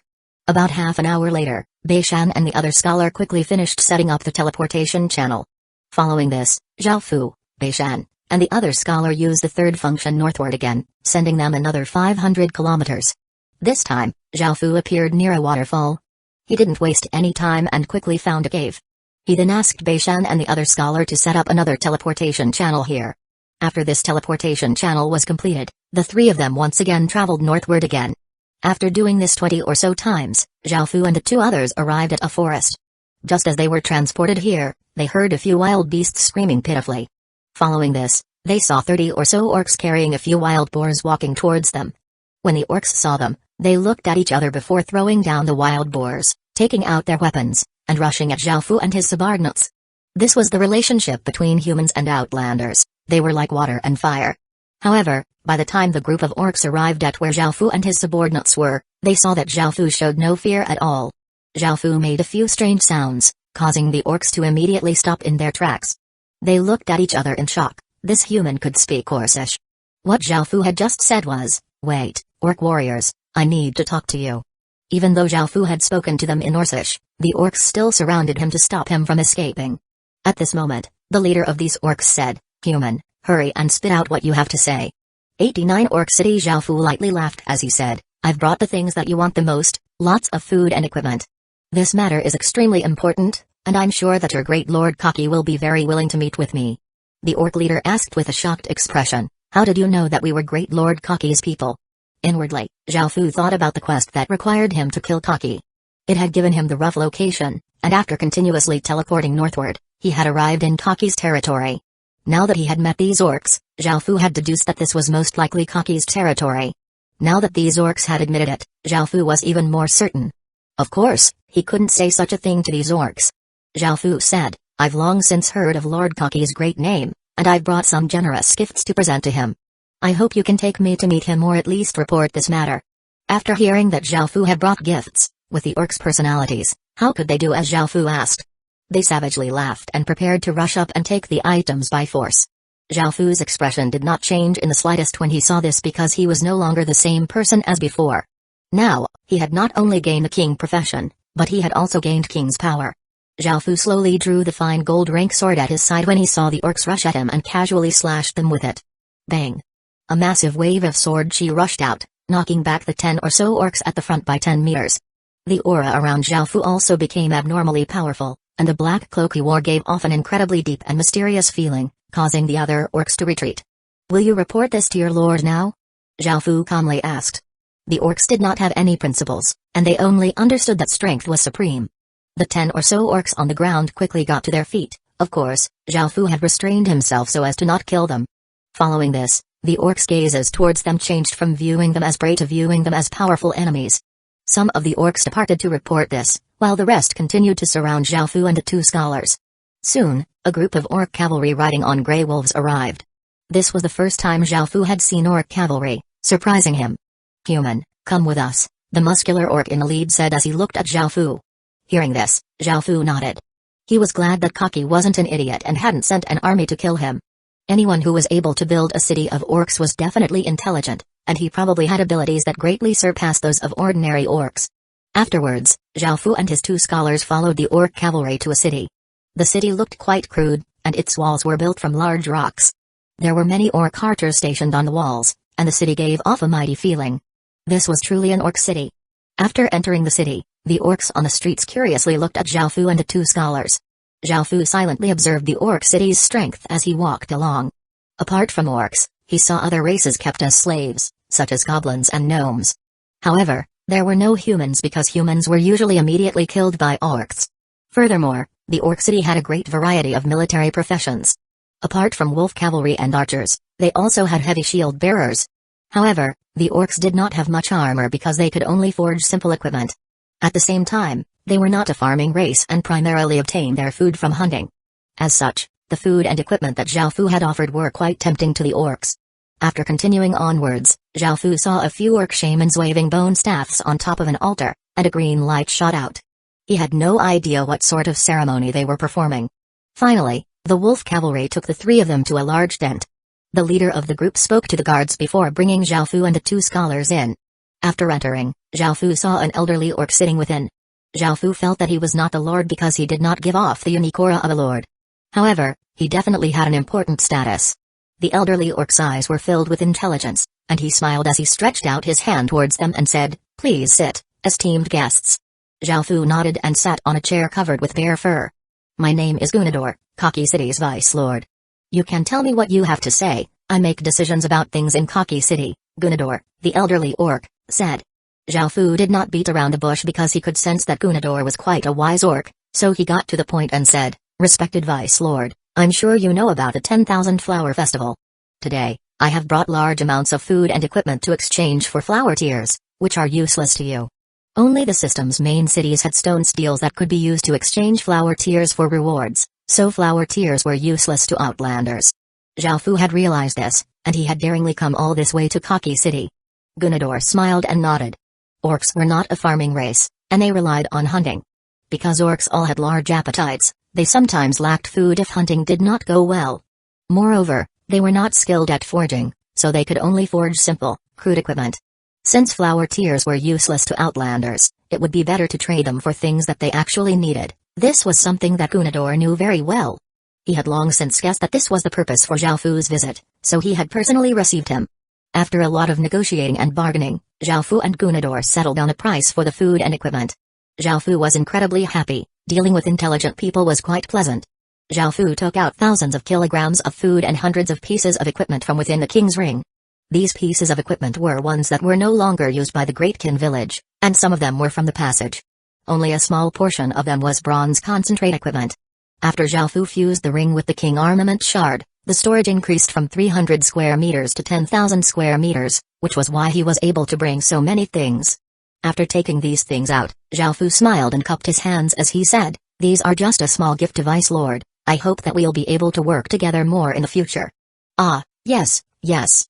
Gunador laughed and agreed. Indeed, there were many more opportunities for them to work together in the future.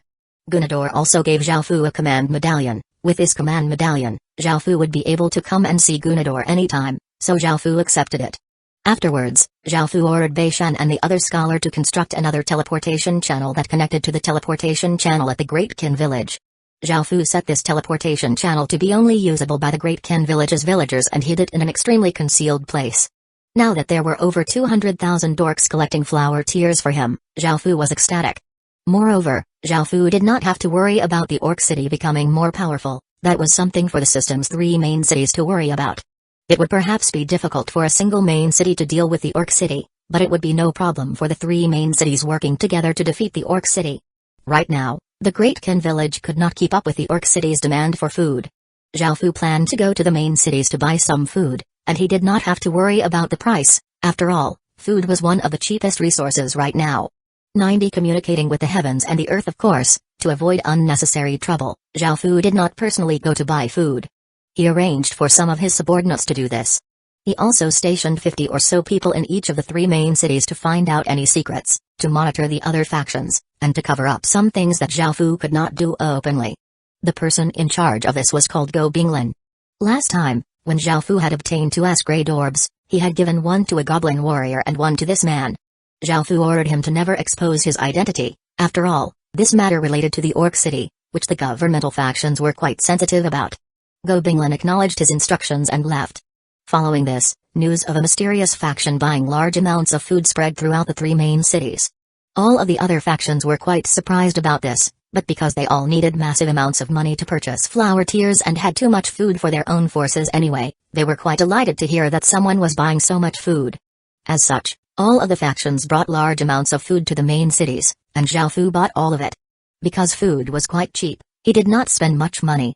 Right now, all of the factions were quickly gathering flower tiers, and Zhao Fu was no exception because he also wanted the epic rank equipment. Late at night, Zhao Fu asked Li Si to calculate their gains today. After going through the calculations, Li Si reported, "Your Majesty, the Great Ken village obtained 100,000 flower tiers." Hearing this, Zhao Fu sighed. If it was any other faction, it would have been delirious with joy, but Zhao Fu could only sigh. The Great Ken village had obtained 100,000 flower tiers through its massive advantages, but it was still far from enough. 1 flower tier could be exchanged for 10 flower tier points, so 100,000 flower tiers could be exchanged for 1 million flower tier points. However, the equipment on the epic rankings required at least 30 million flower tier points.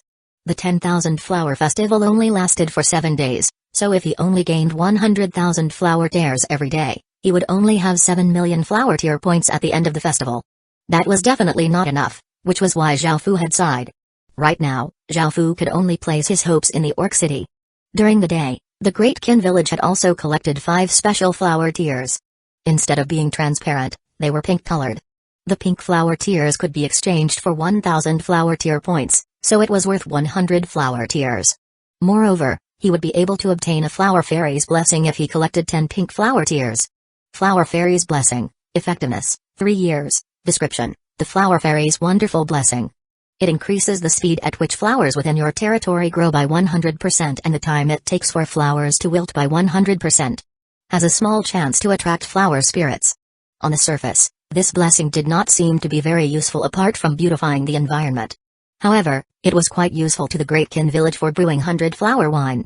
Zhao Fu felt that the best part of the blessing was the final effect, has a small chance of attracting flower spirits. What are flower spirits? Zhao Fu did not know much about them, but he could guess that they were useful creatures. At this moment, a soldier came to report that Ru wanted to see him. Zhao Fu was quite surprised, but he still went to Holy Light City. What is it? Zhao Fu said as he arrived at the 3rd floor of the Westfall restaurant and saw Ru sitting under the moonlight. There were some dishes on the table and a pot of wine. Ru slightly smiled and replied, "Please sit, Your Majesty. Let's talk as we eat." Zhao Fu nodded and sat down. At this moment, Ru stood up and poured a cup of wine for Zhao Fu before saying, "Your Majesty, are you feeling frustrated about the flower tiers?" Zhao Fu smiled and said, "Looks like there's nothing that I can keep from you. I was just feeling annoyed about them. At the rate that I'm collecting them, it will be impossible for me to obtain a epic rank equipment." "I have an idea, Your Majesty," Ru said softly. Zhao Fu asked, shocked, "What is it?" "Has Your Majesty read the description of the Heaven Prayer Platform?" Ru asked.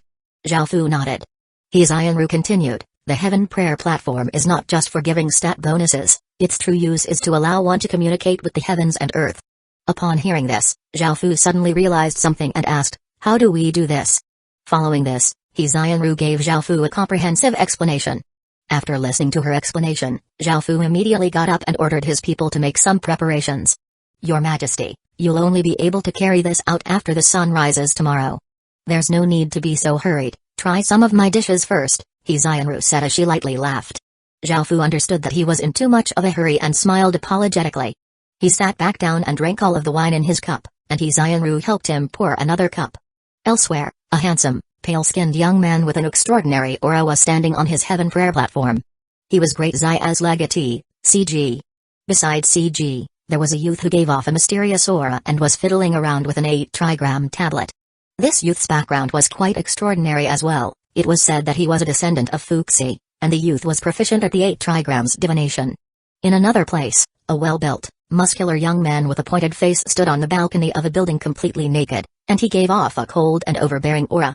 At this moment, a few incredibly enchanting women who only wore light muslin and had incredibly seductive bodies came out and coyly laughed as they pulled the Wushan into the room, saying, "Don't worry, Your Majesty, just leave this to us sisters. Just enjoy yourself." These women were also of incredible origins, and it was said that they were of the nine-tailed fox bloodline. Somewhere else, a handsome young man smiled and chatted with a sagely and wise-looking elder. He was Ji Shenming, and the elder by his side was a epic rank figure, Zhang Zia. Elsewhere, a graceful-looking young man was talking with a scholarly young man. He was Great Han's legatee, Liu Yi, while the scholarly young man was from the Confucian faction, Li Mo. By now, almost the entire Confucian faction had joined Great Han because Liu Yi had maintained the ideology that Great Han had, which was rejecting the other schools of thought and accepting only Confucianism. Finally, Li Beiqing stood with an immortal-like Taoist. Of course, this Taoist was quite a prominent figure as well, and he was quite famous among the Taoists and was called King Shui. 91 Sacrifice ceremony. Early in the morning, a cool breeze blew over as a trace of light stretched from over the horizon. In the blue sky, the moon had not fully disappeared yet. The Great Ken village's residents all came to the heaven prayer platform, which had a few flags inserted in it. A red carpet was rolled down the steps, and rows of valiant soldiers stood on both sides of it. His Majesty has arrived. A loud and clear shout sounded out as the residents and soldiers all kneeled down. Zhao Fu was wearing his dark gold dragon crown and dark gold dragon robe, and he gave off the might of an emperor as he walked out. Zhao Fu was followed by Li Si and his other main subordinates. Zhao Fu slowly started to walk up the steps, while Li Si and his other subordinates kneeled. Zhao Fu walked up one step at a time, his heart feeling incredibly clear. There was a table on the heaven prayer platform, on which there were candles, an incense burner, and offerings. Just as Zhao Fu reached the top of the heaven prayer platform, the golden sun slowly rose from the east, piercing through all darkness. As golden sunlight fell on Zhao Fu's body, he seemed to glow with light, and he seemed to not only be majestic but also divine. Zhao Fu walked over to the table and lit 3 sticks of incense before bowing. He then held the 3 sticks of incense as he said, "Today, this one comes as the legatee of the Great Qin Empire to hold the first heaven sacrifice ceremony. I come with my subjects to offer our sacrifices to the heavens. We hope the heavens can see our sincerity." After saying this, Zhao Fu placed the 3 sticks of incense in the incense burner, closed his eyes, slightly raised his face, and calmed down his heart, sensing the heavens and the earth. Boom! A massive explosion seemed to ring out within Zhao Fu's mind. A boundless, ancient, mysterious aura descended, and Zhao Fu opened his eyes to see countless spots of light descending like snow. The scene was indescribably beautiful, and after these spots of light descended on flowers, they became translucent flower tears. Zhao Fu was overjoyed. The method Xianru had told him about had indeed worked, and after concluding the heaven sacrifice ceremony, Zhao Fu sent orders for his people to collect these flower tears. Afterwards, they found that there were 1 million flower tears in total, which was worth 10 million flower tear points. Naturally, Zhao Fu was incredibly happy. However, he could only carry out another heaven sacrifice ceremony after waiting for a long period of time, but he was already quite content. After all, 10 million flower tear points was an astronomical amount of flower tear points. Within the 1 million flower tears, Zhao Fu's people also found 10 pink flower tears and azure flower tears, which were even rarer. By combining 10 azure flower tears, he would be able to obtain a level 2 flower fairy's blessing. Level 2 flower fairy's blessing, effectiveness, 3 years, description, the flower fairy's wonderful blessing. It increases the speed at which flowers within your territory grow by 200% and the time it takes for flowers to wilt by 200%. Has a chance to attracting flower spirits. The level 2 flower fairy's blessing decreased the growing time by another 100% and increased the wilting time by another 100%. The small chance of attracting flower spirits also became a chance. Zhao Fu only had 3 azure flower tears, but he was not in a rush to collect all 10. He combined 10 of the pink flower tears, which turned into a pink orb the size of a pearl, and took it to the center of the village before choosing to use it. The pink orb slowly rose from Zhao Fu's hand and flew into the sky, turning into the image of a beautiful young girl. The young girl looked to be only 15 or 16 years old, and she wore clothes that were made of flower petals. This was most likely the flower fairy. After the image of the flower fairy appeared, she lightly laughed before spreading out her hands, causing countless flower petals to descend. A pink wave of light spread out, and following this, the flower fairy's image slowly disappeared. At this moment, Zhao Fu received a system announcement that said that the Great Ken village had received the flower fairy's blessing. After taking care of this matter, Zhao Fu took a large amount of food to the Orc City and took out Gunador's command medallion, gaining him access to Gunador's tent.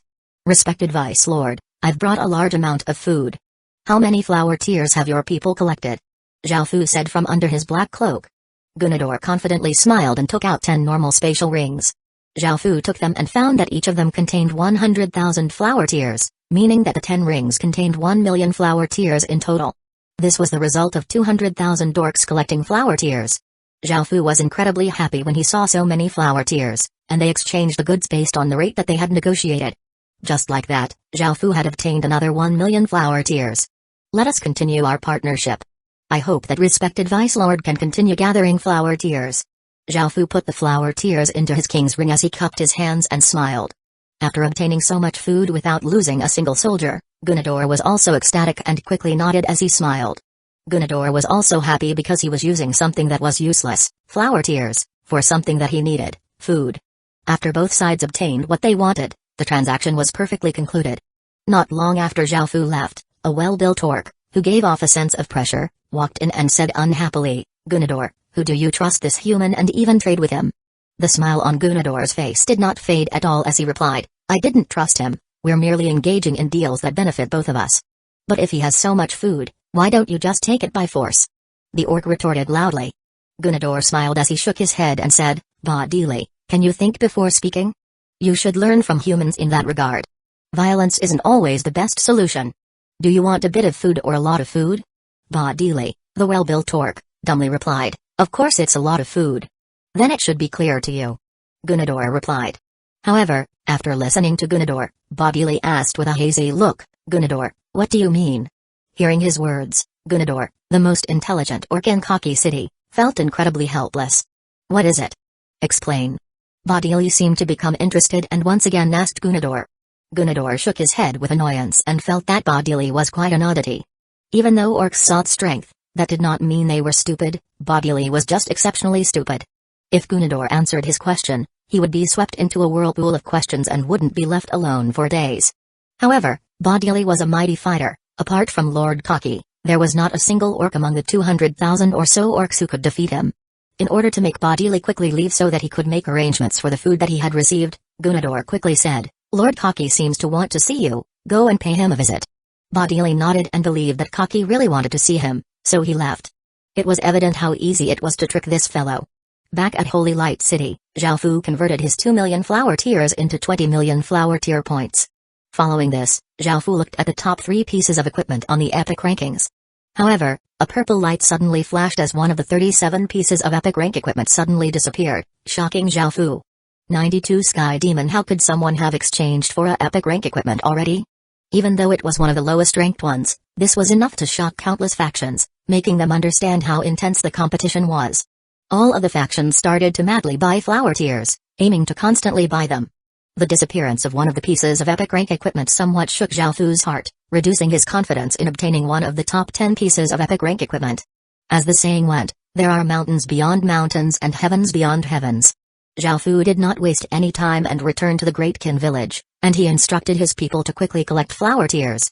Time always went by faster when one was busy. Soon, night fell, and Zhao Fu watched Li Si do his calculations before he reported, "Your Majesty, we collected 150,000 flower tears this time." Zhao Fu couldn't help but sigh again. Right now, they only had 2.27 million flower tears, which was still not enough. After returning to Holy Light City to convert the flower tears into flower tear points, he saw that 2 more of the 37 pieces of epic rank equipment had disappeared. Now, 3 pieces of equipment had already been claimed. After looking at this, Zhao Fu was about to leave when he suddenly heard someone call out to him. He turned and saw that it was Zhongru. "What is it?" Zhao Fu softly asked Zhongru. Zhongru looked around before pulling Zhao Fu to an alley where no one was around, making Zhao Fu quite curious. "This is for you." At this moment, Zhongru handed him a normal spatial ring. Zhao Fu took it and looked inside, and he found about 6,000 flower tears within it. When Zhao Fu saw this, he immediately returned it to Zhongru. Zhongru asked curiously, "Zhao Xin, could it be that you don't need them?" "Don't worry, these flower tears belong to me, not the Zhong family."